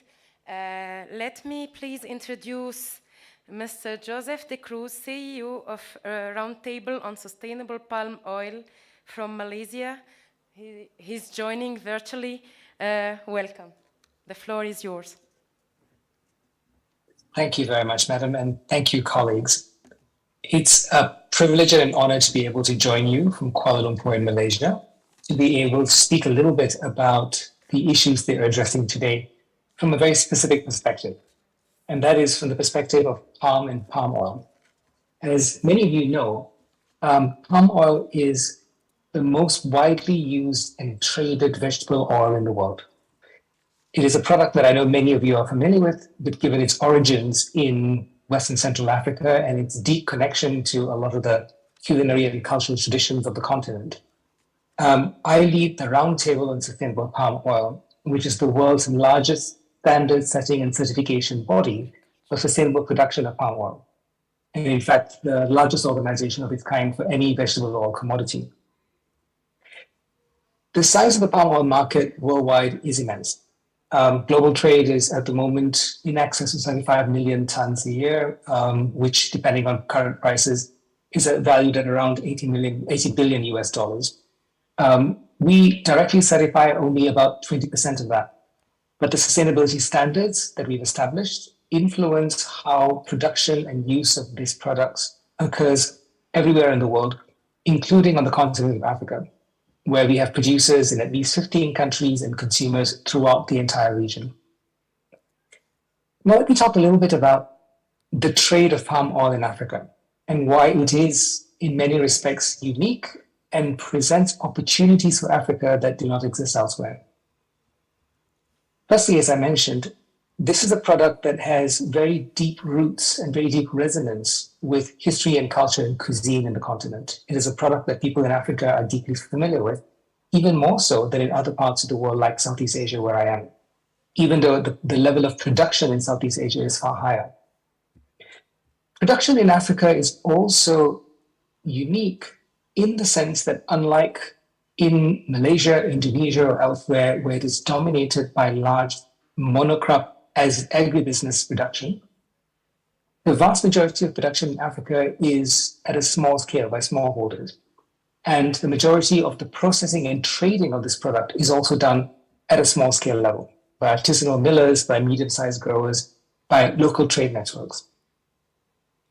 This certainly presents an opportunity for African industry across the region through your trade networks to be able to improve the quality and the value addition of the existing crop, not so much for export purposes, but rather to meet the growing demand from within Africa itself.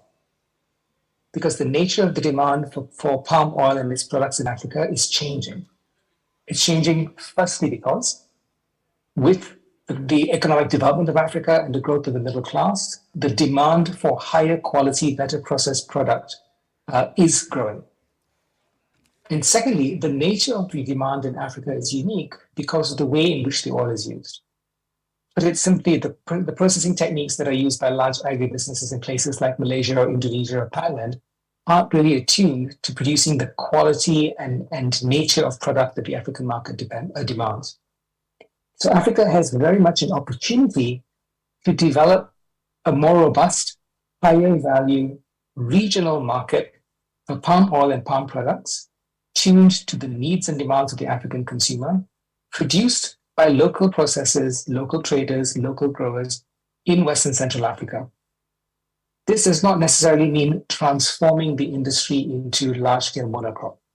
We have plenty of evidence through our work in Ghana, in Sierra Leone, and elsewhere that smallholders working in large cooperatives can be extremely competitive with large agribusinesses in terms of productivity, provided they're given the right technical support and the right access to markets. That's a model, I think, for regional collaboration and trade, which would place Africa in a unique position within this global commodity market. This is a conversation I hope we will be able to continue. For myself and my colleagues working at the roundtable, we'll be very happy to help spur this conversation and these opportunities in Africa in any way that we can. I thank you very much for the time. In the interest of time, Madam Moderator, let me cede the floor back to you. Unfortunately, I will have to leave in about 20 minutes to attend another meeting, but I'm happy to stay here as long as I can in case of any questions. My warm regards to all of you, and thank you again for your time and attention.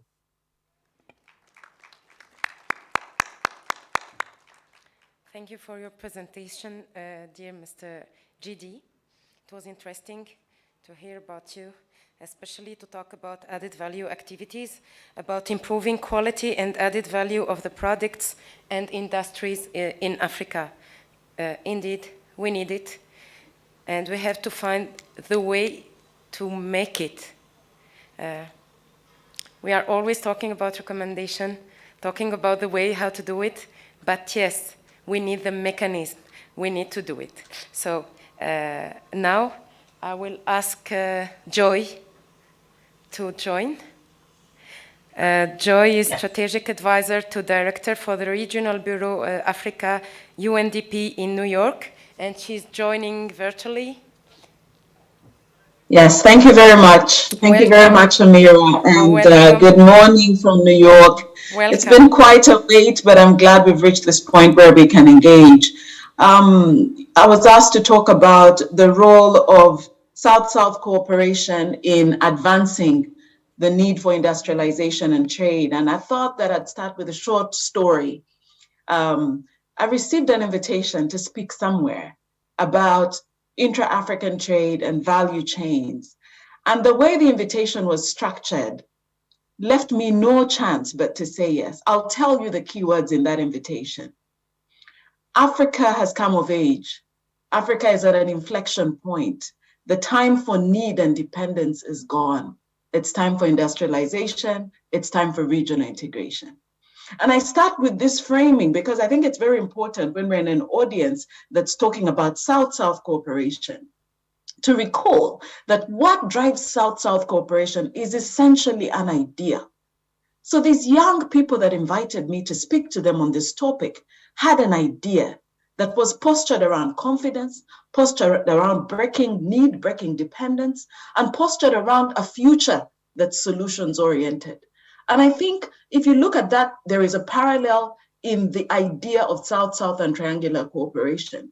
This idea that there's another way, and that this other way can lead us to fruition of some of the points that Charles from the AU was telling us, as well as JD from the Roundtable was telling us. And therefore, if you're to think about how it is that we can power this question of regional integration for industry and trade, I'd like to talk about three main things. One is that the absence of a footprint of industrialization on the continent of Africa is directly linked to the fractures in regional integration. The second point I'd like to make is that we're on the dawn of something new that can substantially transform that, and that is the African Continental Free Trade Area. And the third point is that it will not be automatic, but we can't afford to fail. So let me go to the first point. The fractures in Africa's regional integration, in my mind, explain in good part why we have weak industrialization on the continent of Africa. There are exceptions, and it is those exceptions that account for what we talk about as the 17% of intra-African trade. These exceptions sit squarely in the sub-regional contexts. And what you'll find in those sub-regional contexts is that indeed it is in those places that we've tried hardest to get regional integration going. So your SADC, your EAC, your COMESA. What happens in there is that these countries have decided to break the borders, the boundaries, and the barriers of trade amongst them. And so you start to see something else happening there. Now, if you talk about the continental scale, i.e. what happens between EAC and the west coast of Africa, what happens between north and south, you'll find that there is a gap pre-AFCFTA. And that gap makes it impossible for African countries to think about the African market as a huge value proposition because of the fragmentation of the countries themselves, the size of the populations within countries. And then there's also this narrative that, no, you know, Africa can't do much because, you see, they all produce the same goods. They all have cotton, they all have coffee, they all have tea. How can you industrialize around that? And amidst this growing narrative is a pull factor, a magnet that takes Africa's eyes outside of a South-South cooperation context into the West, North America, in what we call the generalized systems of trade preferences. And so you have everything but arms, you have AGOA, you have those sorts of initiatives. And those initiatives are good because they've pulled some level of access, but the structure and the design is largely around the raw material.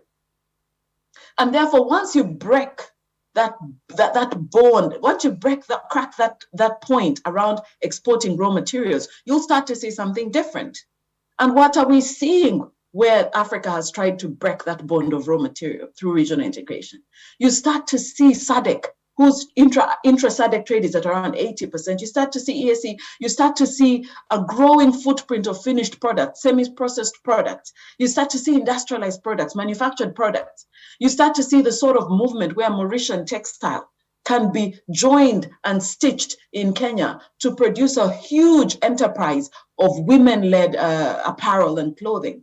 I met a wonderful lady from Kenya called Wandia Gishuru, who has this great enterprise that produces sportswear and has Shop Zetu as a chain that is in Uganda, that is in Rwanda, that plans to expand to other places because of COMESA.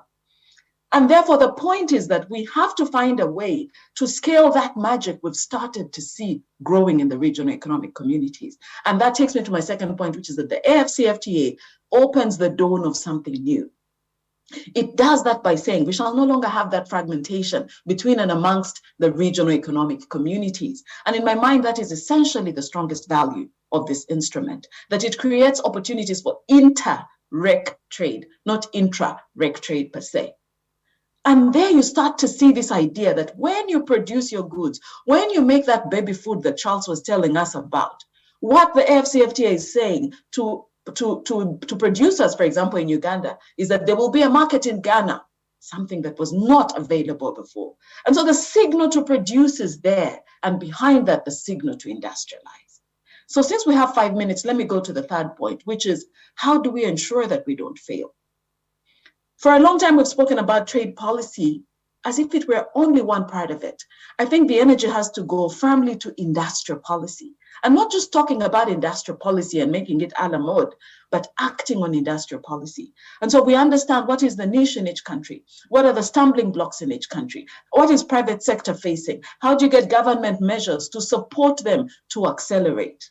And how do you bring investment as a complementarity to that? Because what regional integration and trade does when you take it seriously is it brings industrialization to the table, but also the complementary measures, transport, finance, and so on and so forth.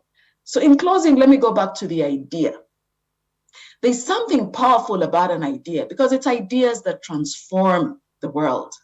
And so I'd like for us to stay with this idea that South-South cooperation, triangular cooperation through the African Continental Free Trade Area is such a powerful idea.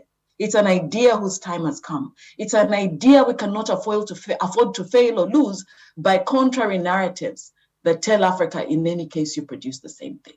But in order to turn the idea into those products, that baby food, that palm oil that has been spoken about in this panel, we have to get big on industrial policy. Thank you very much.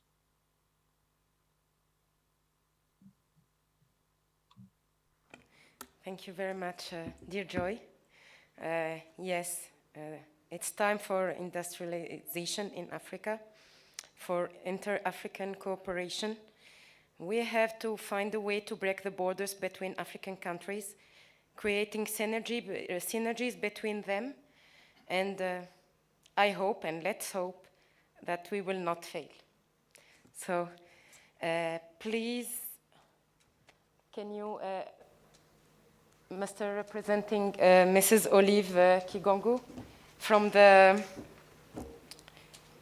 Uganda National Chamber of Commerce and Industry, please present yourself and welcome.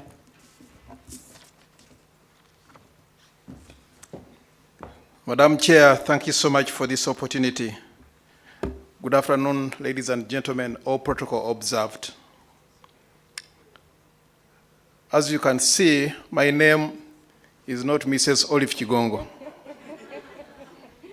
My name is Frederick Kamia from the Uganda National Chamber of Commerce and Industry, and I'm here representing my president, Madam Olive Kigongo.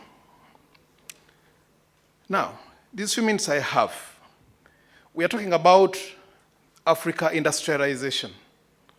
We are talking about sustainable economic development. Now, us at the Uganda National Chamber of Commerce and Industry, we are looking at starting this promotion with the basics. And what are those basics? Number one, we need to invest in education. One might argue, yes, we have got schools all over, but what kind of curriculum do we have?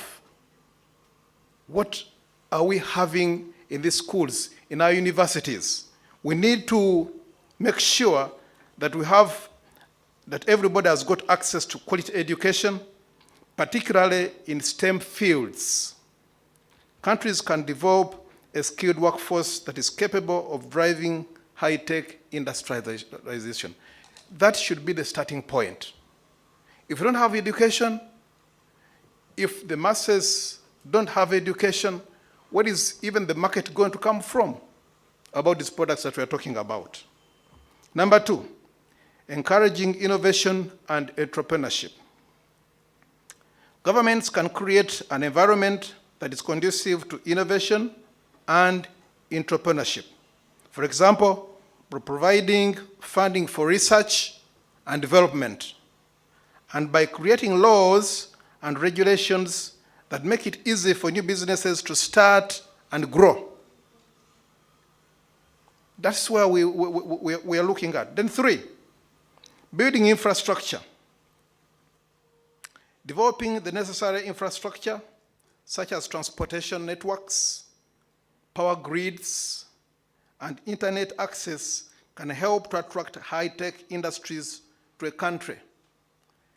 If all over Uganda, a population of 45 million people, we have got electricity, we have got the internet, we have got high-tech innovations going on, then this is going to spur industrial growth and is also going to create the market that will drive and continue spurring industrial growth, which means that we will have sustainability in that area. Four, encouraging foreign investment. African countries can attract foreign investment by providing tax incentives and other benefits to companies that invest in these countries. Not to mention that we need to be very careful what kind of companies we allow to come and invest in these companies. We have seen examples of those that have come pretending to be investors, yet it was not the case. So we need to be very careful in that regard.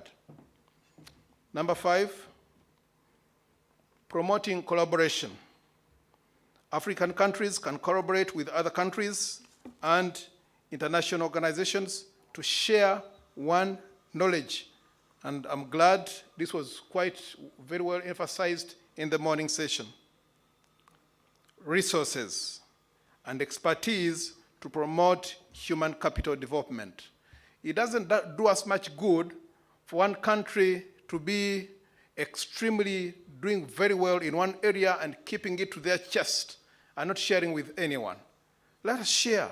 Let's work together. Let's make sure Africa as a continent, we get together and do these things together using that synergism. That's the way we are going to move forward. Number 6, encouraging the use of technology. Developing a culture of technology adoption will also be important for human capital development by encouraging the use of technology in all sectors. It is important to note that these strategies will require significant investment of time and resources, and that the specific approach will depend on the country's existing resources and infrastructure. Madam Chair, because of time, I beg to end my presentation here. Thank you so much. Thank you very much for your presentation. Yes, it's a good way to begin. Starting by the basics is the best way to make good results. Education, infrastructure, and connectivity. And as you said, you are counting on the innovation and technology, and it can make the difference. Let's move to Professor Adewale, who is the African Peer Review Mechanism Task Force member. Please join, dear Professor.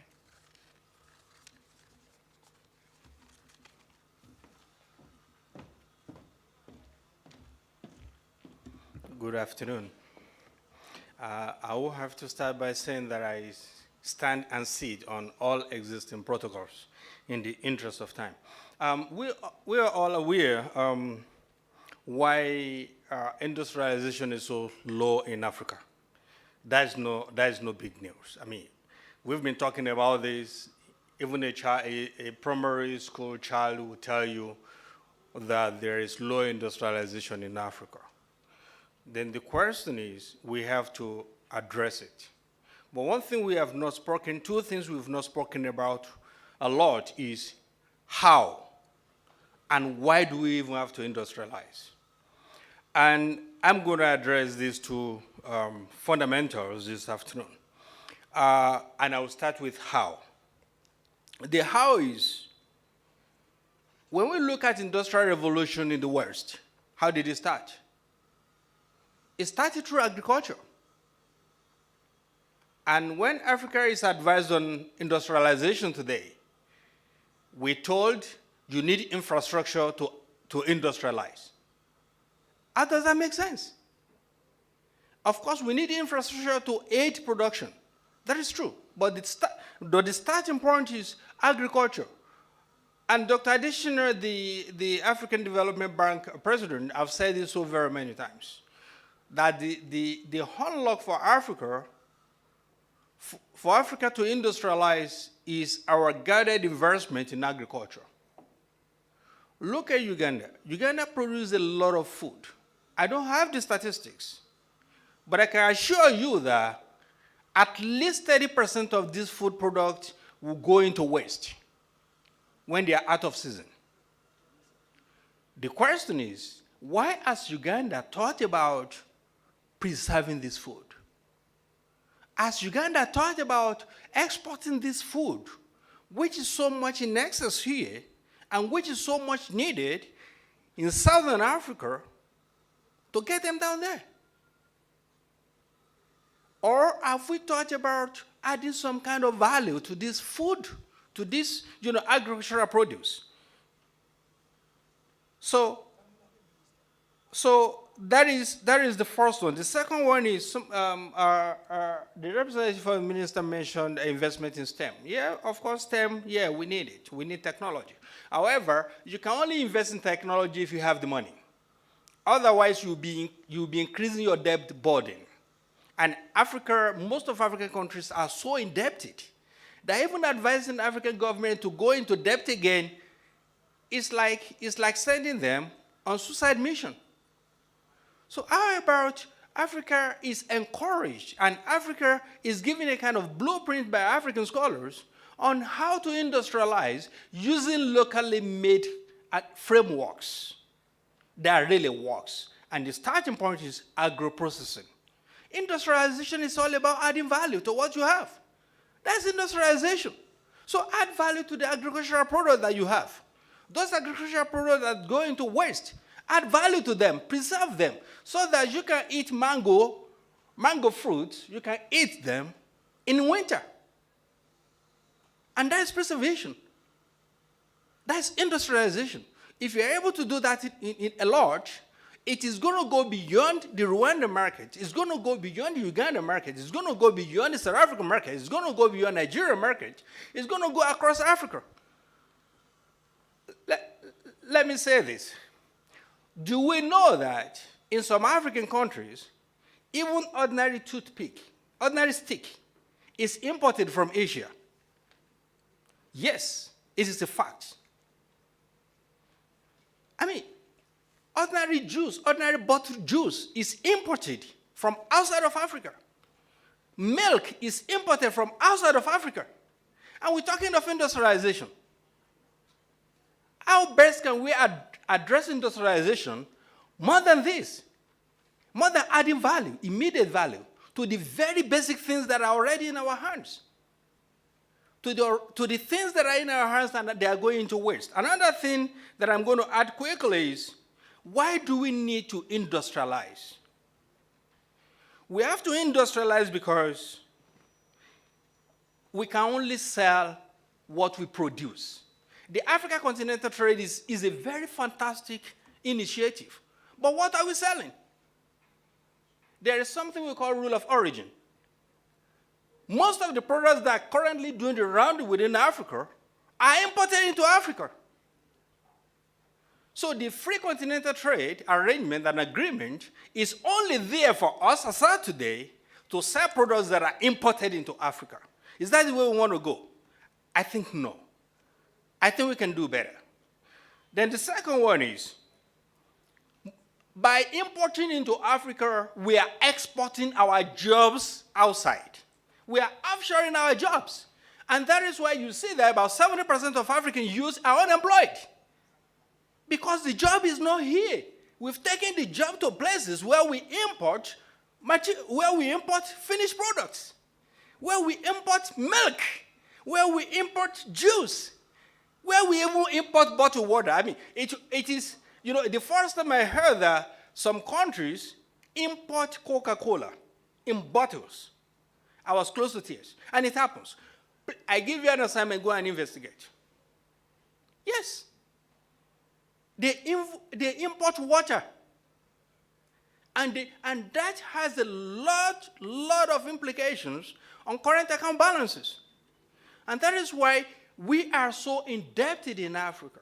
Africa is so indebted because we do not export. And if you do not export, you do not expect to earn foreign earnings. So you're running a deficit of current account balance. Then how are we going to escape that? We can only escape that by putting a lot of effort to maximize and to optimize the advantages that we have, which is in agro-processing. And it is not a rocket science. We don't need, very high technology or sophisticated technology to process what we have in traditional African community. Even before that, if you look at the days of hunters and gatherers, we remember very well that our forefathers, they would preserve meat, raw meat that they harvested through hunting. They could preserve them for 6 months.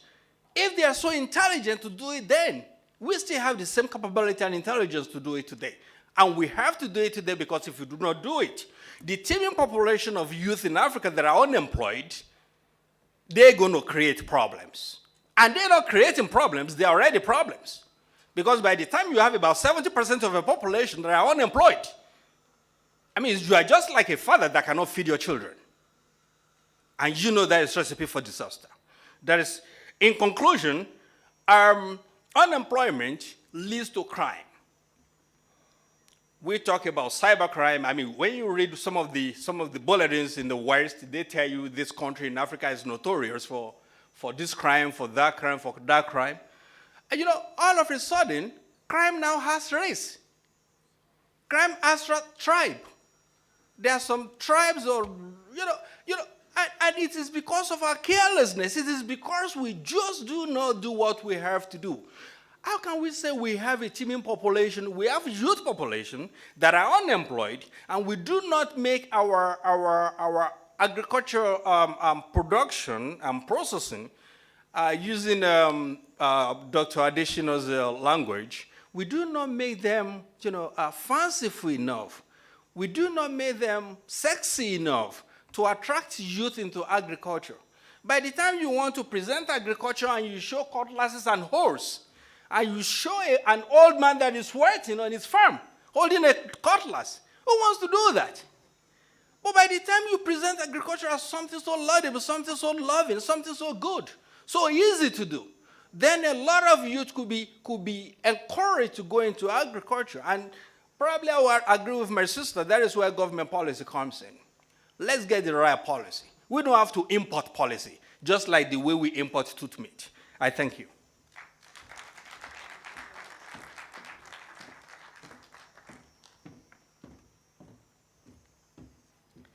Thank you very much, dear Professor, for your presentation. Yes, we have to ask ourselves how and why to industrialize, how to finance the process, how to bring added value and prevent our agriculture grow in Africa. So let's move to the questions, please. If you have any question or comment, please raise your hand. One, please. Okay. Two. Three. So, we need micro, please.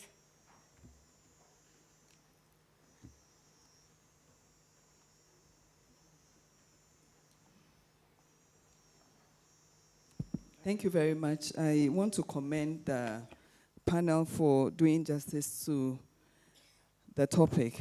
Very, very educative, and I must really commend them. And I also agree when they talk about the need for policies, because if the cheaper products from Asia competing with the local products are too cheap, and the local products are too expensive, definitely people will buy the cheaper products. It's the same when you look at rice. In Ghana, for instance, and many other African countries, rice from Asia is much cheaper than the local rice. So what do the population do? They end up buying the local rice to the disadvantage of the local grown rice. But my point, I would like to ask the panel. You talked about regional integration, but I didn't quite hear any of you talk about how we can have effective means of movement from one country to other. We all know moving from one African country to the other, even the cost of transportation is very expensive. And if you add this to the cost of production and sending goods to one country to the other, it becomes unaffordable. In addition to that, free movement, for instance, ECOWAS, we are supposed to have free movement, but it's not free movement, it is only free movement in the books. How do we attain that kind of free movement that Europe has where one can move from one country to the other and do business. And tied to transportation, if we need to trade and we need timely delivery, how do we guarantee timely delivery if we are not able to network properly in terms of transportation and technology? Finally, I would also want to understand from the panel, in terms of policies, what kind of policies do we need? What new policies do we need? Because it appears that in terms of policies, we have very good policies, but what is the problem? And if the panel can help us to understand, is it a problem of implementation of these policies, or the policies are just not implementable? Thank you very much. Thank you for your interesting and too long question. I don't know who would like to answer, Joy or Dr. GD, if you are still here. Let's move to this second question, and then we answer. Yes, please, madam.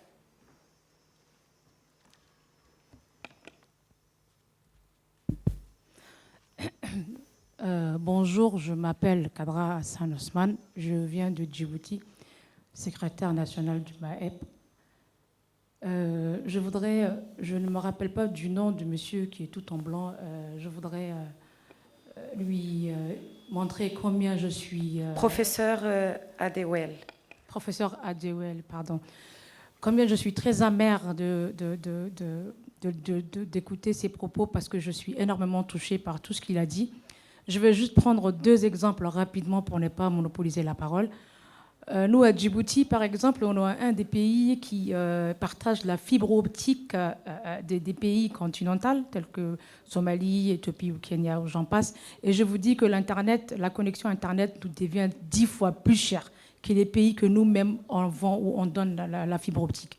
Il n'y a pas longtemps, j'ai eu une discussion avec un collègue de APRM de la Côte d'Ivoire qui m'a dit que quand il y a les saisons de récolte, les mangues, quand elles deviennent mûres, tellement qu'il n'y a plus à marcher, ils jettent ça au bord de la mer.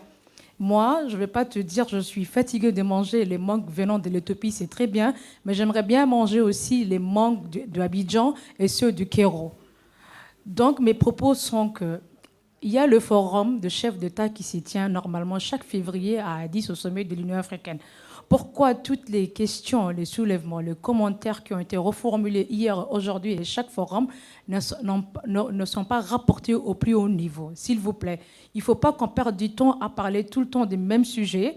Il faudrait que tout ce qu'on se dit, tout ce qui reste à l'écrit, passe au plus haut niveau pour que les décideurs prennent définitivement des sérieuses décisions pour que l'Afrique soit unie désormais. Merci beaucoup. Merci pour votre question. Yes. You were the third one. Yes. Micro, please, here. And you will be the last one. Thank you very much. Thank you to the panelists for the very good presentation. I just wanted to come back regarding the intervention on industrialization in Africa. It's a very interesting topic. It made me think of a conversation I was having with my mother-in-law, very nice woman. When we were discussing, I informed her that most of the cereal coming from Africa was imported from foreign countries, and she was a bit shocked. She did not understand that our main product for nourishing Africa was actually coming from foreign countries.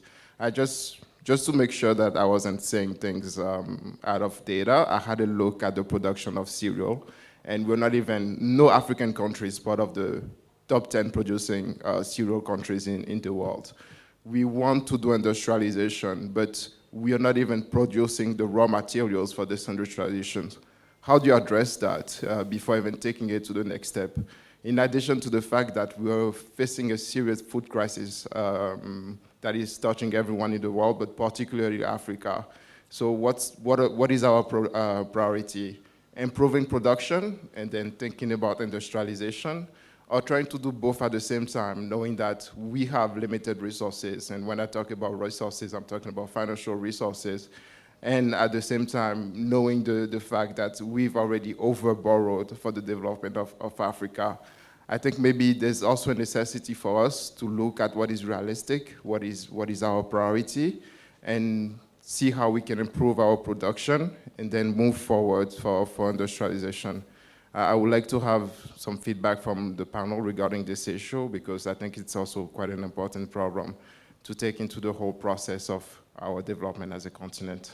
Thank you. Thank you very much. And please, last question. In black, last.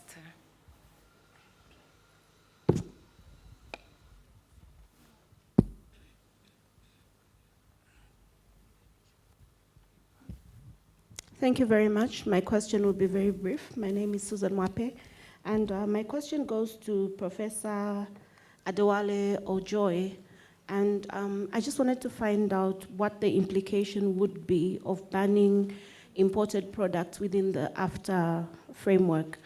I know that we are discussing South-South Triangular cooperation, but if we are seeing a lot of wastage and we're not maximizing on what the AFTA is supposed to do, what would be the implication of getting countries to not sell products that they import? Thank you. Thank you very much. Yeah, I think I was the third person to raise my hand. Yes? You give And I thought you were the third one to talk. Somebody did okay, on my so behalf. Oh my God. Yeah, very briefly. Look, statistics is very clear. 3% is what constitutes Africa's global share of international trade as a continent. So what's the problem?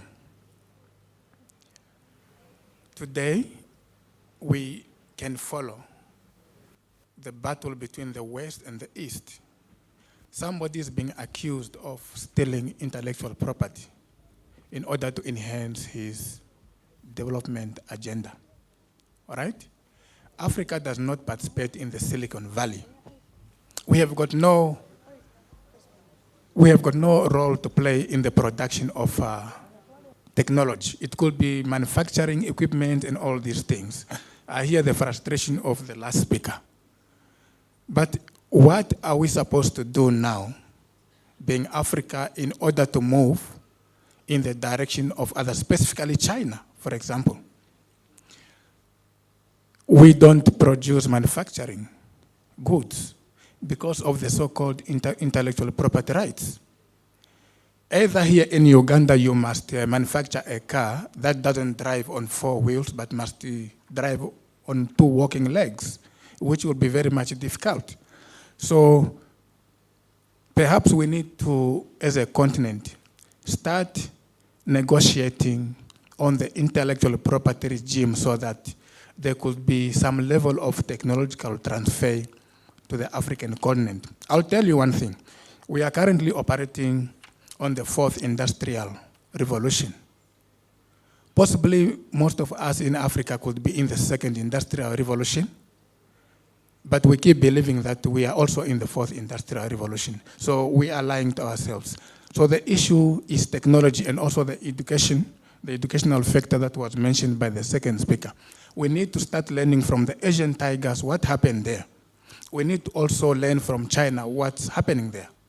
If we are going to continue as Africa to follow the rules as they are designed and shaped for us, I can reassure you that nothing is going to happen, even within the context of the African free trade area. Look, in the South, we have got South Africa, for example, which is dominating the other countries. Why is South Africa at least seen to be dominating in the area of trade? Because they have got serious industrialization. They have got machines that produce or assemble cars, which Namibia doesn't have. So we will forever lack competitiveness with our fellow neighbor.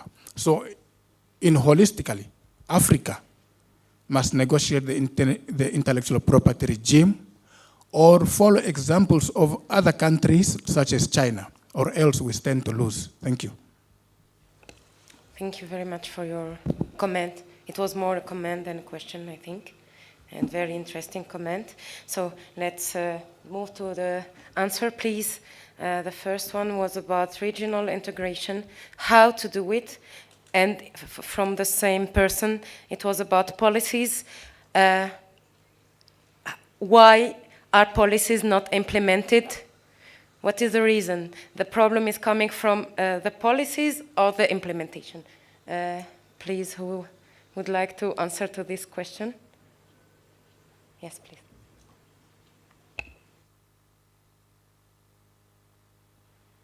Is it working now?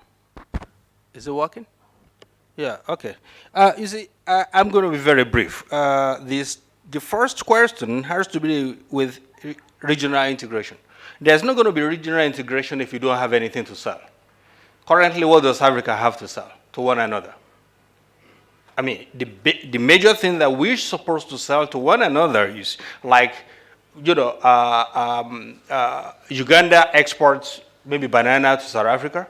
South Africa exports cars that are manufactured in South Africa to Uganda, to, you know, Nigeria and other places.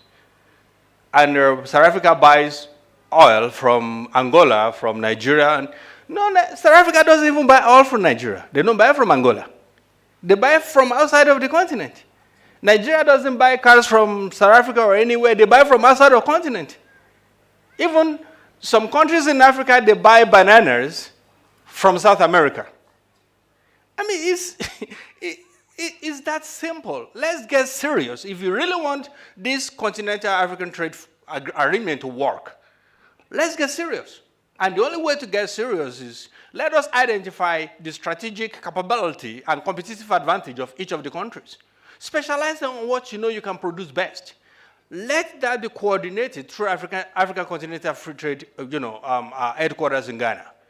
This country can specialize in this. You can produce this better. You can do this better. I think that is the way. Are some policies implementable? Well, if policies are imported into Africa, they are not going to suit African context. And most of the policies, most of the guidelines and framework that we receive, they are imported into Africa. Africa is the only place whereby you see people import brains, they import frameworks, they import policies, and we have the capability to generate all this within Africa. But you know what? We just don't believe in homegrown solutions. And possibly until we get serious to really do that, maybe we're not going to get anywhere. Now, my sister over there mentioned optic fibers. That is very expensive. Of course, it's going to be expensive because the technology behind optic fiber is not from Africa. And we keep saying we have to industrialize through technology. I beg to differ. When Ford was first manufactured, it was not manufactured in a sophisticated, laboratory or factory. No.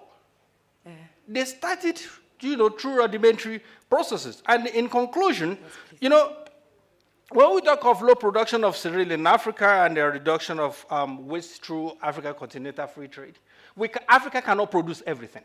But whatever we can produce, let's minimize wastage and let's industrialize through agro-processing. I thank you. Thank you, Professor. Please, let me give you all the questions together, and then everyone will take 1 minute to answer. So, the second one was from a lady from Djibouti. Bonjour, madame. Ça me va de parler un peu en français, enfin. And the question was about how to bring the recommendation to the decision makers. Why are we always using recommendation to use recommendation? Conference recommendation, but not decision, not action plan. This is the second one. The third one was about what are priorities in Africa, production or industrialization. I hate this word, it's too long. I'm not that good in English, so this is and the fourth one, what is the implication of the countries in the process? And the last one was what are we supposed to do? Produce manufactured goods or, excuse me, sir. Produce manufactured goods or help to have technology and education. The floor is yours. 1 minute per person, please. Thank you so much, Madam Moderator. Maybe I'll start from the bottom, then go up. The issue of the colleague, I think he's from Namibia. What Africa needs is exactly why we are gathered here, collaboration. We have identified who is doing what better. But now the next thing is, can we learn from them? In whatever sense that learning means. And it's better that we learn using targets. We don't have to accept each and every lesson that we are given, but let's prioritize. Now I'm going to the fourth question. Let's prioritize, what do we need? Is it agricultural development? Then let's get the lessons about that. I think this morning we had JICA giving some of the lessons. That's the path that we need to go.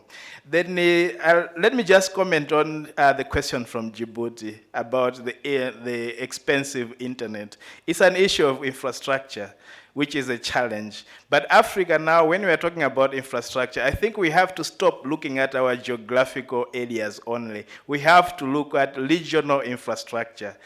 If that internet that she was complaining about is shared among all the other countries in the Horn of Africa, I'm sure it's going to be possible to bring the cost way down. But if Djibouti wants to do infrastructure on its own, when we know that it's key in the region, it's going to be a challenge for it. So I think we advocate for regional infrastructure approach, just in short. Then lastly, let me comment about the issue of regional integration. Africa is not short of policies. Africa, the challenge is implementation. We have so many good regional policies, for example, on free movement, African passport, and what have you. But how many of our countries have opened up the borders to fellow Africans? Probably we need to emphasize more on the issues of implementation.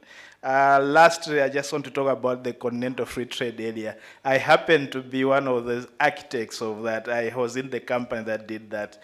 It's a first step, I have to say, first step. Now that you have the market, what do you need to do? Produce for it. Otherwise, you have nothing to sell in the market. That's why this topic that we are discussing today, industrialization, is very important. Let's now be deliberate and produce for the market. Thank you. Thank you very much. Yes, please, Mr. Kamaya. Thank you. I want to wind up from our own point of view as Uganda National Chamber of Commerce and Industry, that what we are talking about revolves around two areas, policy and African integration. Because we take the example of America, USA, we look at Russia, we look at China, we look at Japan, we look at India. You know, these are big economies, and they have been able to leverage their population and resources to get to where they are, of course, coupled with the other factors that we have already mentioned. Therefore, it's going to take a lot of boldness on the part of the African leaders to put our act together. But this is not going to be easy. Why? Because the people on the opposite side of our growth are looking at us. And they are very much interested in what we do because we're their market.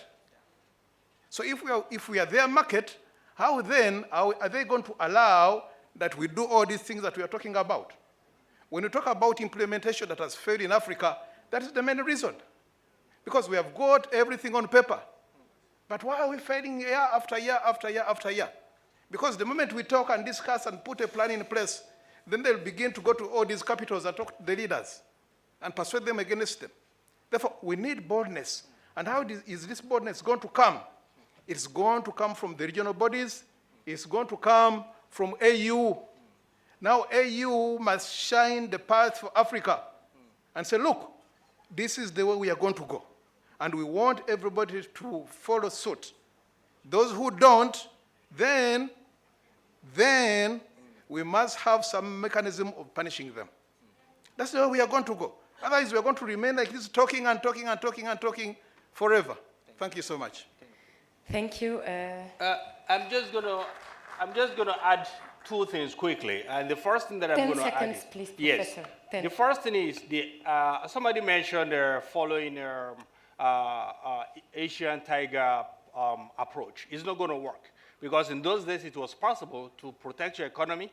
They used what you call import substitution industrialization to grow. That is not possible today because of liberalized markets. Then the second one, and most importantly, is I think it is time for us to now go back and get things done. We know what we have to do. Let's get producing. Let's produce for African market. Let's stop buying mix from overseas. Let's stop buying toothpicks from overseas. We've got enough resources in Africa. Let's use them, and let's use them to power our industrialization. I thank you. Thank you very much. I would like to ask if Joy and GD are still here. Yes, I am. Yes, I am. Okay. And I would like the opportunity to make some reflections in answering the questions yes, as well, if I may, Amira. Yes, but quickly, Joy, please. Yes. So in a minute, very quickly, the lady from Ghana spoke about the movement of people. The African Continental Free Trade Area addresses movement of people from the perspective of movement for supply of trading services. So that's a contribution. The Protocol on Free Movement goes broader, but it has very much less takers in terms of ratification. And so we should push the ratification drive for free movement, because there you have a rights-based approach that talks about the right to enter, establish, reside, etc. So that's where we should be going. I agree we should be talking about implementation. I don't think we have a policy shortfall in the continent. I think we have an implementation shortfall. So that's where we should be going. La dame de Djibouti a discuté la zone de libre-échange. C'est très important. Maintenant, nous avons une initiative de commerce guidée par le secrétariat. C'est le temps maintenant d'accélérer les pays qui font partie de cette initiative. We only have 8 countries in the Guided Trade Initiative. That's not enough. We need to increase the numbers. On the sequencing, the gentleman said, should we industrialize or should we? And I asked myself, do we have a choice? When we think about COVID and what COVID did to Africa, when we think about the war in Ukraine and the inflation and the fertilizer and the food security questions, do we really have a choice?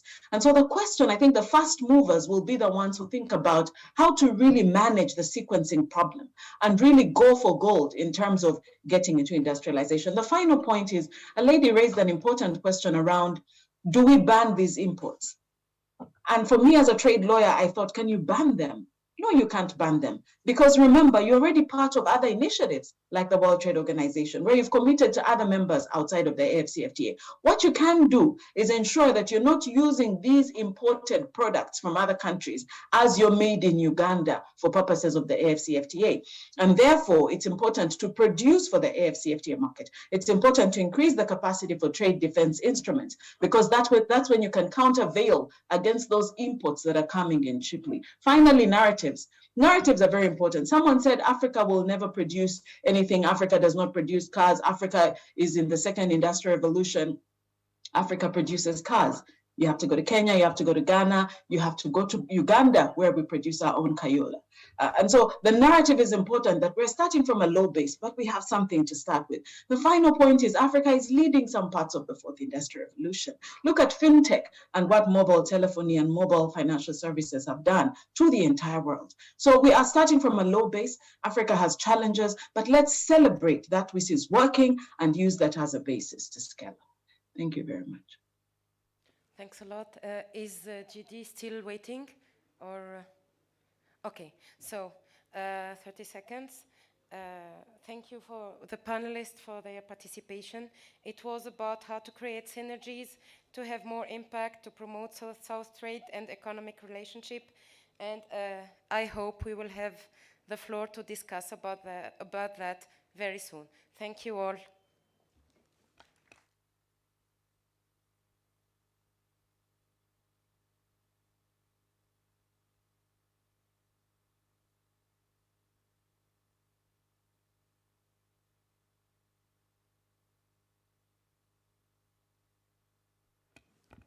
Can we give another round of applause to Madame Amina, more also to the panelists? Fantastic, thank you so much for the good work. And I know we are in agreement that this is work in progress. And so if it's work in progress, I think we need to increase the research, emphasize best practices, and then above all, monitor and evaluate for a way forward. For everything that is done, let us follow it up and then get there. We've sat for long, and after a heavy lunch, I'm requesting all the participants to stand up a bit. Yes, I'm trying to see that digestion takes course. Otherwise, if you remain seated, digestion will not move, and Dr. Msenero is giving the waiting. Do exactly what she's doing. You make sure you don't hit your neighbor. You get to the left. Are we there? Come to the right. Are we there? Pause a bit there. Come to the middle. Now bring your hands near you. Ladies, you are not taking the hands, you are simply doing it. Take the hands straight. Bring them back. Take them again. Bring them back. The last one, hold them there. Play with them a little. As you shake your head and the body as well. Are we there? Are we there? Can we give a strong hand clap? Pwa, pwa, pwa, pwa. Aha. Fantastic, you've done it, and I think digestion, food has gone down to the legs. As I speak, the food is somewhere in the rightful position. Thank you very much. Bear with us. Time is not our best ally, but we have to continue. Can we now go to session 7? I'm happy Madam Amina managed the time, and I'm begging the next moderator to do the same and even much more. Session 7 is the role of private sector in promoting the South to South Triangular Cooperation in Africa for the implementation of Agenda 2063 and the SDGs. May I now invite Madam Carol. Madam Carol comes from Kenya. I think she will say more about herself as she takes ground to do the work. Madam Carol, you are most welcome, and we wish you the best. A round of applause as she takes over chair.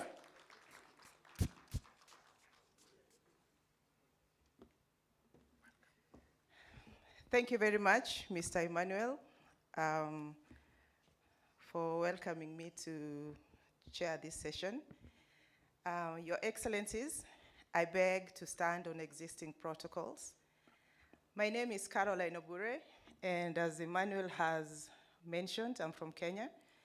I'm one of the African Peer Review Mechanism Communications Champions, representing the East African region.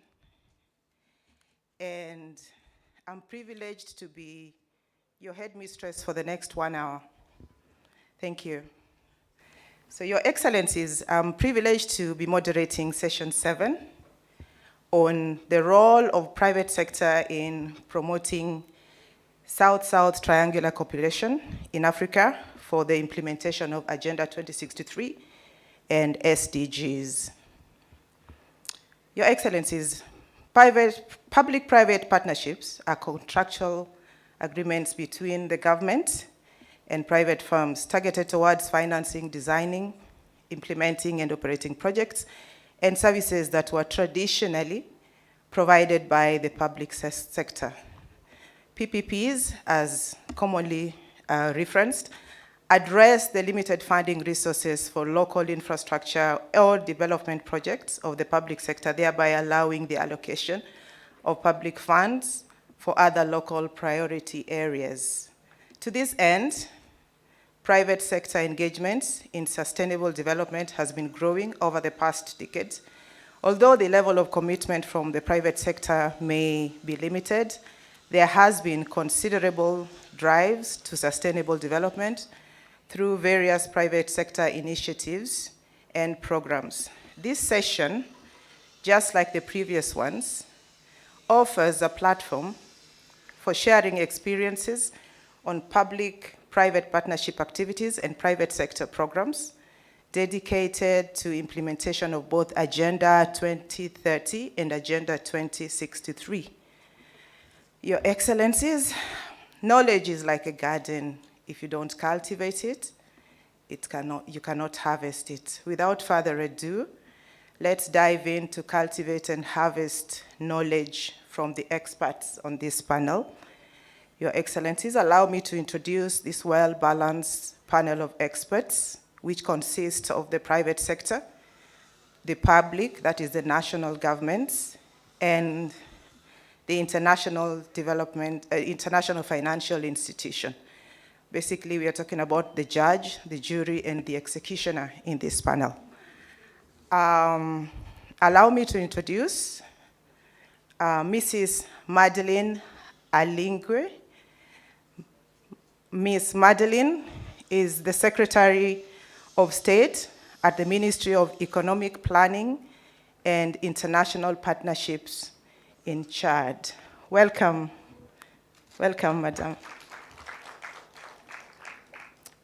Secondly, I'd like to call Mr. Moses Kagwa, who will be representing Mr. Ramadan Gobi, the Permanent Secretary and Secretary of the Treasury, Minister of Planning and Economic Development, Uganda. Mr. Moses is the Director of Economic Affairs, Ministry of Finance, Planning and Economic Development in Uganda as well.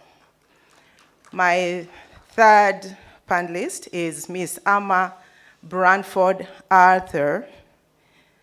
Ms. Arthur is the Senior Partnership Officer, Global Engagement, Partnership and Resource Mobilization Division at the International Fund for Agricultural Development, IFAD. Welcome, Madam. My fourth member of the panel is Ms. Charity Mwia. Ms. Charity is the Chief Executive Officer, Namibia Chamber of Commerce and Industry, Namibia. Welcome, Madam.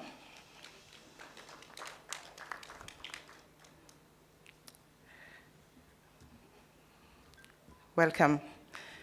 Your Excellencies, the panel. Welcome, everyone.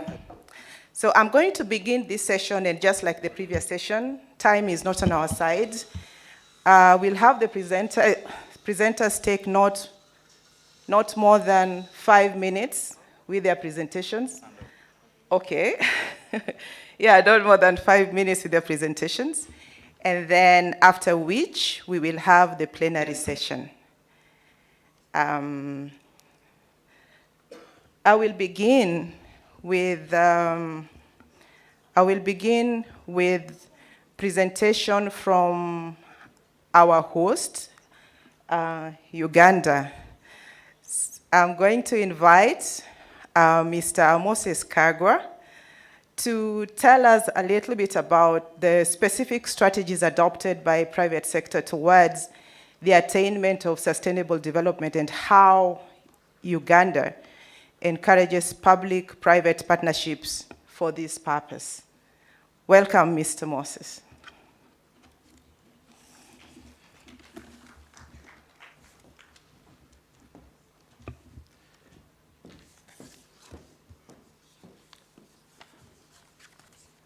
Honorable ministers present, heads of missions and government agencies, development partners, all distinguished participants here. It's an honor to be here today and share a few insights into private sector development and how it can help in the South-South cooperation.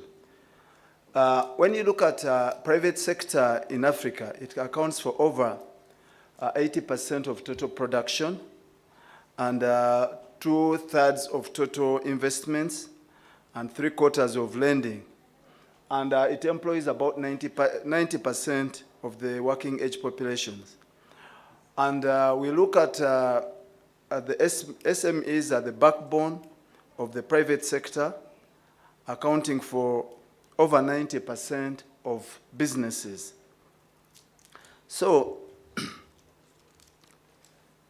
we see just from those facts and figures that the private sector is very, very important. And we also saw it during the advent of COVID. First of all, the private sector was heavily impacted because of the lockdown measures. They didn't even get access to the raw materials and inputs that they wanted. And then they've further been impacted by the Russia-Ukraine conflict, the inflation, the worldwide inflation that we are all experiencing, and then the containment measures that have been taken by the central banks, which have seen interest rates rise, and therefore meaning that even the money that we could get from the private sector has been affected or impacted. But what we see as our private sector, what can it do? And first of all, in our pursuit of Agenda 2060, in the attainment of the SDGs, and all our national development plans. The SDGs, of course, acknowledge that the private sector has a major role to play in the pursuit of Agenda 2026 due to its strength in terms of growth, job creation, innovative capacity, in addition to the financial and technical resources they have. So we see that the private sector has a very big role to play in development and economic cooperation, and it provides significant impetus on sustainable growth through its agility, innovative spirit, and efficiency. Of course, we are seeing so many opportunities that are coming in Africa this time.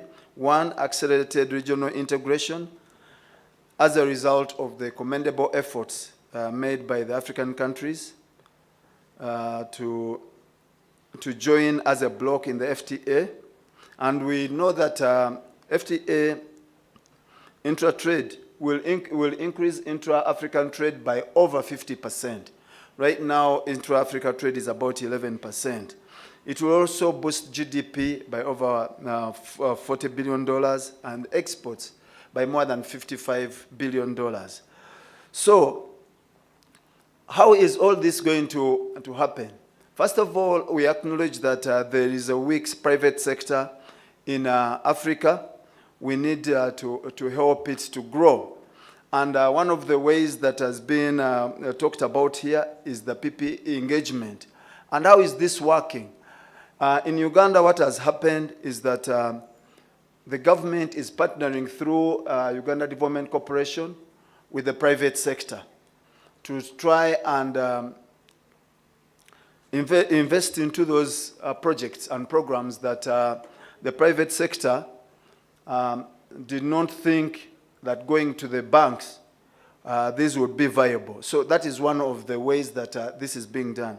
Two, especially in the service sector, the construction, government is also trying to partner with the private sector to undertake jointly some of these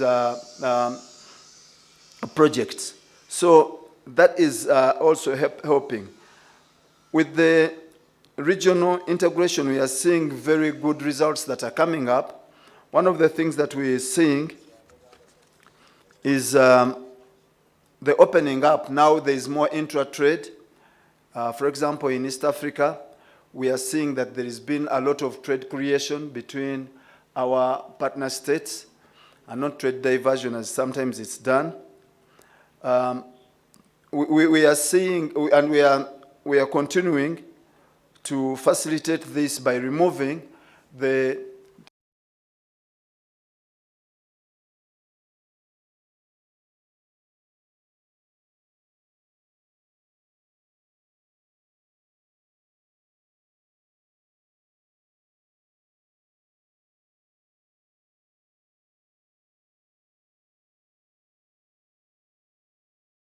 and then looking also at the opportunities that are being raised as opening up of the markets, especially DR Congo and South Sudan. So we are seeing that all this, when we're opening up the markets, we are seeing more investments that are coming into the country. And right now, though there's been COVID, we are seeing that when you remove the oil and gas investments, we are still seeing some growth of about $300 to $400 million coming in areas of manufacturing to try and, so because the opportunities that are coming up in ESC and Africa. So we are trying to ensure that we remove all impediments to doing business in Africa, in East Africa, but also we are looking at Africa as the tariff and non-tariff barriers are being removed. We are also investing heavily in research and innovation, and in this country we have a Ministry of Science and Technology which is really helping us in various innovations which can be used by the private sector. I thank you for listening to me and wish you fruitful deliberations. Thank you.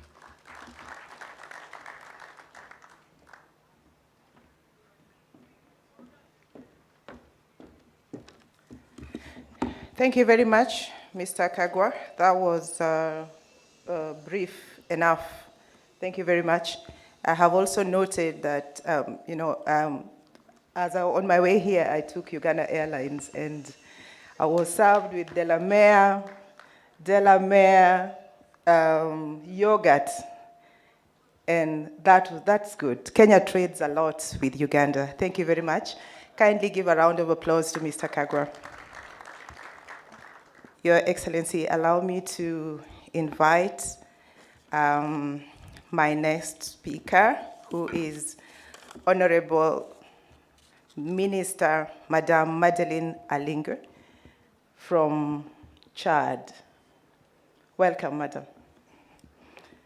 Kindly have because she will be making her presentation in French, so please have your earphones on. Thank you. Welcome, Madam.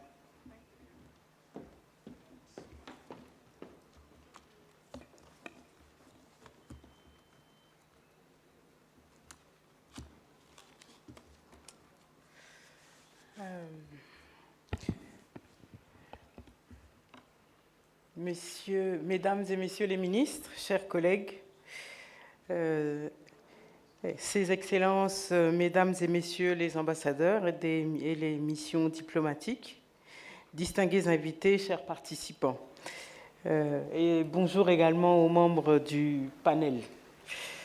Donc, avant d'aborder mon propos, je voudrais remercier APRM, la Banque islamique de développement, l'Union africaine, le NEPAD, le PNUD, et toutes les organisations qui ont participé à l'organisation de cette importante rencontre, et pour l'invitation qui est faite au Tchad, parce que c'est la première fois que nous venons sur une plateforme d'échange comme celle-ci. Donc on voudrait vraiment remercier les organisateurs pour leur invitation. Je voudrais également bien sûr remercier le gouvernement de l'Ouganda, la République d'Ouganda, pour leur engagement dans cette importante thématique et pour le chaleureux accueil qu'il nous a réservé pendant notre séjour. Donc le panel auquel nous sommes invités à partager notre expérience aujourd'hui est effectivement le rôle du secteur privé dans la promotion de la coopération sud-sud et triangulaire en Afrique pour la mise en œuvre de l'agenda 2063 et des ODD. Il est important de préciser, comme vous l'avez relevé déjà à plusieurs reprises durant cette rencontre, que la compréhension et la pratique de ce concept, qui est la coopération sud-sud et triangulaire, elle est profondément déterminée et conditionnée par le contexte. Chacun le vit et l'expérimente d'une manière particulière, et je pense qu'un contexte géographique, politique, social, économique, environnemental et culturel particulier comme celui du Sahel a besoin également d'une compréhension et d'une pratique différente de ce que c'est la coopération sud-sud. Je voudrais particulièrement parler du Tchad, bien sûr. Le Tchad qui est un pays enclavé, frontalier de 6 pays, la Libye au nord, le Soudan à l'est, le Niger, le Cameroun, le Nigeria à l'ouest et la RCA au sud. Le Tchad est une terre qui est traditionnellement de passage. Elle fait partie de ces traditionnelles et de ces historiques routes transsahariennes. Et le Tchad est caractérisé dans sa description géographique et économique par une économie pastorale et transhumance, nomade au nord. Et au centre et au sud, nous avons une économie agro-silvo-pastorale sédentaire. Donc ça, c'est un contexte géographique qui vous est donné. Et cette répartition a permis d'établir des échanges de type commercial entre les différentes régions et provinces du pays, tout comme avec les pays frontaliers. Ce système d'échange a perduré jusqu'à présent avec l'établissement de l'État moderne au Tchad. L'indépendance du Tchad est venue avec de nombreux, complexes et difficiles défis. Des crises sécuritaires sous-régionales, des conflits politiques et intercommunautaires, de la lutte contre le terrorisme et l'extrémisme violent, qui nous ont déversé sur notre territoire des milliers de personnes, mais également qui ont mis à mal notre système social et économique. Nous sommes un pays au Tchad qui est dépendant de l'assistance humanitaire internationale, due aux effets du changement climatique, les inondations répétitives, les sécheresses, les dernières crises comme le Covid-19, la guerre Ukraine-Russie, avec les conséquences de la flambée des prix des denrées alimentaires. Et de plus, dans ce contexte déjà très très fragile, nous avons été secoués par le décès tragique au front du feu maréchal Idriss Déby Itno, président de la République, chef de l'État en avril 2021. Face à ce vide, comme vous le savez déjà peut-être, un conseil militaire de transition a pris le pouvoir et nous avons traversé une première période de transition de 18 mois qui a été témoin de la tenue du dialogue national inclusif, des négociations de Doha avec les politico-militaires, la formation d'un gouvernement de transition et la désignation d'un Conseil national de transition qui fait place et lieu d'une Assemblée nationale. Depuis le 10 octobre 2022, le Tchad est entré dans sa deuxième phase de transition, dont l'objectif est un retour définitif à l'ordre constitutionnel. Cette transition requiert bien sûr d'un effort supplémentaire afin de la refondation du Tchad. Nous sommes, gouvernement et toutes les parties prenantes, nous sommes à pied d'œuvre pour élaborer la nouvelle constitution, organiser le prochain référendum constitutionnel et tenir les élections présidentielles et législatives dans les prochains 2 ans. Face à ce défi politique, notre appel est également lancé vers les partenaires et les bailleurs afin qu'ils nous accompagnent dans ce processus de stabilisation politique et de paix au Tchad. Cependant, ces circonstances n'opacent pas le fait que le développement économique reste la base de notre évolution. Comme vous le savez, le processus de modernisation de l'économie nationale est encore lent, mais progresse de manière positive. La prise en compte du secteur privé dans les politiques publiques s'est initiée par le fait que l'État est devenu le premier interlocuteur du secteur privé. Cependant, avec les successives crises économiques et financières, cette relation s'est retrouvée dans l'impasse, avec une forte dette intérieure. Conscient que le secteur privé reste la base du développement de notre pays, des efforts conséquents ont été mis en place pour accompagner et capitaliser les atouts du secteur privé. Dans la vision de son Excellence M. Mahamat Idriss Déby Itno, président de la transition, chef de l'État, il faut redonner au secteur privé les objectifs, les instruments et les moyens de son essor. C'est dans cette optique que le ministère de la Prospective économique et aux partenariats internationaux, que j'ai l'honneur de diriger avec mon titulaire, le ministre Moussa Batraki, nous faisons nôtre ce principe. Un principe et une logique et une cohérence pour que l'alignement du Tchad se fasse avec l'agenda 2063 de l'Union africaine. En effet, la vision prospective du gouvernement à l'horizon 2030, le Tchad que nous voulons, définissait déjà en 2017 et mettait en cohérence avec l'agenda 2023 de l'Union africaine l'Afrique que nous voulons et bien sûr des objectifs du développement durable auxquels le Tchad a souscrit. De plus, la stratégie de diversification et d'industrialisation élaborée par le gouvernement en 2020 est basée sur la vision d'industrialisation définie par l'Union africaine. Cet alignement est donc stratégique.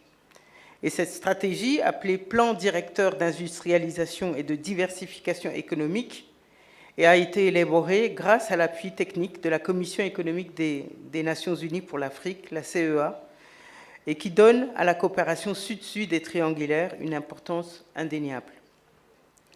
D'autre part, le gouvernement a encouragé le secteur privé à élaborer des stratégies en faveur du développement durable. À partir de 2018, le secteur privé a créé un cadre de dialogue permanent, public-privé, pour assainir le climat des affaires et lever les entraves au développement du secteur privé, principal promoteur de l'emploi.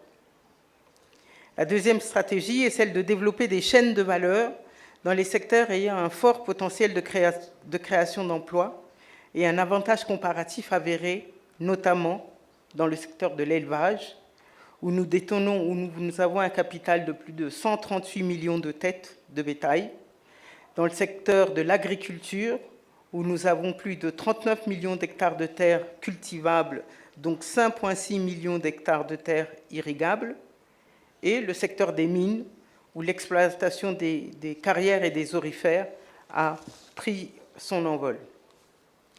Le troisième est de développer la coopération entre la Chambre de commerce du Tchad avec les autres chambres du Sahel et ailleurs pour un partage d'expériences, etc. De manière concrète et afin de promouvoir l'éclosion du secteur privé, des actions législatives du gouvernement ont été réalisées en faveur du secteur privé.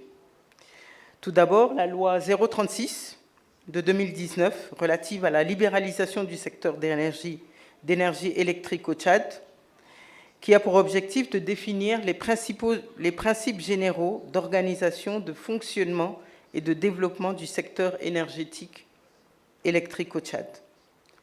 La loi 12 de 2020, qui porte également création d'une Chambre nationale de l'entrepreneuriat féminin, qui est chargée d'assurer la représentation des intérêts spécifiques des femmes entrepreneurs dans les divers secteurs d'activité économique. Nous avons également l'ordonnance 6 de 2017 portant régime juridique des PPP, des partenariats publics et privés, et avec son décret d'application également, avec son décret d'application. Nous avons inscrit également le projet de création des centres de gestion agréés dans la loi des finances de 2022 pour accompagner le secteur privé et envisager des facilités fiscales. L'ordonnance 02 de 2022 fixe également un cadre général de création et de gouvernance des zones économiques spéciales en République du Tchad. À partir de là, nous observons déjà une contribution significative du secteur privé à la promotion de l'intégration régionale. Comme vous le savez, le secteur privé tchadien est dominé par le commerce, qui représente 76% de ses activités. Ainsi, l'intégration passe nécessairement par le développement du commerce interrégional ou intra-africain. L'opérationnalisation des zones économiques spéciales dans la filière bétail-viande, en cours dans notre pays par un groupe indien, Arise, permettra d'augmenter la capacité du secteur privé à commercer avec les pays de la sous-région CEMAC dans le court terme et dans les autres pays d'Afrique et d'ailleurs dans le long terme. Les incitations y afférentes consistent à améliorer les infrastructures de transport et faciliter la circulation des biens et des services. Le projet d'interconnexion électrique Cameroun-Tchad, l'extension du chemin de fer Cameroun-Tchad, la transnationale Brazzaville-Ouesso-Bangui-Djamena et la transsaharienne Alger-Niamey-Djamena et également la fibre optique Soudan-Tchad sont des projets qui sont mis en œuvre pour booster le secteur non seulement privé, mais également la coopération sud-sud. Dans le secteur de l'agro-transformation, l'urgence est de développer des chaînes de valeur dans le secteur de l'agro-industrie à effet d'augmenter la production agricole et procéder à sa transformation pour explorer le marché africain, en particulier celui du Sud et en général et du Sud en particulier. Pour le faire, l'accompagnement du secteur privé par les gouvernements à travers des politiques publiques et par les bailleurs via des guichets spécifiques à nos réalités doit être assuré. Comme vous l'avez entendu, ce n'est qu'un début et beaucoup reste à faire. Mais ces avancées permettent de poser une base et un cadre positif de stimulation au secteur privé pour prendre son envol. De plus, nous sommes convaincus qu'avec l'appui et l'accompagnement des partenaires et des bailleurs venant d'horizons nouveaux, le capital et le potentiel tchadien pourront se transformer et atteindre les objectifs de développement durable de l'agenda 2063 de l'Union africaine, les ODD des Nations Unies et surtout la stabilité et la prospérité tant requises pour le développement du Tchad. Je vous remercie.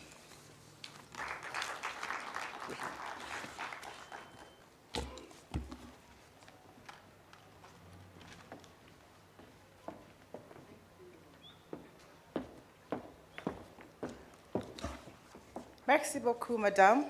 That's the end of my French. I should do better. Thank you very much, Madam Minister. Your Excellencies, Chad has presented they have shared their experiences, and I hope you're able to borrow some of the activities that they have implemented under the South-South cooperation, from fiber optics to food security and issues around mining. We appreciate that. Thank you very much. I would like to call upon Ms. Charity Muir, the CEO for Namibia Chamber of Commerce, to come and share with us her experience. Welcome.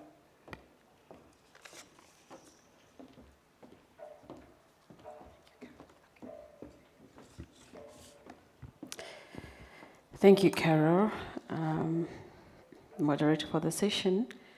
And standing on the already established protocol, I would like to also to appreciate the invitation extended to the Namibia Chamber of Commerce, obviously ensuring that the private sector is also represented in these engagements. This is the pattern that is actually followed back home.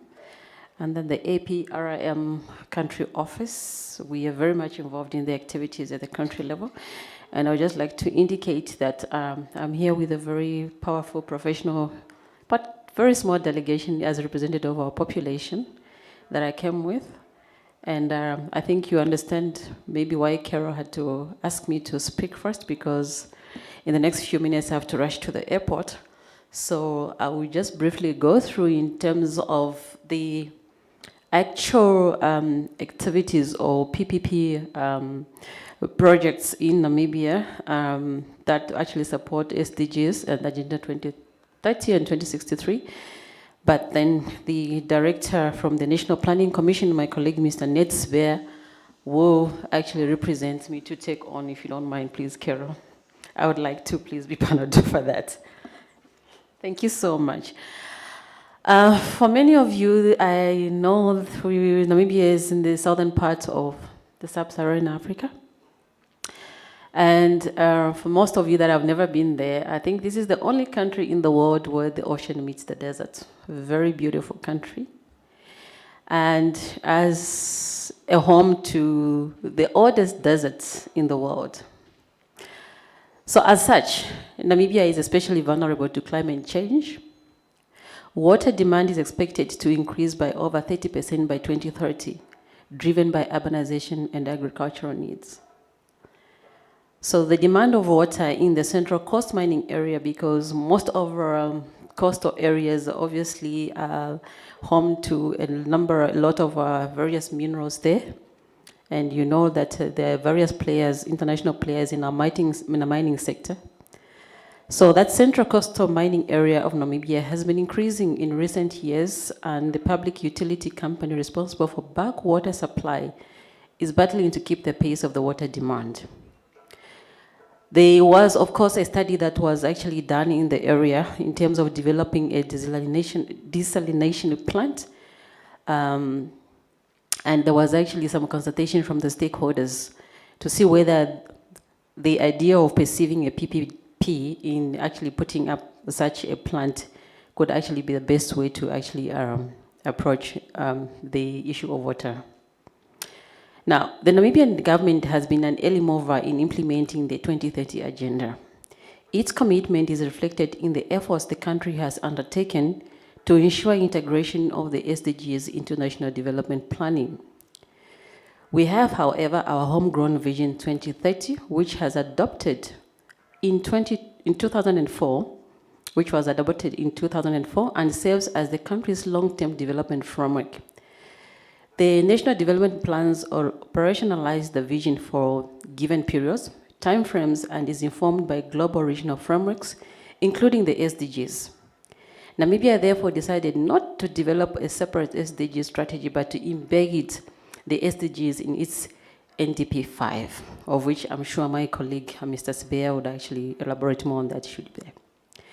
We started at policy level, of course, and we actually implemented or established an act in terms of institutionalizing PPDs. So an act was promulgated and came into effect in 2017.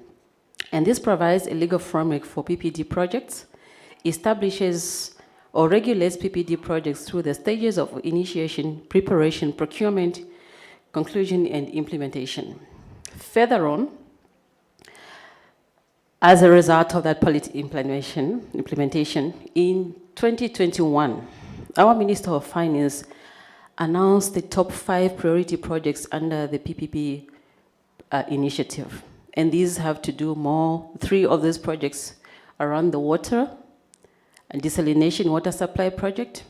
The other also in the energy sector, which actually is under the National Power Utility.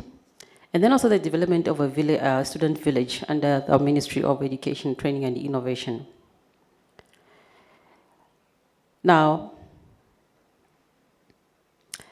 the identified projects align to the national development goals, and they are deemed to be of high socio-economic impact. That is to deliver value for money, while at the same time ensuring that the private sector achieves a reasonable return on investment. The government of Namibia therefore initially committed 100 million over the 3 years for the establishment of the project facility in order to fund project preparatory work, such as feasibility studies of identified projects to feed the PPC cycle of implementation. And this project is done in collaboration with the Development Bank of Namibia. But I would like to really bring a specific project, maybe to give an example of a specific project that has really worked in terms of addressing the SDGs and the agendas 2023-2063. Namibia, as you know, is a semi-arid country. So the government of Namibia actually adopted a green scheme project. And now this green scheme project, obviously, most of these to actually promote food sustainability within the agriculture sector. And these projects would normally be put along the borders that we actually have shared rivers. And one of them that has really worked is one that is actually in the region that is actually borders with Angola. This green project is actually implemented by the Ministry of Agriculture, but it's a PPP. And in line with Vision 2030, the government also set a target of about 27,000 hectares of land under irrigation over a 30-year period. Now, this project, which is called the Mashare Green Project in the Kavango region, is an excellent example of PPP that has been successful in transferring agricultural knowledge and skills in the local communities. It has contributed greatly to the attainment of social objectives of the government by creating jobs and employment in the area, making this a collective approach to a sustainable and effective way of addressing poverty, hunger, and achieving the desired goal of food security.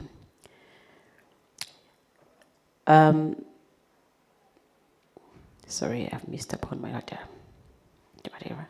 So this irrigation strip, this irrigation project,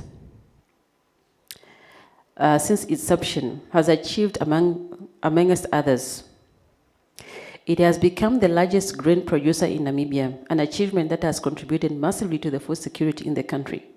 Another key accomplishment is that the irrigation scheme was the first largest commercial producer of blueberries in Namibia. And these are actually exported to other markets, thereby contributing to foreign earnings in the country. A very actually excellent example, that area. The project also succeeded in empowering the local communities through training and skills transfer, and has already brought a lot of other initiatives in terms with the local communities. Because of the skills transfer, you find there's quite a number of communities around that area are also now venturing in other agricultural projects. And there was called that the same concept should actually be sensitized and actually replicated in other regions. So this was actually a very good milestone around the area. Of course, we are a proud country that we are endowed with so many mineral resources, and as time goes by, we are trying to actually find out that many of these resources are also providing opportunities that are actually probably still too new to our economy. For example, many of you have heard already about the green hydrogen now boom into the country and some of the oil discoveries. But in terms of the green hydrogen, that's still a new concept in the economy. And it's a very, very good example where government has really put together with the private sector, driving and putting the local private sector at the forefront to make sure that, you know, there is preparatory work that is being done in terms of preparing for the required skilling and involving particularly the SMEs, who are our largest constituency in our economy, to ensure that we prepare them for this boom and what actually comes. So you've seen that our presidents and some of our leaders, when they go out of to the world, to the investors, when they emphasize and promote this project, they bring on board also of the locals. Of course, there's a lot that still needs to be done in terms of really sensitizing the local economy. Now, when we come to the SDGs, as the chamber, within the current administration's prosperity plan, which is called the Hamre Prosperity Plan, the chamber itself has actually been tasked in terms of really be at the forefront of mobilizing the private sector to adopt or to conform or to actually, comply to the SDGs.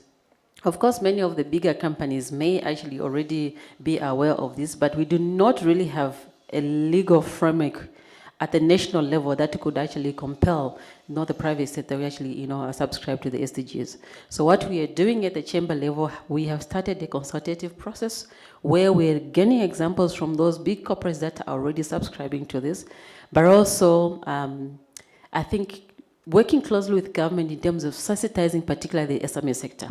I don't know how it is with other countries, but when you speak anything that has to do with environmental sustainability, for many of the SMEs, they think, well, these are issues for environmentalists. But not understanding that obviously we're trying to make them understand that even the donor communities, even the funding institutions, these are some of the requirements that they are considering in terms of actually doing the funding, that you need to make sure that you incorporate this in your business processes. And this is a task that we as a private sector, the chamber as a business support organization, are really going out of our way to actually do that. But now I'm speaking now to the funders. That's why I said I wanted to listen to my sister before I go. Because quite often, economies are developing at different paces. In Namibia, our economy is very slow. So it's at a larger extent, at least maybe between 60 to 70% SME structured economy. And many of these SMEs, when it comes to business support organization, where they require also them to subscription from them to actually, become members. And then you also still have to go to them in terms of the many initiatives that you are delegated by government to actually implement. So the issue of resource and their capacity also becomes a challenge within the institutions or business support institutions. And that's why we are saying that even to the donor community, please try to look at how you can also support, the private sector institutions like chambers in terms of capacitating them so that we can be able to support the private sector really in driving the issues of SDGs and sustainability. So when it comes now, believe I would just want to give my part on the PPDs.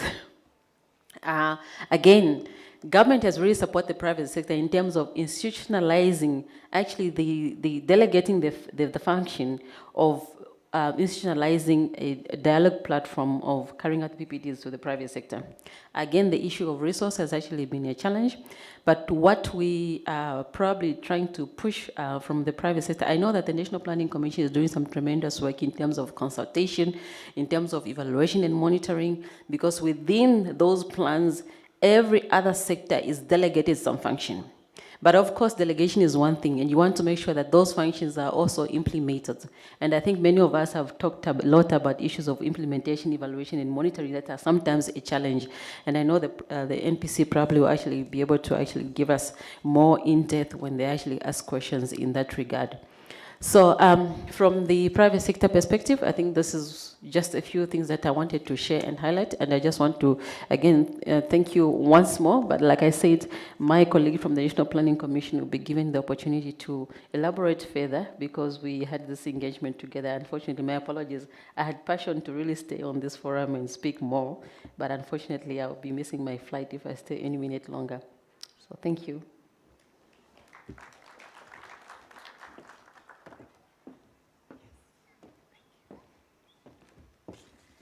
Thank you very much, Madam Charity, for your experience sharing. I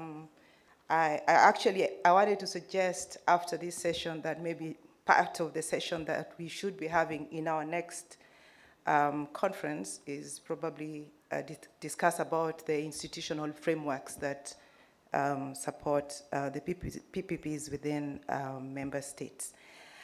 Well, Your Excellencies, after all is said and done, we have talked about projects that we are executing. So when all is said and done, we ask, where is the money?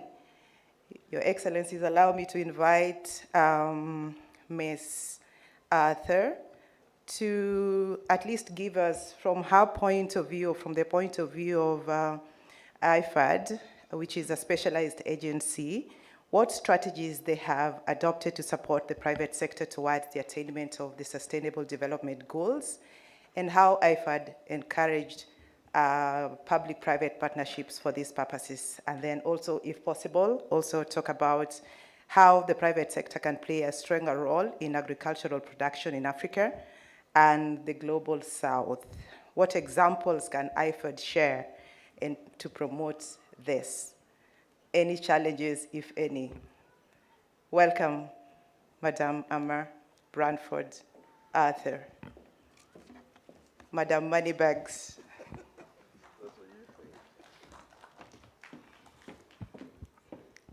Good afternoon, and thank you very much, Carol, for the introduction, which I suspect is far higher than I actually am able to fulfill. Excellencies, distinguished ladies and gentlemen, and to use the catch-all phrase, all protocols observed. So here's the thing about being the last person to talk when there's a panel. People are tired.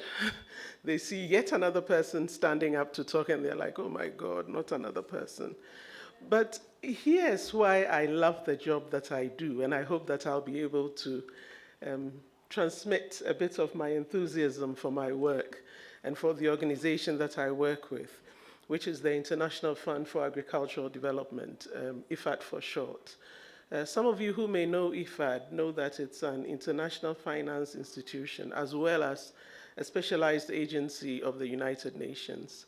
And our chief mission is to invest in the rural poor, which some people may see as a bit of an okay, now I've forgotten what I meant to say, but like an exclusive notion. So there's the rural poor and there's investing in them. But here's why this matters to IFAD. Working with the rural poor as our target population, ensuring that in line with the SDGs, especially SDGs 1 and 2, we have transformative development, ensure that no one is left behind. We ensure that according to SDGs 1 and 2, we move people out of poverty. And not only that, but we give them the tools to support them as they grow and transition from just being subsistence farmers to earning incomes, to producing more food, to ensure both food security at home and improved incomes. We've heard a lot of statements made about the private sector. There's a lot of statements that we know to be true and some that we suspect. The private sector is a key partner for development. It's a key factor in terms of the engine of growth. It needs the government, as the Honorable Minister has said, to support it, to put in the institutional frameworks to ensure that it is able to deliver on its mandate. Above all, we know that the private sector is not in the market for altruism. It's not there as, to deliver a public good. I think the private sector has dollar signs etched on its eyeballs because they're there to ensure profit. But here's where IFAD and the private sector meet. For us, the private sector represents a partner of choice, because we consider that it can provide valuable opportunities for linking small producers to markets, to technologies, to services, and to innovation. The innovations that are generated by the private sector, what if we could support them to ensure that they put them to the good of the small-scale farmer, to ensure that they bring in ICT for development, the many innovations, especially in Africa, we heard some of them mentioned in the previous panel, money payments through telephony, being able to find out what the market prices are as compared to the farm gate prices. What if we could support the private sector to develop opportunities that would go to help the smallholder farmer? Then we'll be killing two birds with one stone, if we want to put it as graphically as that. So IFAD has had a long record. First, it was more or less opportunistic of working indirectly with the private sector. But now we have a more intentional approach. In 2019, when we decided that we needed to meet the growing need for investment in agricultural development, we adopted a new private sector engagement strategy, whose two main pillars are to crowd in private investment in smallholders and their organizations through the use of, forgive me for this word, catalytic financial instruments, and to expand markets and income opportunities. So what the fund did, we sponsored the Agribusiness Capital Fund, also known as the ABC, not the Brazilian Development Corporation, our own ABC, the ABC Fund, and the private sector financing program. What it does is it crowds investment into small-scale agriculture. It provides loans and investments which are adapted to the needs of rural SMEs, to farmers' organizations, to agripreneurs, and to rural financial institutions. So what we do is we target particularly commercially viable ventures that can help create employment, in particular for the youth and for children and for women, and improve rural livelihoods. And we also are very concerned about climate-smart projects that promote sustainable production. In terms of private-public partnerships, the model that we look at is one that also places emphasis on producers. So it's public-private producers partnerships, so it's the 4 Ps. And we're interested in ensuring the smallholder producers are recognized. They are respected and established partners since they are absolutely an integral part of the partnership process. And this ensures that there's a reliable and profitable market for their crops at prevailing market prices. And in return, what's the benefit for the private sector companies is that they can also secure reliable sources of raw materials that meet their requirements in terms of timeliness and delivery, in terms of quality, and in terms of volume at the least possible cost. So what IFAD does is manage the contractual relationships and ensure that to the extent possible, everybody is a winner. What else is it that we do? I mean, I'm not coming back on the definition or the history of South-South and triangular cooperation, but we are well aware that a manifestation of this modality has been an increase of the flow of trade and investments among developing countries. And of course, this means that we have developed regional policies and economic frameworks that facilitate these exchanges. And this has contributed also to the expansion of markets, hopefully increasing the benefits to regional livelihoods.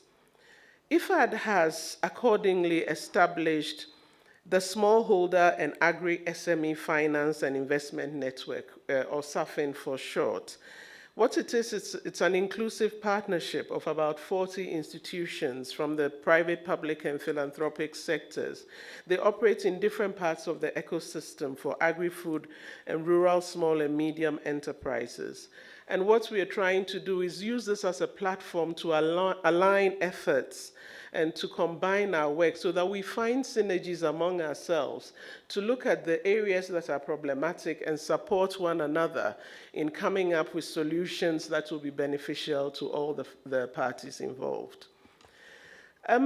I think that given that we don't have much time, I just wanted to give one clear example that we have of supporting the private sector to support the smallholder farmer for the benefit of rural populations. In 2019, with the assistance of the China IFAD SSDC facility, we started a project in small-scale cage aquaculture in Ghana and Nigeria. We use the private sector as the implementing partner, but primarily we also work through World Fish, which is a CGIAR center in Egypt. And World Fish uses its expertise to support the installation of small cages in an area of Ghana and Nigeria that have lagoons that are severely depleted due to overfishing and lack of management. So the demand-driven part, which is SSTC, consisted of the chiefs and the farmers approaching two private sector companies and asking them if there were ways in which they could support them to increase nutrition and to improve the diets of the children who were severely malnourished. So they approached us and we gave them a grant. Our grant was focused on ensuring that household security, food security was improved, to look at the lagoon and see ways in which it could be farmed sustainably, and to ensure that the youth and the women who often are a very important part of the value chain in the fish value chain were effectively supported to increase their incomes. So in this project called Proskawa, which we have in our booth across over there, it's supported at least the assembling of about 36 cages, and so far over 6 tons of tilapia fish that have been nurtured and harvested. We've found that it has generated over 10,000 USD in revenue for the local farmers and created employment opportunities for at least 250 people.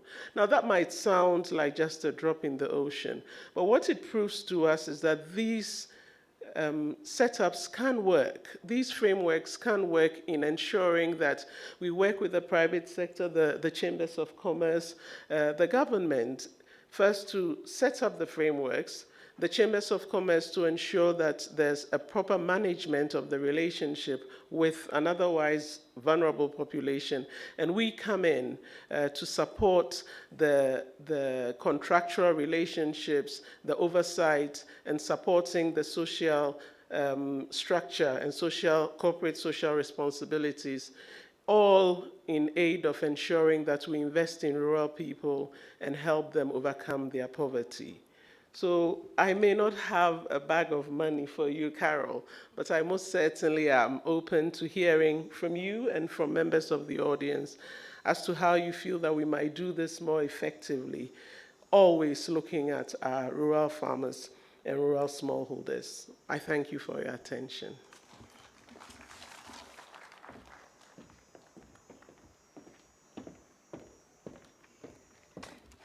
A round of applause to Madam Moneybags, even though she says she doesn't have money, but she's open to conversations. That's good enough. We can work with that. Your Excellencies, due to time constraints, I'll just jump into the plenary session and ask if there are any questions from the audience. We have 15 minutes, so we have one question here. Good afternoon, everyone. Yes, I'm called Dr. Nelson Mandela. I'm a coffee exporter, and I'm basically in coffee value chain, coffee processing, trade in Uganda, also exporting other countries. Well, my question is on because a lot has been said here regarding how private sector can play a role in improving the cooperation. But I had an example with export, where we had a client from Tanzania who wanted to export beef from Uganda especially. And we actually failed to get a company in Uganda with an beef export license to export beef to China. And even a country, Uganda as a country, I'm told doesn't meet the requirement to export beef to China. So my question is going on the issues of the quality, because a lot has been said, even after when we are implementing the after, I think shouldn't just be about us being Africans. We buy African things because we are Africans and all that. So my question is like, what has African Union done in regards to quality, improving the quality of the products of the African private sectors or the companies? Because it is really critical for us to be competitive at a global stage. Quality has to be put in the play, not just because this guy is from Tanzania, I'm from Uganda, then I should just go and buy a product from such a thing. Then another thing that should go to the people who are in the finance. Especially, we talk a lot at the policy level, but when it comes to finance, there's literally nothing to do with innovative finances, because if people who are at the grassroots level, especially the farmers, need some sort of innovative financing, not the normal one, where you have to go to the bank. Some of these people are even in the informal sector. They are not even educated. So, and that brings the issue of financial inclusion. There you cannot say we are tackling people who are in the informal sector. Because if you talk about agriculture, that is predominantly informal sector. And finance is very critical when it comes to that sector. Thank you. Thank you very much. Any other question? Okay, I think there's only one question, and I would ask if anyone in the panel is able to respond to the two questions the gentleman has raised. One is about export companies, Uganda and Tanzania. I don't know if Mr. Moses, you could take that question. But then to bring in, we have AFCFTA experts. I can see Professor Adewale looking at me now. I was wondering if you could also respond to that question to do with AFCFTA. So, but first, please. Yes, I want to thank Dr. Nelson Mandela for the good questions. I think you're right about the need to ensure that we have standards, not just for exports, but also for our own consumption. Because we can't have something that is good for China and it's not good. And for us in Uganda, we don't take it. But I want to say that there are standards in Uganda, there are standards, East African standards, and I think African Continental Free Trade Area has standards that at least they meet the basic requirements for consumption. So where you find that there could be challenges with exports when maybe some of the beef that could be exported does not meet the requirements for human consumption, then you may not get a license. But I want to tell you that yes, in Uganda there is a company that is supplying beef to the UN, and it's actually exporting. So it's not like there's no company in Uganda. There is, but I agree with you that standards need to be enforced. We have been very lax on enforcing standards. Sometimes our fruits and vegetables are rejected by the EU because they have been intercepted with so many foreign substances. So we really need to fight so hard to ensure that we do have the standards. So we make sure that we have, we are putting in place laboratories to check this.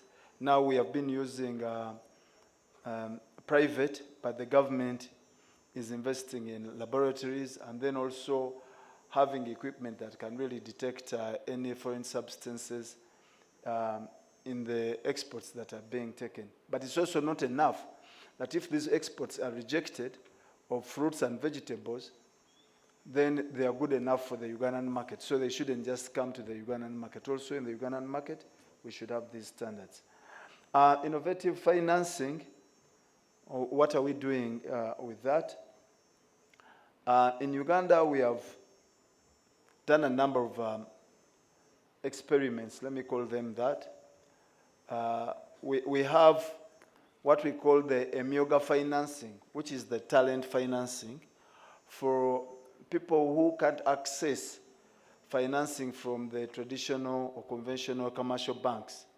So they are putting their talents. They are, if you're a musician, if you are a hairdresser, if you are a cobbler, all these people are put into their talents, and financing, affordable financing is given to them through their associations so that they can do their work. For the farmers, we have what we call the parish development model, where we identified that Uganda has 39% of its population living below the poverty line, or we call them the poor. But out of these, about 68% are farmers. And what are we doing now? We have the parish development model, where we are putting money into circles formed at parish levels, 10,054 parishes, to ensure that at least the farmers in those parishes can have access to financing. And then they are going to be linked to people who will offtake their produce that they are making for value addition. So that is the innovative financing I can talk to that we're looking at in Uganda. Thank you. Thank you very much. Yes, Madam Minister. Je parle en français, hein? Oui. Oui, merci.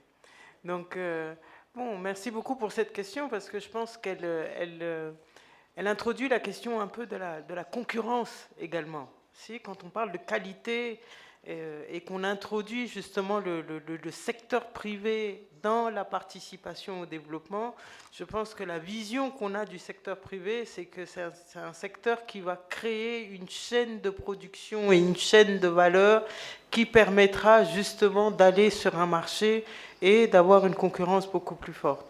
Donc, cette qualité-là, où c'est, comme l'a dit le panéliste, je pense qu'il y a des standards. Après, l'association et la collaboration, quand on fait du partenariat public-privé, c'est parce qu'il y a des éléments qui sont beaucoup plus propres au secteur privé et qui permettent justement d'améliorer les performances du secteur public. Ce n'est pas seulement une question de financement, c'est une question de chaîne de production, c'est une question de chaîne de valeur, c'est une question de vision, de méthode, c'est une question de résultats. Donc l'exemple que vous donnez, elle fait appel justement à tous ces critères que chaque secteur pourrait avoir et qu'on puisse mettre ensemble pour pouvoir donner un résultat qui soit positif et qui permette justement l'ouverture plus concurrente ou plus concurrentielle des produits qu'on met sur le marché.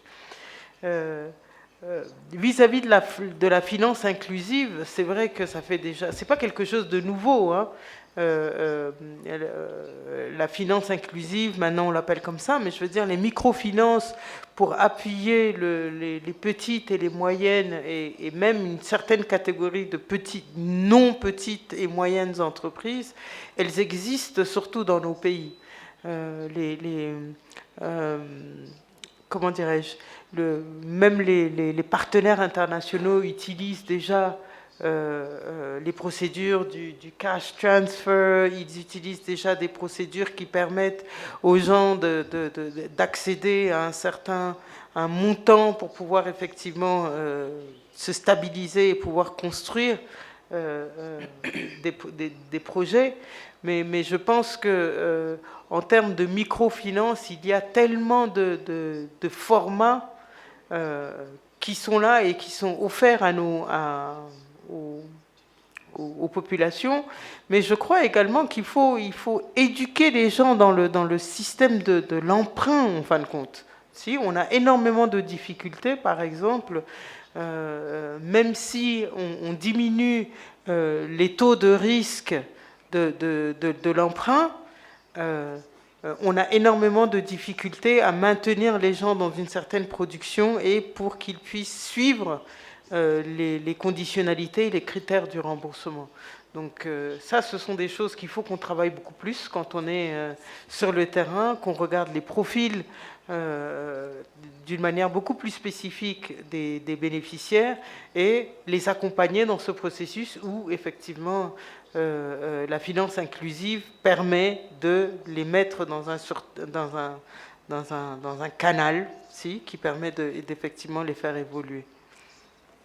Merci beaucoup, Madame Madeleine. Anyone else? Namibia Chamber of Commerce, you have any responses, reactions?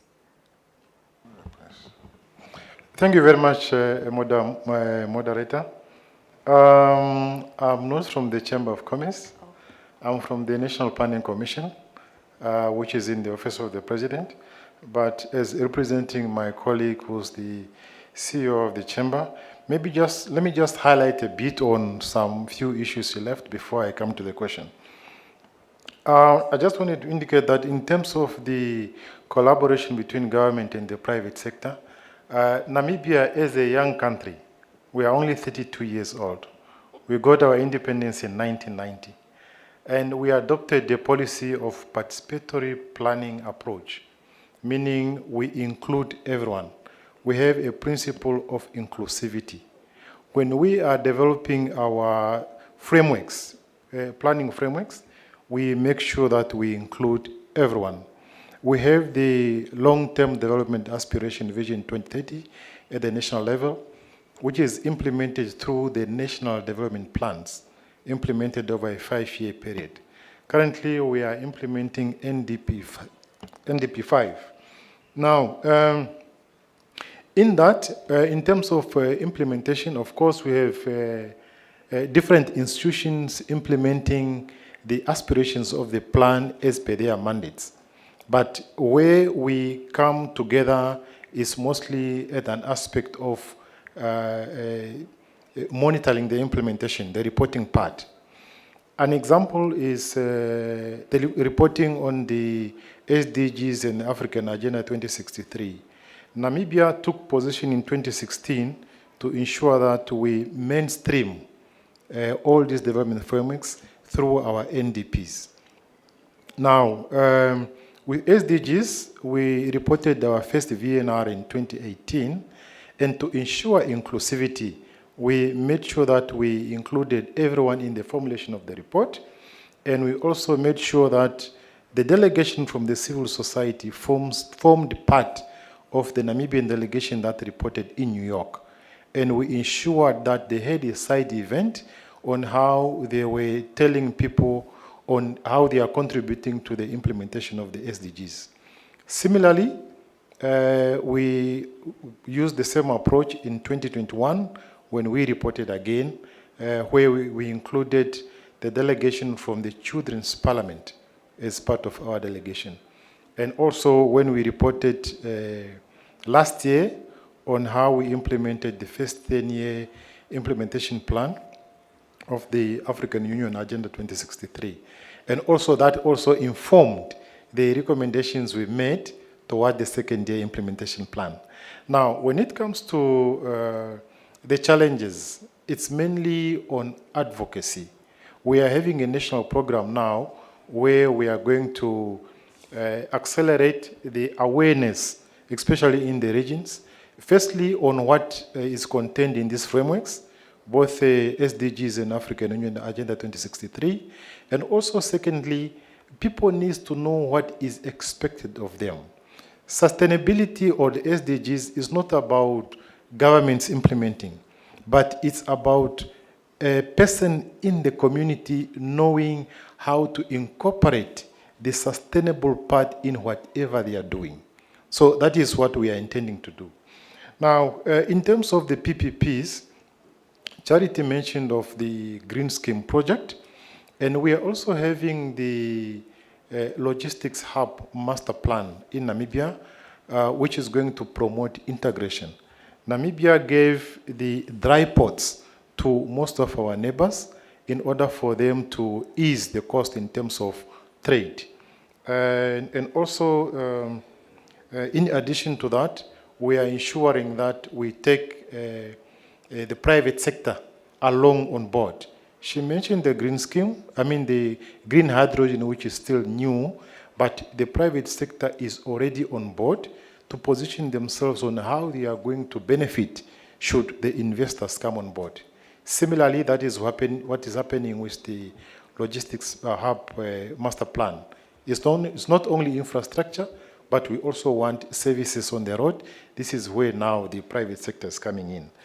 Coming to Dr. Mandela, in terms of the quality of the beef, I think maybe in line with what my colleague indicated from Uganda, our role as government is to provide a conducive environment. What we did in Namibia is that we are exporting beef both to Europe and China. And the beef that we are exporting is coming from the southern part of the country. We have a red line. I said we are only 32 years of independence. A red line, the southern part was mostly dominated by commercial farmers where we have quality beef. This is what we are exporting. The northern part, which is mostly dominated by commercial farmers, communal farmers. Of course, the quality of the beef is very low. So we have a national program that is working on to upgrade the quality of the beef. That is one. Secondly, we have also agreed in the name of South-South cooperation to export this beef from the northern line of the golden fence, of the red line, exporting them to our other African countries. And that is what we are doing. Possibly, maybe that is what the government can think of. Apart from talking about the quality, what can we do now? Thank you. Thank you very much. Would you kindly introduce yourself? Sorry. Thank you very much. My name is Ned Sibeya. Ned is in NED, like Nedbank. I'm the Director for Development Partners Coordination at National Planning Commission, Namibia, in the Office of the President. Thank you. Thank you very much, Mr. Ned. Ms. Bradford, do you have anything to say as we conclude this session? I just wanted to say something about innovative finance. I thought that Uganda gave a very good example of how they've looked at implementing it. And I can think of a project that we had in Senegal where the producers and the marketers agreed on a scheme where they had a diminishing grant process. So if the first year they gave 100% to the producers to support them in procuring inputs for farming, part of the produce from that harvest would be used to defray the cost, and the next year they'd be given a 60% grant and a diminishing grant, so that by the time that they got to the third or the fourth year, the farmers were essentially financially independent. We find that there's, either through peer pressure or a sense of pride, people, especially those in cooperatives, in the SACCOs, as they call them in some countries, are very willing to pay back, especially if they are manned by women. If they are largely made up of women, they are very, very diligent about paying back. And so this is just one example of innovative finance that I thought I'd like to share that might be worth replicating in other contexts. Thank you very much. Well, Your Excellencies, you heard. We often talk about the boy child being marginalized, but now we've heard from Madam Brantford why the boy children feel marginalized. Thank you very much. I think we come to the end of our session, and I hope we have done it within the allocated 1 hour. Your Excellencies, I want to thank this panel for their excellent and impactful contribution to this session. My gratitude also goes to the participants at the plenary session. And as I exit, I'm reminded of a Swahili proverb: a boat doesn't go forward if one is rowing their own way. So let's row together and in the same direction for sustainable development of Africa, for Africa. Thank you very much. Asante sana. Merci beaucoup. Shukran.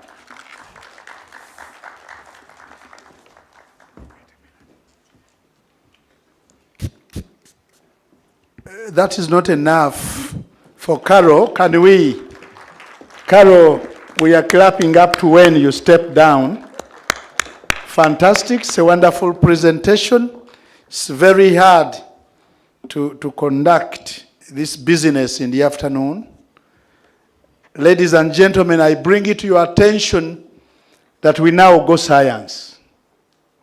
And it's because of science that we've moved this far, and I don't want to take any more minutes, but still science requires that a healthy body can perform even the unexpected. So may I still take you up? This is the last presentation. Rest assured it's going to be short, and it's going to be to the dot. So may I take you up? You stand a bit. Stand a bit. And you see it is healthy. There's no way science can perform when you are not healthy. If you are facing this way, look at the back. That will help us do business. I'm happy for people who are touching their waist and are trying to do it just like the way they are doing. You shake it. This is a free exercise. Do it in the way you want. Yes, the ladies are cheating us, I'm afraid. The men are doing it smart. Fantastic. Wow. Yes, you can now sit. We are on session 8, and it goes, the role of science, technology and education in invigorating the South-to-South triangular cooperation for African countries and the global South. I'm happy for Uganda's side, the Minister for Science is in the house. That clapping is very thin. Can we make it a little harder?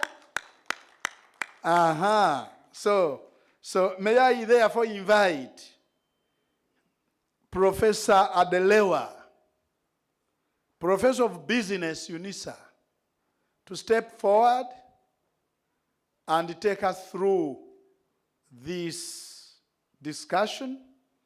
And as you look at your watches, we are just 6 minutes away from 6, but we are making it.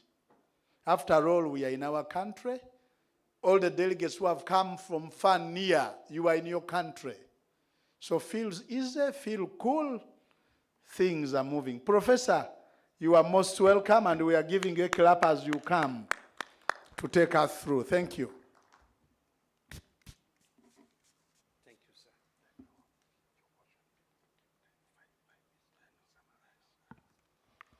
Thank you so very much, sir, the moderator. The session is going to be very long. We're going to take just about 4 or 5 hours of your time, but it's going to be worth it. I'm joking. We try as much as possible to keep it short, but we're not going to compromise on the quality of the discussion, because this is what powers our macroeconomic fundamentals. There is our economic trajectory. It is science. And science is embedded in education. So one of the earlier speakers spoke about STEM. That is science, technology, and mathematics, education. So this time around, we are focusing extensively on the role of science and technology in invigorating the South-South cooperation, essentially for the benefit of Africa and the Global South. And to do justice to this, it is important that we invite people that we know will be able to do justice to the discussion. And that is why I'm inviting Honorable Sam Mangusho, who is the Minister of Water and Environment for Uganda. Honorable Minister? Not yet, all right. Then I was told Dr. Monica Mustinero, the Minister of Science, Technology, and Innovation for Uganda, is here. Thank you, Minister. Thank you so much. Then we have Professor Sachin, the Director General of Research and Information Science System of India. He was there a short while ago. Yeah, okay. Then we go to my brother and friend, Professor Ezra Aaron, the founder, is the founder and the president of the Center for Global Africa, which we call CGA, from Delaware State University, United States. I was told that Dr. Isoba Moses is being represented. Please, who is the representative? Who is representing him? Can we have his representative? Hopefully we'll get the person as we proceed. Then we have Ms. Anna Rinsman, the country director of Conrad in Uganda. Ms. Anna, thank you so very much for being here. Ladies and gentlemen, without taking much of your time, this panel of eminent personalities and erudites going to tell us what we need to do to advance cooperation between Africa and the Global South through the use of technology and sciences. May I then start with our host, the minister, to please tell us from a Uganda perspective, what has been done scientifically and through technology to advance the benefits of South-South cooperation within Uganda, the General Africa, and the Global South. I thank you, Minister.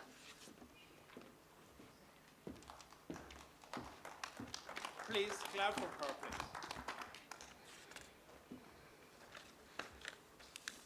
please. The honorable ministers, all delegates, I will also borrow all protocol observed. First of all, welcome to Uganda.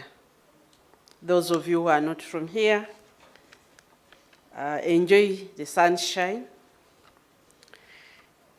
I'd like to make a few remarks, and I'll be talking about, first of all, how to consolidate our conviction about the critical role of science, technology, and innovation in our development and collaboration. I'll touch a little bit on the laggard status of science, technology, and innovation, and then propose a way forward with just a snippet of examples of what we have done. Once again, I'm called Monique Amusenero. I'm the Minister for Science, Technology, and Innovation. Ladies and gentlemen, it's really a well-known fact that science is a key driver of economic growth and prime source of competition. In fact, about 50% of national development is ascribed to science, technology, and innovation. And you can almost approximately map the wealth of nations to those nations that have focused, invested in, and developed science and technology. To build my case for science, technology, and innovation, I would like to just define briefly a few terms which may be common, but which we have functionalized. The first term is human capital. There are so many sophisticated technical definitions. However, here we are referring to the combination of skills, knowledge, and experience possessed by an individual or a population. And this knowledge and skills, their habits, the creativity, social, personality, and self-worth has a very, very big bearing on how a nation carries itself forward. The second term is the research and development. This is working towards gathering knowledge, innovation, discovery, introduction, and improvement of new products and services arising out of the studies of the factors of nature that are around us. Now, R&D, as I'll be referring to it, research and development, is the single most crucial factor needed to rapidly build a country's human capital, know-how. Now, for countries that have sidelined science, technology, and innovation, they struggle with building a human capital. They struggle because R&D really catalyzes the development of human capital. This magical impact of science, technology, and innovation has been well demonstrated by countries which have switched, which were underdeveloped like ours, countries like Korea and many, Singapore. They switched and they really focused and invested in science, technology, and innovation through R&D. But this magical impact of focus on science to deliver this economic miracle, although well documented, our African nations, paradoxically, we talk about it, we speak about it in our conferences, we fly all over the world, but it has remained that acknowledgement, praise for them. It has eluded us on the continent. And ladies and gentlemen, the secret that I have now uncovered is that there is a close link, very, very tight link between education, science, technology, and innovation, and human capital development. You say, but that is obvious. Not so obvious. You see, the purpose of an education to a nation, the purpose of that education system is to prepare citizens to harness their environment and transform the resources therein to create more and more value for livelihoods and economic growth. Now, when an education system does not specifically focus on that, you'll have school going and attendance, but you will not build human capital. When individuals who leave the education system, they are unable to harness the environment. Education must relevantly prepare citizens to overcome limitations and transform the resources, those are the raw materials in their environment, and create value at multiple points along the value chains. And this is what we call an industrial value chain. You pick cassava and through multiple processes, we add value and it becomes an industry, which is the opposite. For most African countries, we grow our cassava in the backyard, we go and dig it up and eat it, and then the next season, we do the same thing. Consequently, what keeps a nation poor and underdeveloped? It is when the education system fails to prepare citizens to identify and add value to their resources in the country. Develop the industrial value chains to create sellable value, but instead we prepare them to identify with, prefer, and hence consume products from industrial value chains elsewhere. And this can be seen in that the more people are educated, the bigger cars they will want from Japan, and the more sophisticated watches they will want to have, irrespective of the fact that they cannot add value to what grows in their backyard. Now that's a disconnect an education system can have on development of a nation. And education is a big conditioner. It starts with us very early, and you are conditioned what you see, what you use in school. When I leave home, I want to go to school, I'm given a pencil. And so I always associate education with a pencil. I'm given a book. I'm always associated with a book. The only sad thing is that you don't make books in your country.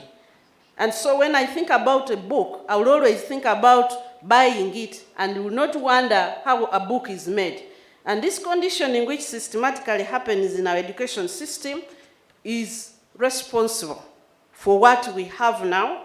We have very well-meaning people, well-educated with PhDs, but the process of adding value to our raw materials is really a dark box for them. It's a very, very dark box for us. And ladies and gentlemen, let me talk a little bit, why are we in this situation? During the first industrial revolution in Europe, they experienced massive socio-economic transformation. They accelerated the demand for skilled workforce, and therefore they started to develop education as we see it now. These educational programs, therefore, emerged to meet the demand of manufacturing, and so they were attached to livelihoods. And this laid the foundation for their economies and for their education system. Later along, to keep production of raw materials, slave trade was institutionalized to move slaves from the south, which we are talking about, to Europe and her other territories. The slaves were only given skills for production of raw materials and nothing. They were not exposed to the industrial value chain, the process that adds value. Before Africa was in touch with foreigners, we had some kind of education system, actually pretty good. Young people were skilled at home, and we learned how to produce, how to add value, how to market. However, that education system did not have an alphabet. It was passed on orally and within the community. With the coming of missionaries, the missionaries introduced the alphabet in Africa. And because their objective was to pass on the gospel, which required literacy to enable the new converts to read, understand, and teach others about these books of faith. This alphabet-based education system was introduced without due regard to the ongoing African system, which was intentionally or unintentionally now sidelined. The young educated, who are the majority who converted, got detached from the community educational system. And unfortunately, these education programs, which went along with the introduction of the alphabet, were never ever linked to the livelihoods or industrial value chains, as was the case in Europe and Middle East. Most of our current struggles with our education system are linked to this challenge, this problem. what I'm saying is once you go to school in Africa, you get disconnected from the value chains around you. You are put in an artificial system which teaches you about things that happen in Europe. The only thing that you learn about over here is production of raw materials. So, and this is how the education system developed.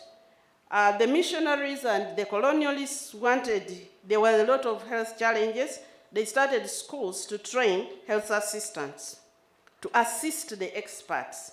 The teaching of the books of faith led to the establishment of education assistants, which are our current teacher training programs.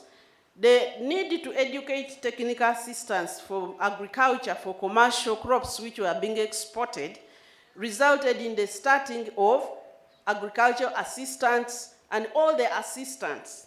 And as they went on, they were able to introduce now higher levels, but it was the theory.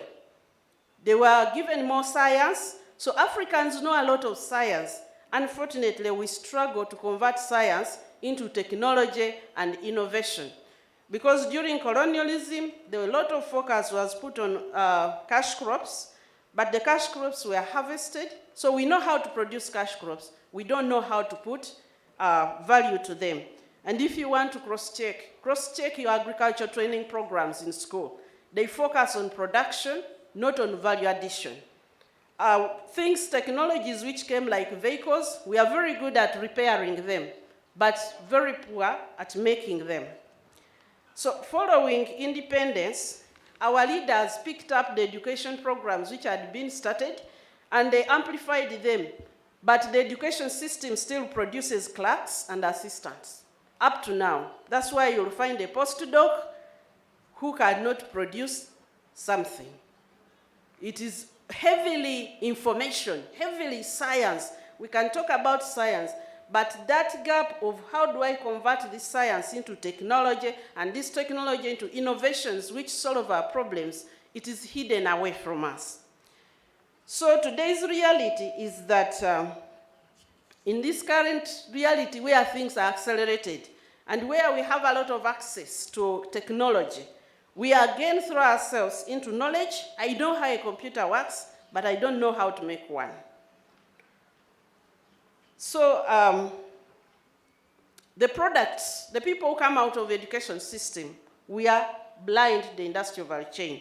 And being Minister of Science, Technology and Innovation now for about 1.5 years, this has been very, very awakening. Why have I gone into laboring for this? Because unless we can unravel that, we are not going to break our lack of technology development.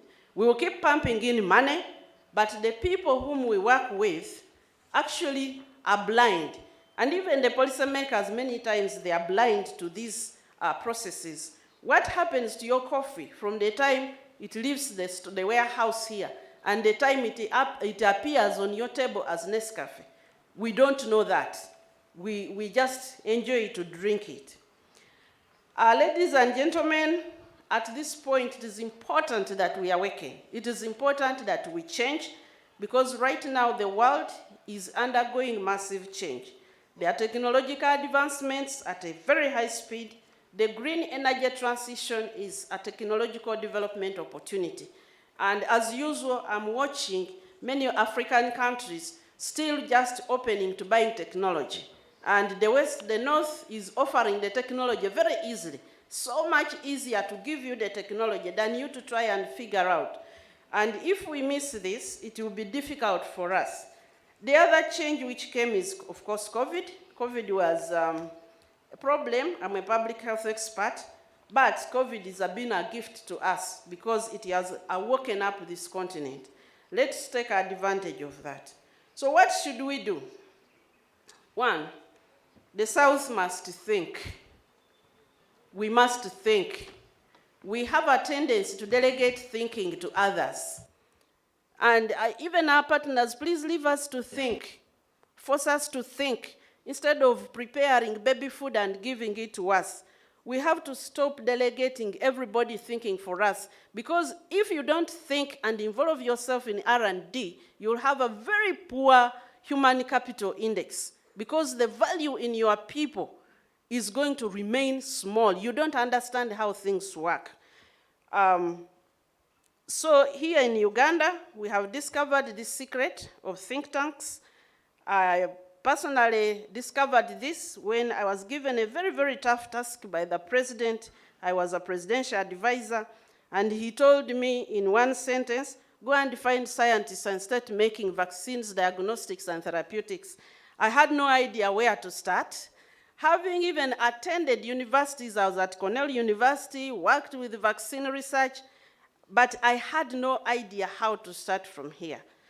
So I got an idea of starting a think tank and collected the scientists, and we thought through our things.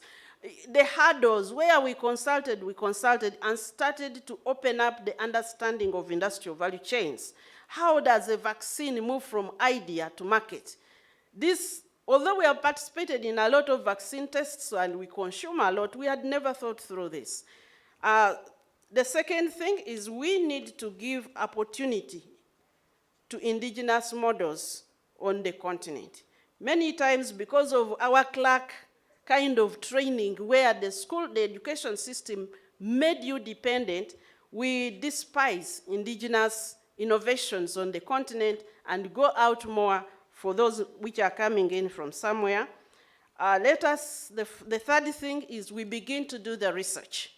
I have spent a lot of time building capacity of my scientists, PhD holders in their fields, but they cannot think onto the value chain and really force them to think through that, to read that they're intelligent people, and a glass ceiling has now been broken. And I need again to emphasize that R&D is very critical.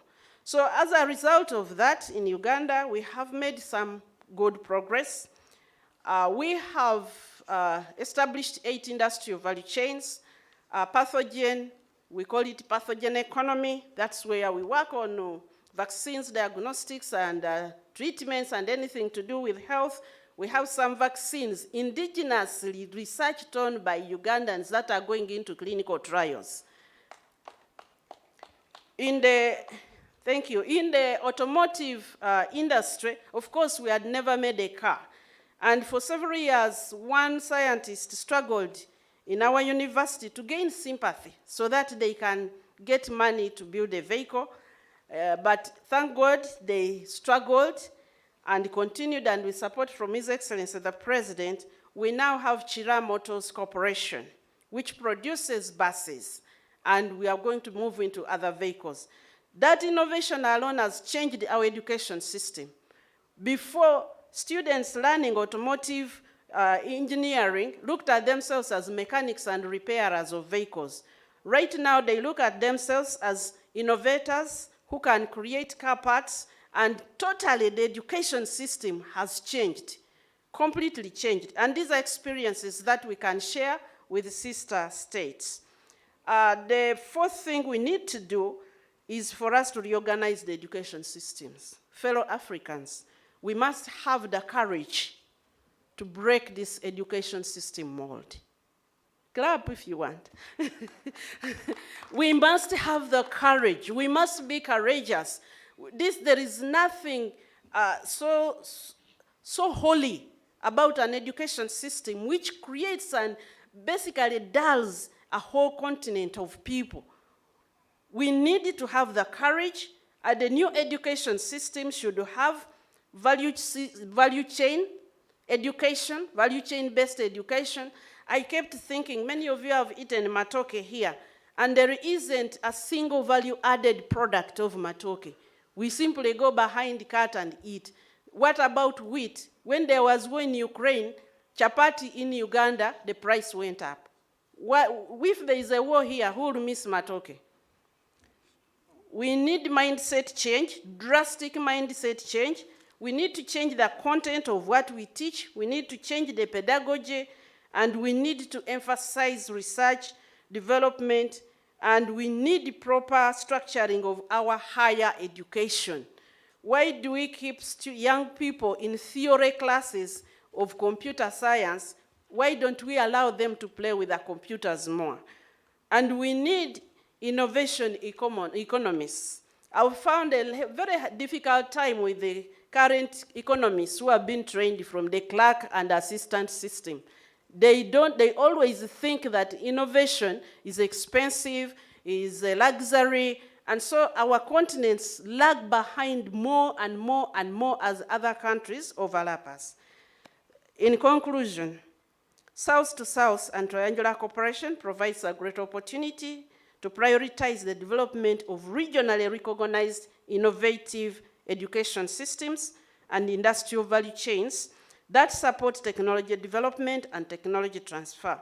Many countries in the region have abundant resources, but we wallow in poverty and underdevelopment because of the minuscule contribution to industrial value chain development that harnesses these resources.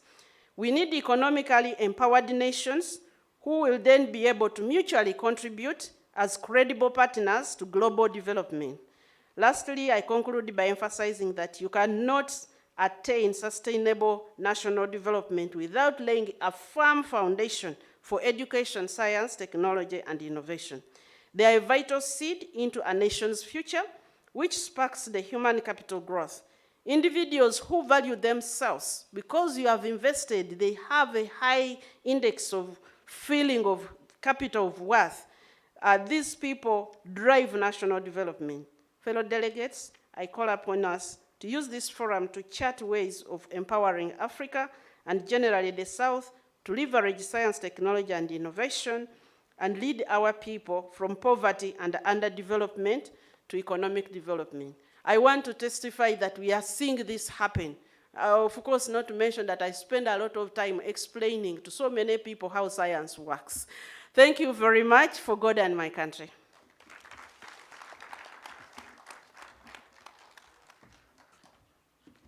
Thank you so very much, Your Excellency. She did not only identify problems, she gave us very good and practical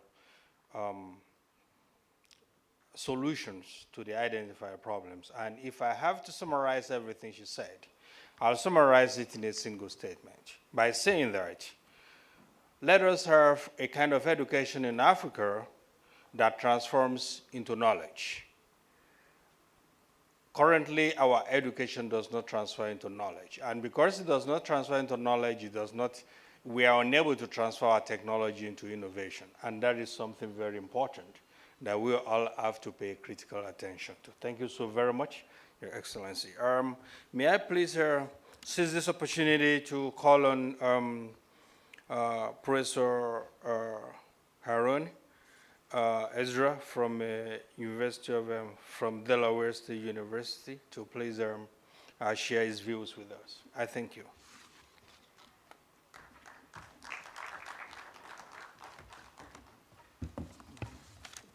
Thank you, everyone, and glad that everyone stayed around for this last panel. Much appreciation.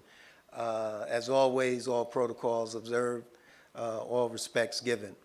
I would want to begin with my remarks by putting an exclamation point beside everything that the minister just outlined. I think is critically important, and it supports a lot of what we do at the Center for Global Africa at Delaware State University.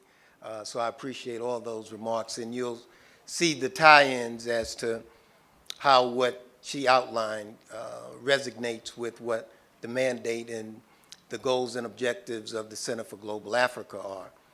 And to do that, I'm going to talk about three things, basically. Human capital development, bridging Africa and diaspora connections and interests, and then the value proposition of the Center for Global Africa to bring all those moving parts together.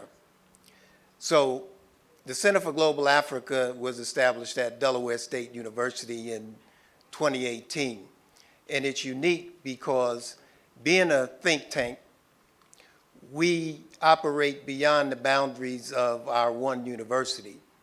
And I'm going to talk more about the orbit of universities that we have in the U.S. of black universities, which we call historically black colleges and universities, which date back in founding to the mid-1800s. And so the Center for Global Africa is designed to work within the network of those black universities, which we call historically black colleges and universities, or HBCUs. And what we do is tap the specialties of those universities along with the expertise of the professors, and we combine that with the support mechanisms of private partners. And that operates in a fashion that we call our AGE model, or academic, governmental, economic, because we view the three as being integral component parts to what is going to make transformative change and movement necessary. And so as an academic institution, a lot of times people think that the focus is just strictly on academics, but what we do at the Center for Global Africa, we call an enterprising model, an innovative model, whereby the objectives is to work with those universities and professors and private partners to filter into African development according to Agenda 2063 and in accordance to the national plans of development for African nations. In other words, I'll reinterpret that. Our interests are the priorities of African nations. And so that in and of itself is unique because we fill a lot of unfacilitated space in terms of how is it that the diaspora is going to connect meaningfully to Africa with official two-way channels, a systems approach that's going to make real development measurable and material.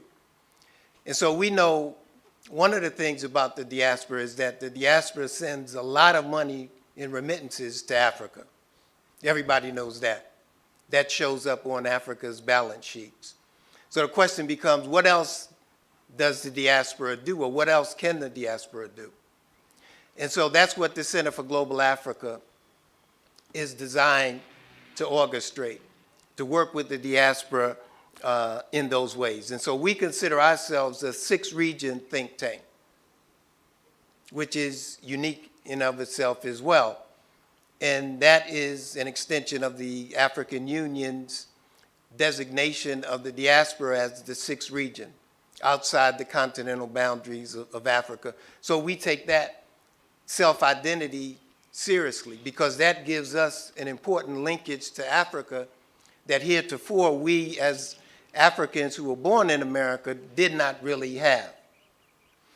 And if you read the news, you would know that last month President Biden had the Africa Leaders Summit.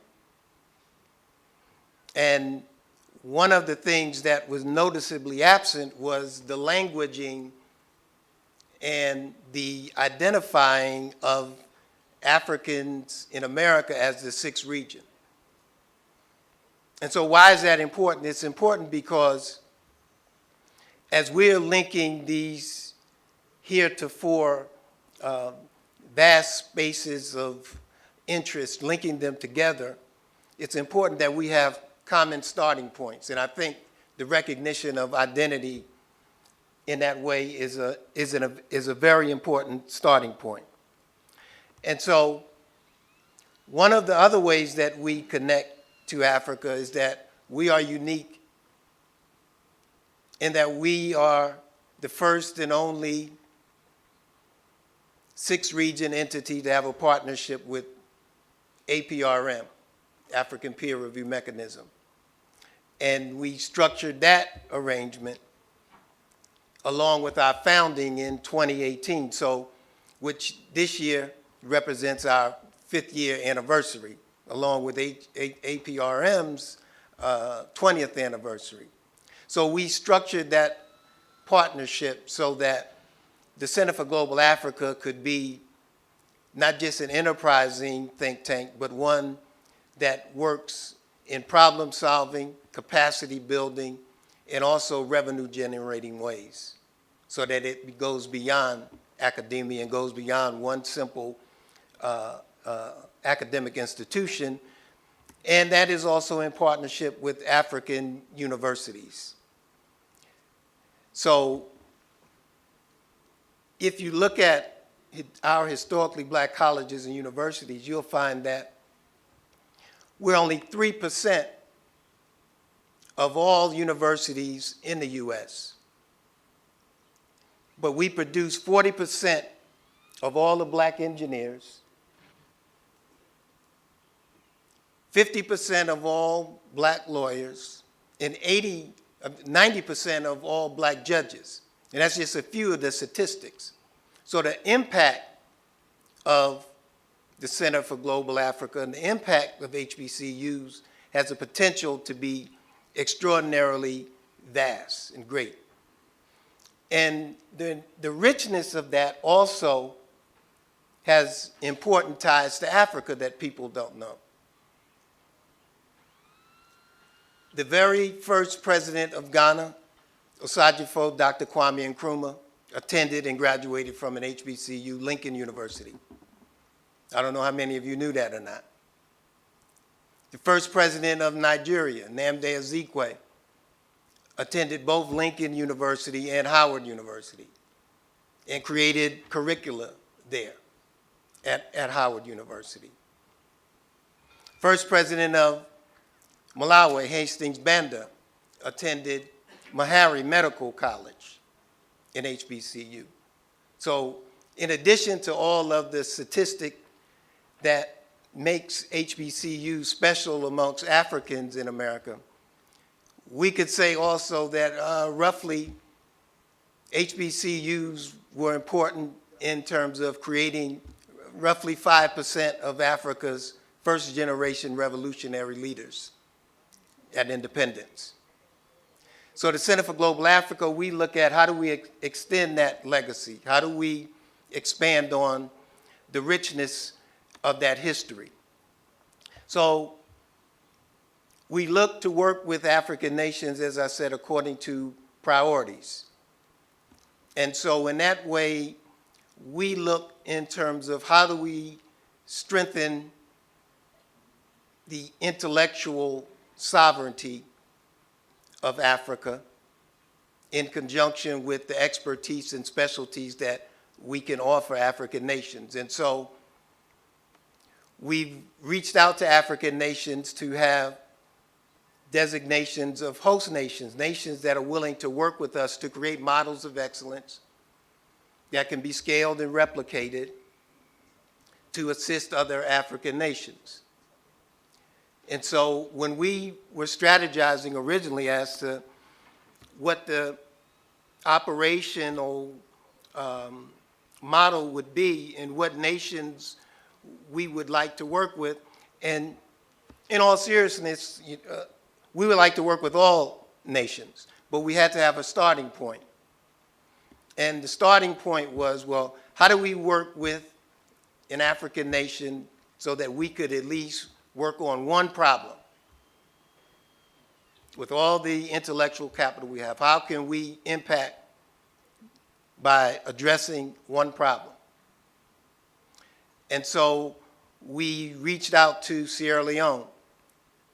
And that was in great part because we have this historical, ancestral relationship and tied to Sierra Leone, because Sierra Leone was birthed out of revolution of Africans who were in America who never wanted to be Americanized, and they chose the pathway back to Africa, and that became an important part to the modern day configuration of people who now populate Sierra Leone.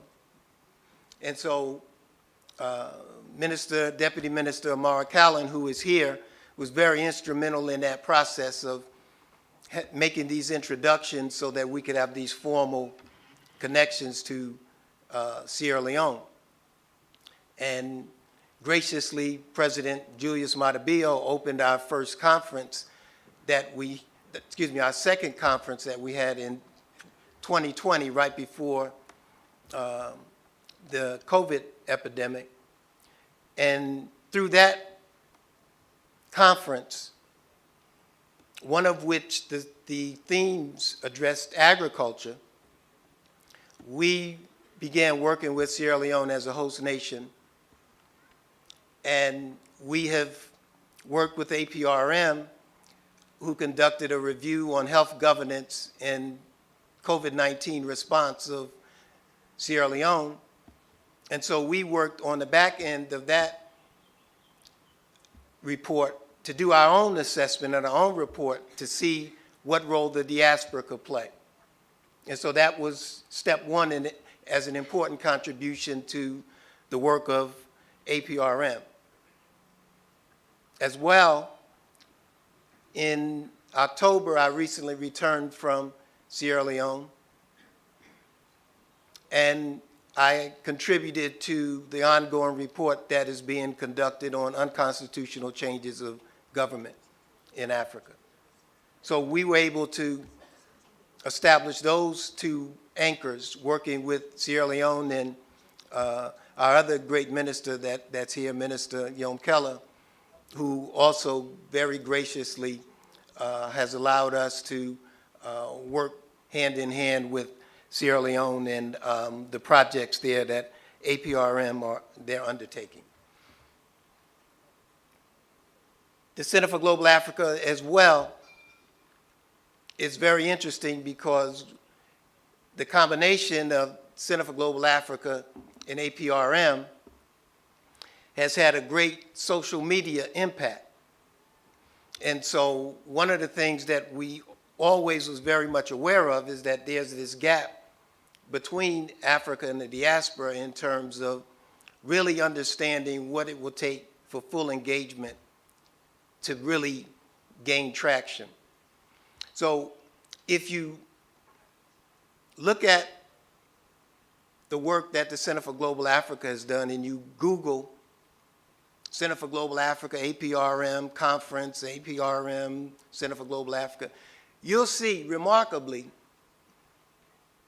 the videos of the conferences and the engagements that we've had with APRM has driven more traffic to APRM than, from what I have seen, any other video. We have one video that exceeds 600,000 viewers, right? Which nobody sang a song, nobody played a sport, nobody did anything entertaining. It was dialogue and engagement about things like agriculture, things like energy. And so how do we build on what we already have? You know, how do we work with that captive audience so that what we do in conjunction with APRM, and I would say that APRM is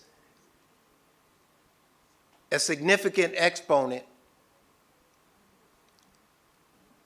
to what could become the tractional, mediating, connecting institution that makes Africa and the diaspora make a lot of sense in terms of what the action steps could be, because governance, policy making, socioeconomic development, that's the focus of the Center for Global Africa. At the heart of what APRM does is governance. So the marriage is perfect. So now the mission, advancing intellectual capital, is what's important. And that's why this engagement is one that I'm happy to be here and thankful to Dr. Maloka for inviting us and Sarah Hamuda for organizing this and thinking of us to make us a central part of the conference. You know, what about this intellectual capital? Because alongside that becomes this idea of ideas where we have to see ideas as being currency. And like the minister talked about innovation. You know, ideas are currency. And when they are implemented, that's when development, that's when expansion of what exists occurs. And these are the things we have to instill in our youth and through our universities, being drivers of intellectual capital and being a force in which we make ideas currency in a way that pays in big ways. So in conclusion, I have a few thoughts or recommendations that I want to outline real quick. First of all, the frameworks and the necessary connections to bridge Africa and the diaspora with HBCUs and African universities should be viewed as main drivers of being able to capacity build, to address problems, and do so in enterprising ways that are mutually beneficial. We need to target certain specific areas. You know, what is the main issue that we would like to address in a particular African country? Get them to establish host nation status, work directly with decision makers so that real-time African issues can be addressed. Joint advocacy and engagement for resources. The U.S. ambassador to Uganda was here and mentioned a figure, $55 billion was promised at the Africa Leaders Summit. It's a hefty amount, but you know, Africa has 55 nations, so it takes a lot more than 55 billion to move from point A to point B. So we need to look at how African nations can empower the diaspora to be advocates on Africa's behalf, and vice versa. Because collectively, we can become a force like none other. So the two-way channels that needs to be created, we need to make sure that those channels are as accessible and fluid as possible. And then the mindset that needs to be common amongst us, being able to talk about intellectual sovereignty and create models to apply it, extremely significant. So we need to have more of these kinds of conversations and more of this kind of dialogue. So in closing, Africa, the African Union has, as one of its talking points, creating the Africa we want. At the Center for Global Africa, we, in corresponding ways, say we're working to create the sixth region we want. And together, we can become not just an effective force, but transformative and revolutionary for 21st century objectives. I thank you.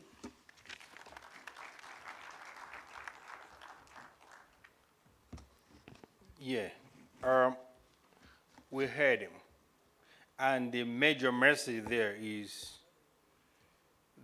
a lot of resources within the diaspora community that is not being tapped. We look for experts everywhere to help solve some problems, but then we have these experts in the diaspora and we're not making use of them. And I think the time has come for Africa to really tap into the resources that are abundant in the diaspora. I thank you so much, Professor Ezra. The concluding remark is going to be given by Ms. Anna Reisman, who is the country director of CONER in Uganda. Please come over. Thank you.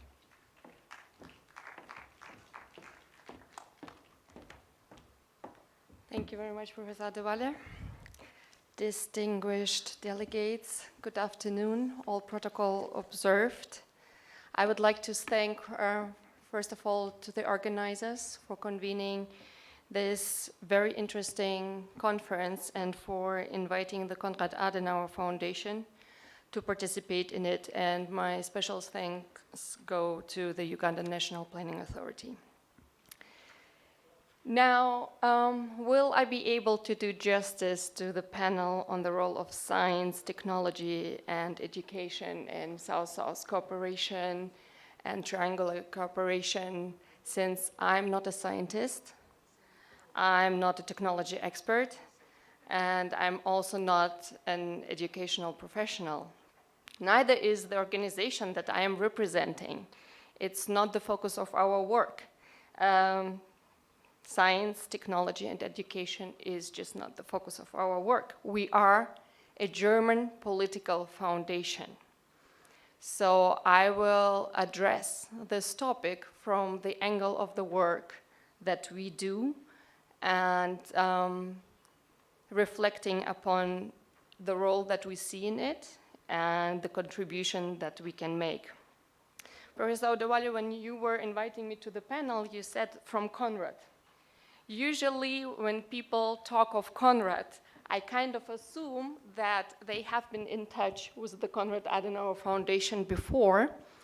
And to explain maybe the role and to talk about our contribution to the topic, I would really like to know who in this room has been in touch with the Konrad Adenauer Foundation before, who knows us from the work in the country where you are from. Could you please raise a hand? Yeah, I'm glad, wow, I'm glad to see many hands. Maybe some of you are even scholars of the Konrad Adenauer Foundation. Are you? Because you're nodding.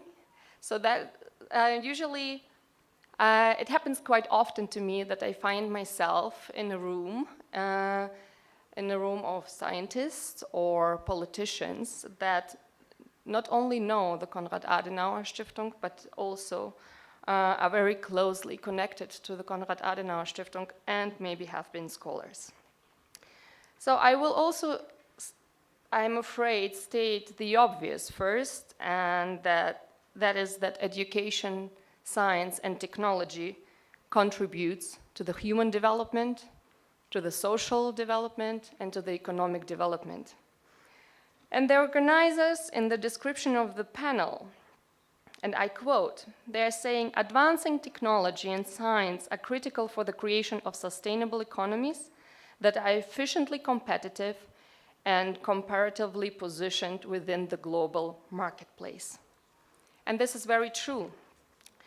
And it's also very true that advancing technology and science is a very costly endeavor.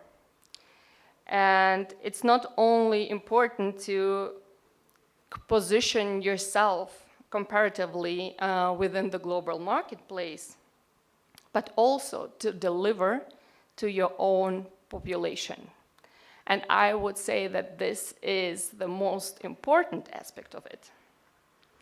So, coming from Germany and being the strongest economy in the European Union, the understanding in Germany is still that we would not be able to compete in the global arena without being, for example, a member of the European Union.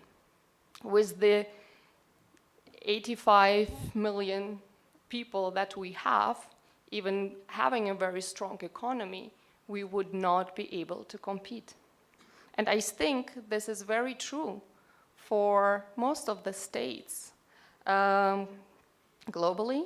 So one needs cooperations, one needs regional cooperation, multilateral cooperation, basically any cooperation that is benefiting the populations of the states and therefore worldwide. Again, I would like to come to exactly this aspect of benefiting the individuals. And I'm thinking of the logic of cooperation between, for example, the biggest private players. Let's take, for example, the example of automotive industry. you will find that in terms of research and development, even the biggest giants find themselves not in the position to just themselves invest into research and development. So, for example, BMW would pool the budgets together with, let's say, Audi to invest together and work together on research and development, being competitors in the market. But they do so because they believe that with this research, with the outcome of the research, it will help them to produce the most efficient car, let's say the most environmentally friendly car, the most technologically advanced car, but also the most affordable car. So at the end, they are thinking that if they advance in their research and the science within the companies, at the end, they will also benefit from it as a company, and the consumer will do so as well. Let me give another example, because we've been talking a lot also about the pandemic. So the fact that we as humankind could develop vaccines quite fast was also due to the scientific exchange. It was due to the, also joint data banks and the cooperation between scientists. It wouldn't be possible to bring the Comirnaty vaccine quite fast to the market if not for cooperation between BioNTech and Pfizer. And most of you will know this vaccine under the Pfizer vaccine. As a German, we refer to it as a BioNTech vaccine because BioNTech is a German laboratory, is a German company that worked on the research. Now, the understanding between the scientists was very straightforward. And it was, if we do not cooperate, we will not succeed. And if we don't succeed, everyone, literally everyone on this planet will suffer, every individual, but of course also all the states and economies and so on. So they did pool their knowledge, their possibilities, and let's say in research, but also in production together. This kind of scientific thinking, or of thinking also in the private sector, this is what we as Konrad Adenauer Stiftung also try to do, to bring it into the public sector, into the political arena. Because having worked in this sphere for about 15 years now and being engaged with very different continents, let us be very honest. The political thinking might very much divert from the scientific thinking, or maybe this thinking in the private sector that would be needed also for political cooperation. Political thinking is, often driven by the question of power. Will I, who I am in the power right now, benefit from this cooperation or from my investment? It's okay when it's, the question is only maybe of the political benefit, but we also know many cases of the question, will I personally, economically, financially benefit from certain actions? So let's be frank, to drive forward also science or development, it also takes good governance. The overpresence of, politicians of the government in certain spheres can be too much. The absence can be also harmful. So we work a lot with political leaders, with new generations of politicians to really. And I'm very thankful to the minister who said we need a mindset change. And I think this is true. and this is also true for the politicians, so that we do not think that transparency is a weakness, that we think of transparency as a comparative advantage, that we do not think that pooling, might be a threat to your sovereignty, but rather gives you the necessary resources to invest also in your own country. That advocating and putting the national interest first is that first and foremost advocating for the interests of the individuals that you are representing as a politician. So 60 years of international cooperation of the Konrad Adenauer Foundation and the presence of the foundation in 80 countries gives us the possibility also to create platforms for exchange, for knowledge transfer, gives us the opportunity to pool resources and this is something that we should not, I think, underestimate, to create relations that are based on trust.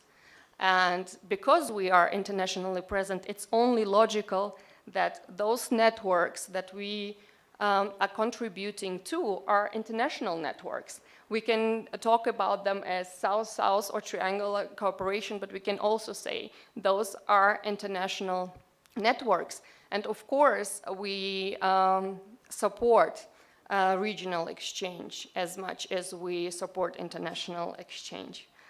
And this between very different players, because, and we have heard about it on different panels, everyone, every sector, be it academia, be it private sector, public sector, politicians, civil society, everyone contributes to this human development. The examples that I have given about the private companies and the researchers, they have been lacking one aspect. And I think this aspect is very important. And this is that it is the politicians that at the end create the political framework for all these different actors to be able to thrive and to flourish. Because those are the political frameworks at the end, that attract, for example, people to come to a certain country, to work in a country, or to raise families and then be a professional in your own field. Let me just give a few examples from our work, because we do not only use our convening power internationally, but of course also in the countries where we are represented. And here, for example, in Uganda, Konrad Adenauer Foundation works a lot with the startup ecosystem. And I give you 3 examples of the startups that we are working with. For example, startups in the sphere of e-mobility. And I'm very happy also that you have mentioned Chiro Motors. But of course, there are also startups and young entrepreneurs that drive forward e-mobility and that would share with you their challenges when it comes, for example, to the import of spare parts for their products.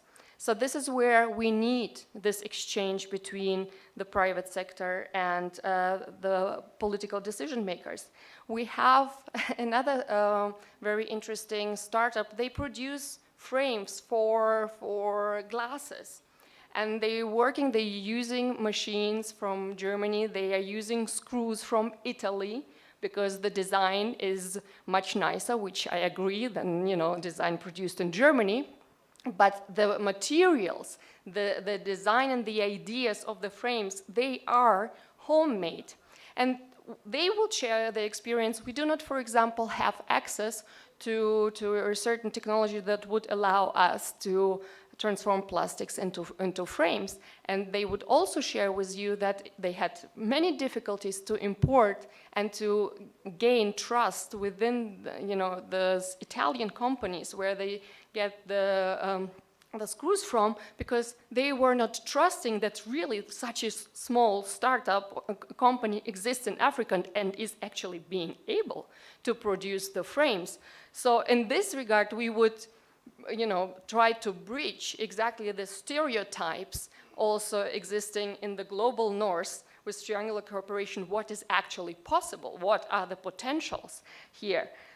And the last example is, for example, a startup in the education sphere, and I'm also very happy that the minister has addressed it, because yes, we all understand where the shortcomings of the educational system come from. At the same time, we must say, why don't we address them, right? Why don't we change the system as it is? So there are startups that actually contribute, for example, and complement the official curriculum by such aspects like creativity, critical thinking, cooperation skills. So these OECD 4 Cs that we all know, and it takes a startup, a civil society organization, social entrepreneur to do this work. So there is need definitely, and they can transfer their knowledge also into the political arena. So I would like to conclude by just saying that we as a political foundation, we are not directly involved into the education process or into driving the technology forward or science. But what we are trying to do is to work with our target groups, among them a very important one, politicians, so that we are aware that we need to create frameworks for different actors for a pluralistic society to thrive. Thank you.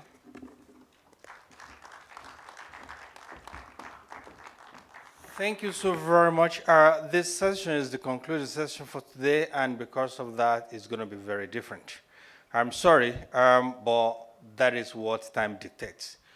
I am going to entertain only one question, and I'm going to give each of the speakers just 5 seconds to respond to that single question. Because the single question they are responding to is their concluding remark. Please, Honorable Minister, may I start with you by asking you to please conclude and summarize what you've told us. What do you want us to take home tonight? That is the message. Each and every one of you, please, what do you want us to take home tonight? In 5 seconds, please tell us. Thank you. Thank you very much. Take away from here, one, whether we are private sector or government, we must start to make effort to change the mold that shapes the African mind from one which does not understand systems and value chains to one which does. And one of the best ways I've found to do that is to have a think tank. So if you can have a think tank, is a good beginning, multiple thinking, because what happens is the people who are in the system are paralyzed. They don't know how to change the education system. They end up with more of the same. The people who would have the know-how and the courage are outside the system. So the think tank brings you there. And if there is any one place where you can start by forming a think tank of individuals who can think through these things, and we can start collaborating with the member states. We can share our experience. Thank you. Thank you so much, Honorable Minister. May I please call on Professor Ezra Aaron to please do the same thing. 5 seconds. Well, I would join the minister's think tank and combine our two think tanks. But let's get together and see and agree upon one issue that we can address effectively. Just one. Start with one. Not in abstract. There's a lot of issues to be addressed, but let's agree to one, work together, gain the resources, apply the pressures where necessary, utilize all the skills and the collectivity of what we have that are our sources of strength, and create models of excellence that can be replicated and applied. Thank you so very much. I'll try in 5 seconds. Somebody said today it takes 2 to tango, And I would say it takes very many to really have a nice, dance. So, and it takes really all the sectors. And we should be mindful about really giving each other the freedom in this space to move in the professional spheres where we are best at. Thank you. Thank you so very much. Please sit. The program is just about to start. We're going to finish maybe in about 3 or 4 hours. Just joking. Thank you so very much for being here today. We really thank you. The day has been very, very eventful, and we've gained a lot and insightful. I do not have the power or capability to close the session, so I'll call on my boards to please close the session. Over to you, sir.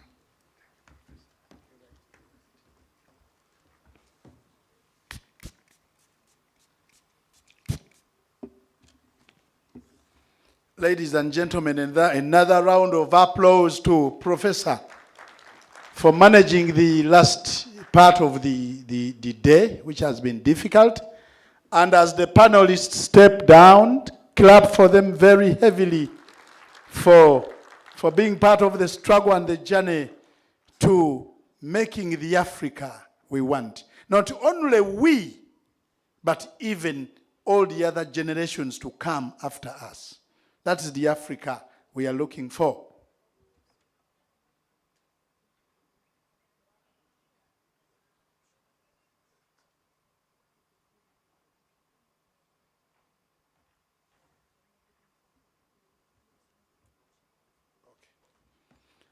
So I take this opportunity on behalf of the organizers to thank you very, very much for having kept around. And I must apologize. It's not always our way of doing things. But if you are fighting for the Africa you want, you must sacrifice. And I'm happy you've done it so well.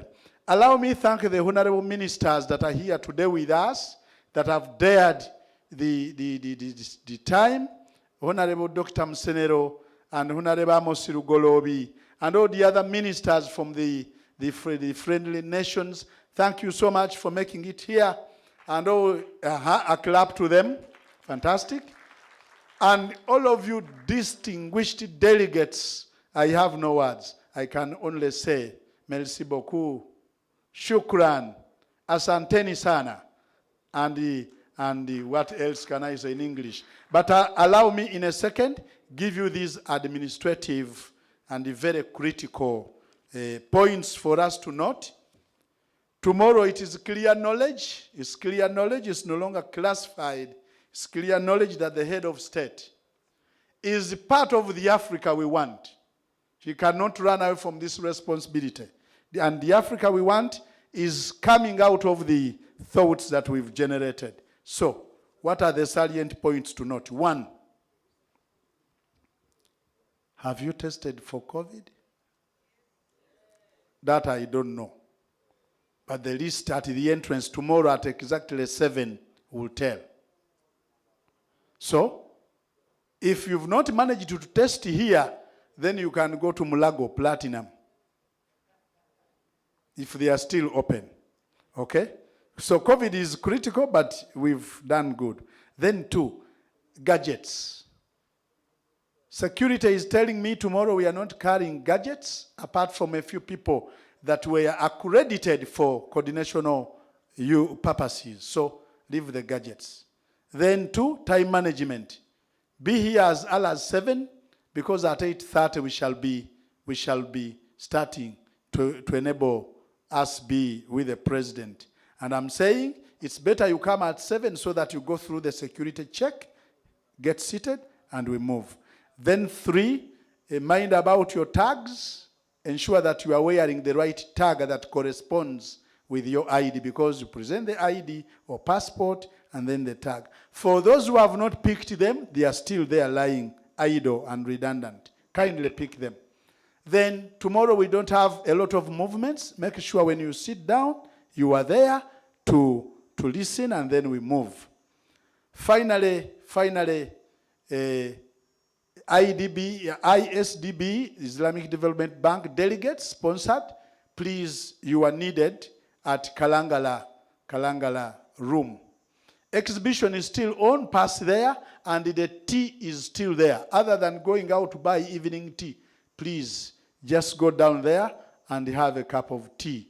And then finally, ensure that immediately after here you clear the venue so that it is set up for tomorrow's function. I think with all that said and done, allow me say thank you so much for coming. Allow me apologize for what has not gone well today. And allow me also apologize in advance for what might not go well tomorrow, so that you are prepared ahead of time. I wish you a blessed night.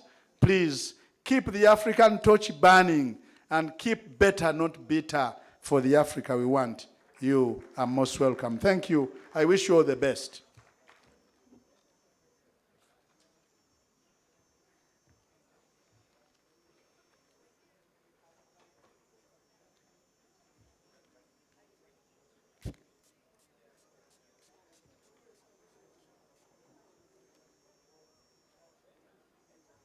Better, but not bitter. Cameraman, can we have a good photographer?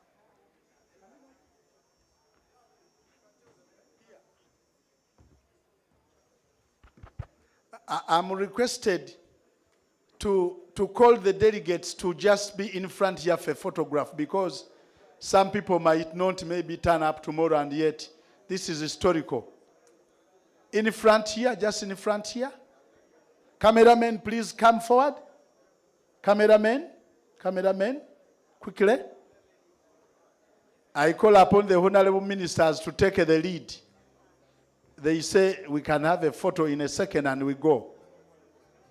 Yeah, delegates, we are having a group photo here. Somewhere not here. Yes, the delegates have come. Can we have it?